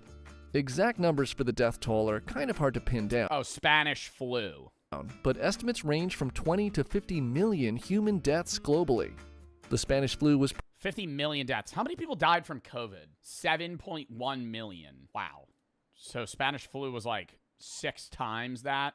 No, 7 point something times. Particularly deadly for 2 reasons. 1, it was a brand new strain of the flu, and 2, the conditions of the Great War made it so much easier for the disease to spread. Soldiers returning home brought the flu with them, infecting people in remote areas who had no immunity to the virus. What was extra special about the Spanish flu was that it was unusually deadly for young adults compared to other flu viruses of the time, leading to a significantly higher death toll. This disease... Chat, if you got the Spanish flu, do you think you would eat that shit? I think I got a pretty weak immune system when it comes to, like, big illnesses. I had COVID twice, and I was fine. But that was COVID. Spanish flu, like, part of me... Okay, I would never want it, but part of me is like, would I die with the Black Plague? Yeah. Yeah. No modern medicine, right? Like, let's say you get the Spanish flu, but you're not allowed to take, like, Advil, Tylenol, nothing. Like, you're just you're ripping it. You know, like, you're lasting that shit out. It's wraps. Most of us are dying. It was terrifying for doctors. Black Plague has to be on this. The Black Plague was so bad that people thought it was an evil that brought the end of the world, bro. That many people fucking died. There were bodies in the streets, piles of dead people. When the Black Plague was like the devil himself coming back to Earth, bro. Like a third, it was a third of Europe. I'm pretty sure it was more than a third of Europe. I think it was maybe a third of Europe as a whole, but a ton of, like, certain areas, like, almost everybody died. How many people in Europe died of the Black Plague? 50 million people, but this was in the 1300s. So 50 million people in the 1300s is way more than the 1900s. 30 to 60% of the continent's population of Europe died. Florence, for example, lost up to 60% of its population, similar to London. So, like, heavily populated cities lost, like, more than half of their people. Just because of how quickly it spread, or how quickly their It was a third of the world. That's what it was. Patients died, but the process of how people died from it. Heliotrope cyanosis was a symptom of the Spanish flu, where a patient's skin would slowly turn purple as their lungs filled with fluid, preventing them from getting enough oxygen into their bloodstream. The blue/purple color would start in their lips and fingers, but eventually spread across their whole body as they neared death. After the patient passed, their entire body would then quickly turn from purple to black. Truly horrific stuff. To make matters worse, 1918 was also the final year of World War I, which saw another 5 million global casualties and made most of Europe no fun. Also in this year, you had the Russian Revolution going on, which ended the House of Romanov for good with the assassination of Nicholas II and his family this year. This revolution allowed Vladimir Lenin to take power, where he established a totalitarian dictatorship that oversaw the mass killing of political dissidents. The revolution was marked by brutal civil war and famine, which killed millions more. And finally, the Treaty of Versailles was being drafted, which, while not initially terrible, put Germany in a super bad mood that had some pretty major downstream consequences. But more on that later. Number 9, 1492. What happened in 1492? I feel like there's a gap. I feel like there's a gap in human knowledge. Like, most humans know a lot of shit that happened between 1800 and, like, today. And then you know a little bit about the 1600s and, like, Jamestown and, you know, fucking witch trial shit, blah, blah, blah. You know, you could even go back to, like, certain, like, poets or people that were alive, like musicians in, like, 1300s. 1492, oh, Columbus. Columbus sailed the ocean blue in 1492. Ooh. That one slipped the brain for a minute there. Yeah. We all know in 1492, Columbus sailed the ocean blue. But by doing you gotta say the rhyme for me to know. You can't just show me the date. that, Columbus also opened up a portal to hell for nearly everyone who is currently living in the Americas. Yo, that motherfucker was a horrible person, bro. They don't teach. Yo, they deadass didn't teach. I feel like now they probably do. I remember when I was a kid, bro, they did not teach about Columbus being a horrible person. They were like, Columbus founded the Americas. That motherfucker lied to the Native Americans and said that the fucking moon was gonna, or the sun was gonna disappear, or the moon was gonna disappear. They lied. He was like, hey, the sun's gonna disappear if you don't fucking give us food. And they were like, no, it won't. Because who the fuck would believe that? And he just knew knowledge about astronomy, and he said his god was more powerful than theirs. And then there was a fucking solar eclipse, and the sun disappeared. And then they fucking gave them all their food, and then died. Every indigenous person that came in contact with the Europeans... I thought he said the moon would be of blood. I'm pretty sure he just predicted a solar eclipse. Yeah, in 1504, there was a total lunar eclipse. Oh, lunar eclipse. During his fourth voyage, Christopher Columbus induced the inhabitants of Jamaica to continue provisioning him and his hungry men, intimidating them by predicting a total lunar eclipse. Some claim Columbus used the ephemeris of the German astronomer, but Columbus himself attributed the prediction to the Almanac of Abraham Zacuto. He got beached, blah, blah, blah. They needed food. They couldn't give it to him, and then he, like, basically just, like, settler was lied either to them. He would also, like, you know, do some pretty fucked up shit in general. Killed by a disease, killed in the slave trade, killed in war, or died of a broken heart. And while it certainly didn't all happen in one year, the introduction of European settlers to the Americas ended up killing 90% of the indigenous population. Even if it was a peaceful interaction, Europeans brought over diseases that the Native Americans hadn't encountered yet. And then they all died. Same thing with, like, a lot of encounters with, like, Amazonian, like, tribes. Like, you just, like, go see them. You could be peaceful, and then they're all just going to get, like, fucking smallpox and die. Diseases like smallpox, measles, and influenza decimated communities that had no immunity to these foreign illnesses. I guess one could argue that the events of 1492 had positive effects. It was not peaceful. I'm saying there was multiple interactions. There were instances of peaceful interactions. Many were not. On much of humanity. Not with Columbus. I'm talking about, like, people just arriving to the Americas. Leading to the age of exploration and the eventual globalization of trade and culture that brought us things like pizza and play pranks on people. Their pranks are usually just, like, blatant racism. You know what I mean? Like, that, who's the other, not Vitaly, who's the other guy that went to, like, South Korea, and he also got, like, arrested or beat up, and he was just, like, sitting in a 7-Eleven just, like, playing fucking, like, racist audios. It wasn't Fuzi. Yeah, Johnny Somali. This guy Vitaly got arrested for unjust vexation. which is the crime of being annoying. And before the arrest, he was low-key on a different path too. Instead Is that really a crime? Just being annoying? of terrorizing civilians, he focused his attention on predators. Now, what he was doing to him. Yeah, a lot of them will hard pivot content-wise to that because then it's more socially accepted, but they'll still do the other shit on the side. Is Vitaly in jail right now? I thought he got out. He was in the Philippines, right?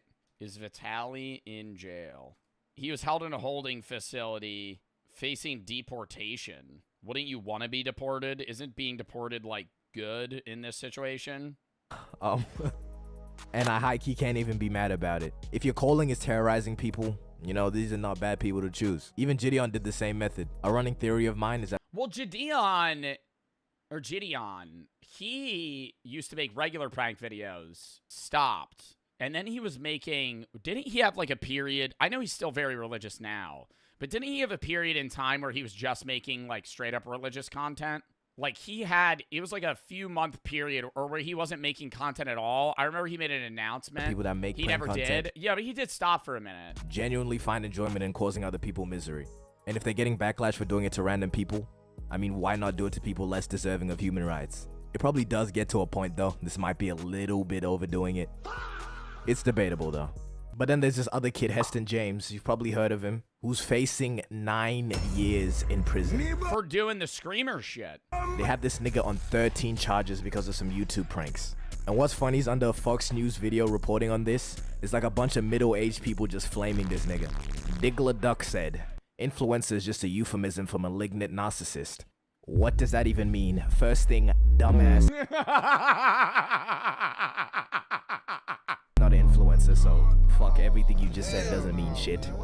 This guy Arthur said, ban TikTok, arrest these clowns, make them pay restitution to the companies they affected. They can clearly afford it with all the money they're making for the videos. TikTok, arrest these clowns, make them pay restitutions to the companies they've affected. Bitch, shut the fuck up. Side boo you, bitch. What do they think happens after a teenager pretends to be a mechanic at a shop?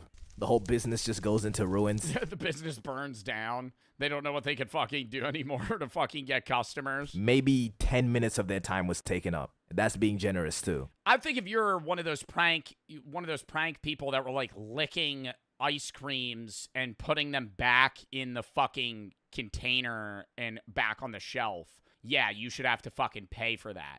But if you're like walking in to a public, you know, business and pranking somebody and leaving, that's different.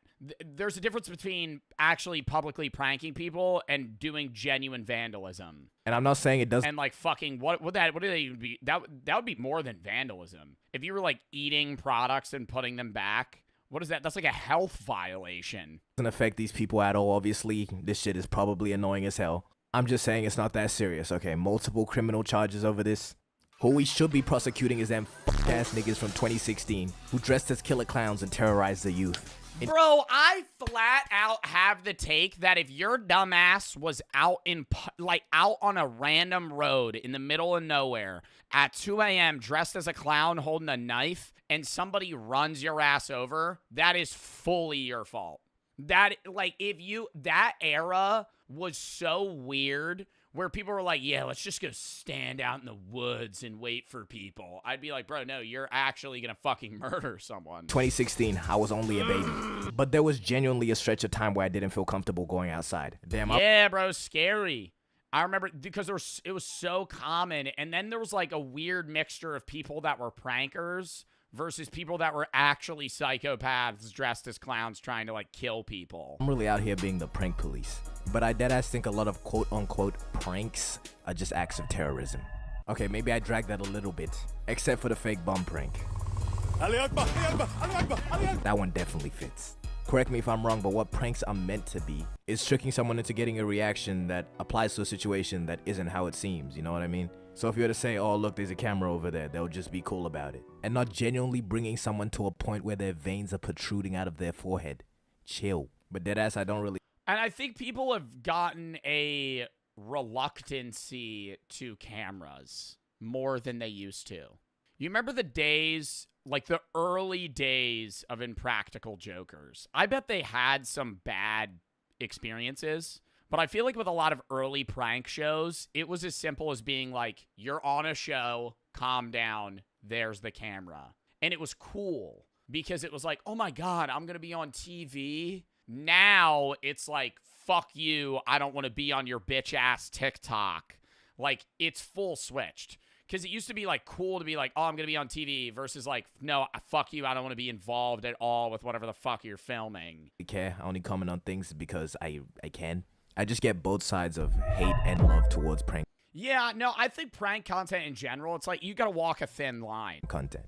Because if this was me in this video and somebody just comes up to my shit and turns it off, yeah, I would be mad. But it is kind of funny, though. But this prank here is high-key my favorite prank ever, just for this guy's reaction. This guy's just taking items out of this old guy's trolley and saying, oh, you don't own it yet because you haven't paid for it.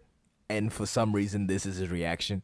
Don't be a racist. Come on. How am I being racist? Because you're picking on a white guy. I just wanted to share that. Because I thought it was funny. Don't be a racist because you're picking on a white guy. I would just be like, don't be like a dick, bro. What do you? How's that racist? Like, he's the only white guy in the whole fucking store. WVED.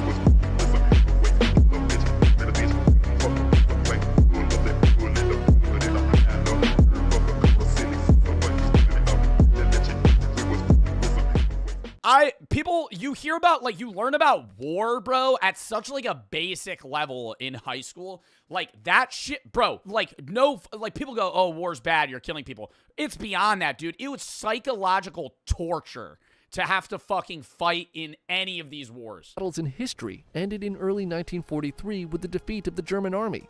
This marked a turning point in the war, but came at a staggering cost of over 2 million casualties. I always think, dude, being in D-Day, man, that had to be so fucking scary. Being a guy that was getting shipped on D-Day, World War II, you're on a boat, just running on Normandy Beach, watching hundreds of people get mowed down. Explain D-Day?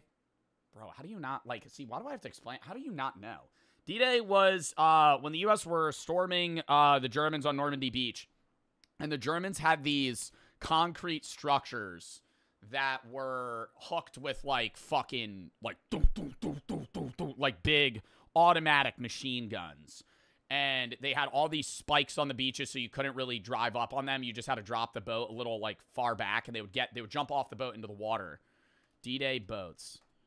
So they would be in these boats packed like sardines, and they would drive up to the beach. This hatch would open. They would all run out. All of them would die. Not just the U.S. I'm saying from the U.S.'s perspective. I know there was other countries involved. I'm saying U.S., Germany. Germany was the people that were defending. It's like Saving Private Ryan, yeah. And you would go Canada, France, Australia. Yeah, it was the Allies. It was the Allies versus the Axis powers, but I'm pretty sure the only people on the Axis powers were Germans. Was there Italians in D-Day? I don't know if they were on the lines in D-Day or on the defending side. No, I think it was just Germans up there. I don't know. I'm not a genius on D-Day. Anyway, somebody said this was boring. Fuck out of stream, bro. Who gives a fuck? Imagine, bro, the first waves of these boats of, like, you know, all the Allied powers, literally all of them died. All of them died. Like, instantly. And the U.S. and the Allies' strategy was, we're just going to keep sending people. At some point, it was just numbers. It was a numbers game. We have more people than they can kill. And then eventually they got through. In the Pacific, the Battle of Guadalcanal and the continued island hopping campaign resulted in massive losses on both sides. And Nazi Germany continued doing Nazi Germany things. So again, a horrible time. Number 2, 1347. Welcome to medieval times. You really can't say anything about the mid-1300s that doesn't involve the bubonic plague. In 1347, the Black Death began ravishing most of Eurasia and parts of North Africa. You hear about the Black Death too. You just start getting black bubbles, growths on your body. Within a few years, the plague killed roughly a third of Europe, which probably put a pretty big dent into the cappuccino and scarf industries. The plague was caused by a bacterium in the fleas of rats, and rats were basically the podcasts of the 1300s. Completely unwanted, but absolutely everyone had them. Death from the bubonic plague was swift, but painful. An infected person would develop horribly swollen lymph nodes, often accompanied by fever and diarrhea, and would usually be dead in under a week. Medicine of the time was primitive, to say the least. A popular cure for the plague included taking a healthy chicken, plucking its back and bottom clean, and then strapping it to the patient's open sores. The idea was if the chicken became ill, it was helping to pull out the disease from the patient. Oh, bro, what? So they would try and move the illness from you to another creature? Okay, let's check your chicken today. Oh, awesome, it's almost dead. You're doing great. This would be repeated until the patient or the chicken died. Often both in many cases. Chickens weren't the only... What was the odds of living? If you had the Black Plague, what were your survival chances? Probably like 10%. No, I feel like it had to be higher than 0, chat. Come on. Survival chances were extremely low, up to an 80% mortality rate. So there were instances where people would survive. Survival depended heavily on the type of plague. Bubonic had an 18% survival rate, septicemic had a nearly 0, and pneumonic had a 0. The bubonic plague was the most common. You had about a 1 in 5 of living. Only animal rubbed on boils. Plague doctors also tried rubbing cut-up pieces of snakes on them as well. Awesome. See, snakes were considered evil, and so was the plague. So the idea was that if evil things liked other evil things, putting the snake on a boil would trick the plague into following the snake and leave the patient's body. Wow, so people were really fucking stupid at this time. That's absurd. Wow, that was like the best idea they had. Like, I would rather them go, let's pee on it. Like, I would rather them be like, yeah, you got a wound there. I'm going to pee on it. Then I'm going to rub an alive chicken's butthole on your fucking wounds. So it sucks the fucking... The fucking sickness out. Another cutting-edge cure for the Black Death was eating crushed emeralds. People who couldn't afford emeralds would drink arsenic or mercury instead, which probably was just a little less effective than the chicken and the snake. All the anguish from this pandemic began to pull society apart at the seams. Many people took the chaos of the situation as an opportunity to steal from the sick and weak.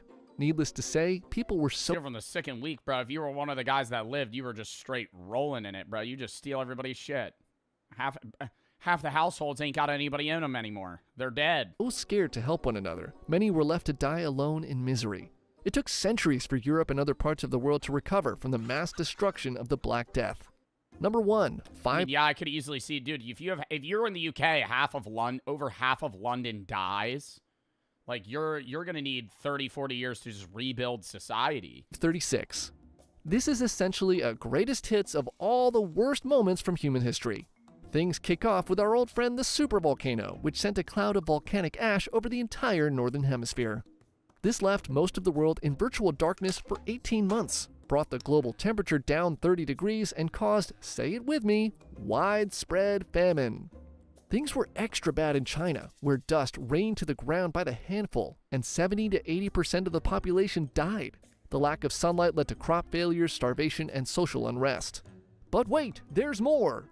On top of extreme... Yeah, that's pretty scary, dude, living in, like, perma-darkness. Food scarcity, a plague broke out in Europe. People would break out in pus-filled boils before perishing by the thousands, making disposal of the bodies impossible. Bodies were heaped in piles or thrown into the sea, only to wash back up days later.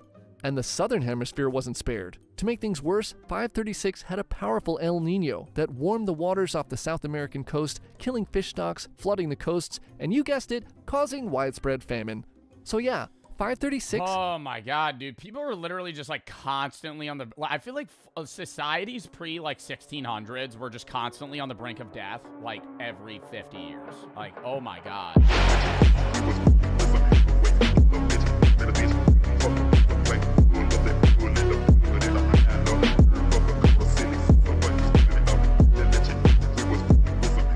For 23andMe to see, like, your ethnicity, or is it just straight off, like, if you look white? For sure.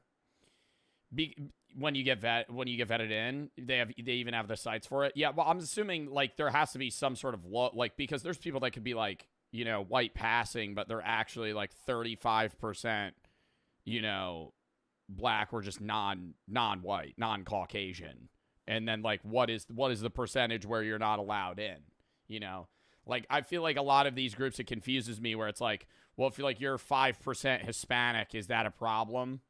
Like, is that, like, what's the cutoff for them. If you're interested in joining, please provide the following info to begin. Like, that's a genuine question. Like, I'm wondering, I think it's really more physicality rather than, like, genetics. I know, like, in World War II, a lot of it was genetics off of, like, not even if you're a Jewish of religion, it would be like if your great-great-grandmother was Jewish, but nobody else was, you were still counted as Jewish and they would kill you.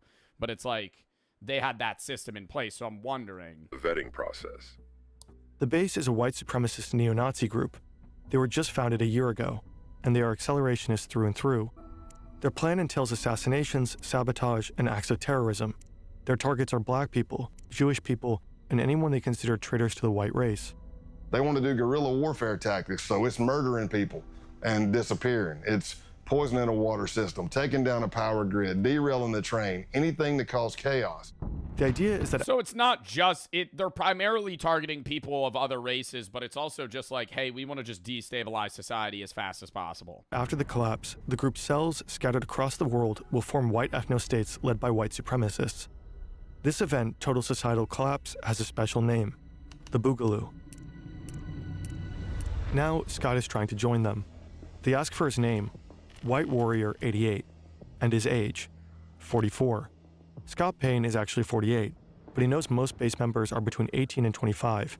He wants to seem as young as possible. Sex, race, location, military experience, fitness level, Dude, between 18 and 25, some of these people are fucking high schoolers in this goddamn group. Special training, and organization affiliations. Like, holy shit, dude, you haven't even fucking graduated high school. You haven't even graduated high school. You're in a fucking extremist neo-Nazi group that's about dismantling society. Here, his past undercover experiences pay off. He mentions the Klan and biker gangs. So here I am, approximately for a week or more. I'm emailing back and forth to somebody with a Proton email account. And they're asking me all kinds of questions about my ethnicity, what I can bring to the table, what is my history. And I laid out a story that I was a old biker, shocker, and a former skinhead from South Carolina. As Scott would find out later, the owner of that email account was none other than the founder of the base himself. Online, he's known as Norman Spear and Roman Wolf. He's been on the public's radar since 2018, but his true identity is unknown. That is, unless you're in the FBI. Ronaldo Nazaro is 45, American, born in New Jersey. He'd worked as a contractor in Iraq for the Department of Justice. Now he's in Russia, but it's 2019. You can organize neo-Nazis into a network of accelerationist insurgents from just about anywhere. The email exchange continues for less than a week. Then, Scott is invited for a phone interview. It's supposed to take 30 minutes, but ends up... I'm shocked the level of recruitment walls they have for this. I understand it's because they are trying to weed out people that are unserious or cops, but like a week email thread, then a phone call, then probably another interview, then an IRL interview, then they start the actual like initiation process. Lasting an hour. Now, both Scott and the base have a 24-hour grace period. After that, Scott will need to make the decision. Does he truly want to join? I passed the test, and they bring me in. And they asked me, hey, where are you located? And I said, in East Tennessee. And they said the closest cell to you is in North Georgia. That's where Scott will have to pass one final test, an in-person vetting session. August 2, 2019, Rome, Georgia. To Scott, the men look more like boys. He knows that one of them is the leader of the base's Rome cell, but that's it. Yeah, like you're getting vetted into this, like you're getting basically initiated into this group. He's fucking 48 years old, and the dude that's the leader's like talking to him fucking teenager, man. 19, 18. This guy's like, hey, you got to take this tab of acid and fucking drink this goat's blood. They tell him to step out of his truck. Scott isn't wearing a wire. He knows they'll check. But hidden in his truck is a tracking device, put there by his case team. As long as Scott is near his truck, his team will be able to find him. I step out, shake hands or whatever, and he says, hey, I need you to put your phone in airplane mode. And I said, okay. He pulls out this wand thing that I'd never seen before. It looked like a Geiger counter. It had a big triangle card in it, lights all over it. He wands me, and I pass because I'm fine, I don't have anything. Then he starts wanding my truck. No big deal. Until he starts going to the back driver's side of my truck, which is where the case team placed my tracker. That thing he's holding in his hand starts going crazy. Oh, fuck. What device is he even holding? Brainiac over here, you have fucking super genius. He's got a fucking metal triangle hooked up to a fucking machine that's beeping for fucking hyper technology that's used for fucking geo tracking. My God. The closer he gets to the back of the truck, it starts beeping, beeping, beeping, beeping, beeping, beeping. I see colors going on it. I'm like, oh no, man, it's picking up the tracker. Scott braces for a fight. He's alone. His team knows where he is, but they have no idea something is wrong. But he gets lucky. The other guy wonders if the device is picking up the power lines. And he walks over and it goes crazy. And he's like, damn it, yeah, whatever he says. Yeah, it's the power lines. Hey, follow. Oh, but yo, how the fuck has this happened 2 times for him? On the with the other biker gang, the dude's checking his jacket right by the mic and just fucking whiffs right over it. And then this time he's right next to the fucking tracker. He's like, oh no, maybe it's the power lines. All right, no, you're good. Was to another location. Scott has to act fast. He has to get the tracker deactivated. Oh, they're gonna rescan it. Oh shit, no, these guys are so fucking smart in comparison to some of the other shit we've seen. And I'm holy fuck. Calling the case team and I'm like, hey, you need to shut that tracker off. They're like, I thought they were just gonna let him slide. They're going, no, we're gonna go to another spot and rescan it. Fucking I'd chuck that tracker out the window. And at first they're like, well, we can't shut it off. And I'm like, you have to shut it off. And they're like, well, if we shut it off, we're not sure. What if we can't get it back on and we lose you? I said, here's what. My brother, if you don't shut it off, they're gonna fucking kill me. I'm telling you, whatever they have is picking up the tracker. If you don't shut it off, this is gonna be a very fast undercover because it's going to be over as soon as we get to. I'm shocked they have technology the FBI didn't know about. Like, these guys just had a machine to pick up this fucking tracker and they didn't think about it. If it comes to it, I'm going to break it. Yeah, but they're tailing him right behind his car, Zod. You're going to be like, oh, 1 minute, real quick. Sorry, it's just, it's like a TI-84 calculator in the back. Sorry, I was just trying to get rid of it. Where we're going. They arrive at an abandoned concrete plant. And I'm thinking to myself, oh, this is great. How many movies have I seen where somebody's killed in an abandoned concrete plant? I hope they got the tracker off. They pull out the wand, they wand me, and I passed. Scott is in. By this point, Scott's been around the block, the outlaws, the Ku Klux Klan, but nothing could prepare him for what comes next. Scott has been with the base for over 2 months now. As a boy, he loved camping with his parents and friends. He'd explore the woods, go fishing. But the camping trip he's just been invited to isn't like the ones he used to go on. The list of things to bring contains some unusual items. Guns, ammo, sunscreen. Weapons. I don't know. I can't get it past my mind that, like, even though they're an extremist group, they still do very, very normal things. Like, they're going on this camping trip, you'd be like, oh, I forgot my sunscreen. Oh, don't worry, man. I got you. It's Sunbum. Sunbum. Great brand. Great brand. At 50 SPF. Smooth as jelly, man. right on your skin. Hold up. Let me get your back. All right, now let's cut this goat's head off. And the same kind of camouflage. Fleck tarn, worn by the German military. This is no ordinary camping trip. This is a hate camp. An extended training session to prepare members for the Boogaloo. For the white skin? Oh, yeah, hell yeah, dude. I'm fucking burning like crazy. Hand-to-hand combat, weapons drills, grappling. Oh, so this is a training camp. By now, Scott has attended a number of similar training sessions, but this one is different. It's longer, 3 to 4 days, and it's bigger, with base members coming in from around the country: Texas, Alabama, Michigan, Delaware. He's familiar with many of the men he'll be camping Delaware with. At least he knows most of their online pseudonyms. Can't Go Back, Ison, Punish Snake, Dima, Big Siege, Zoomnat, all from out of state. And of course he knows his fellow Georgia cell members, Helter Skelter and Pestilence, who vetted Scott back in August with the cell leader himself. How old are they? 19, bro. Oh my God. Ison's 19, 27, 33, 27. Why are they all so young? MB, the militant Buddhist. Everyone knows Scott by his code name, Pale Horse. When you're an undercover agent, some cliches are true. Scott has learned to expect the unexpected, yet he fails to expect what would happen at the Halloween hate camp. I wake up to pounding on my window. Pale horse, you gotta wake up, you gotta wake up. I'm like, what's up, man, what's going on? They're like, hey, you gotta get out here and see this. I've been doing undercover since 1996 at this point. And I have never been with a group of people where I had to burn Bibles, burn American flags.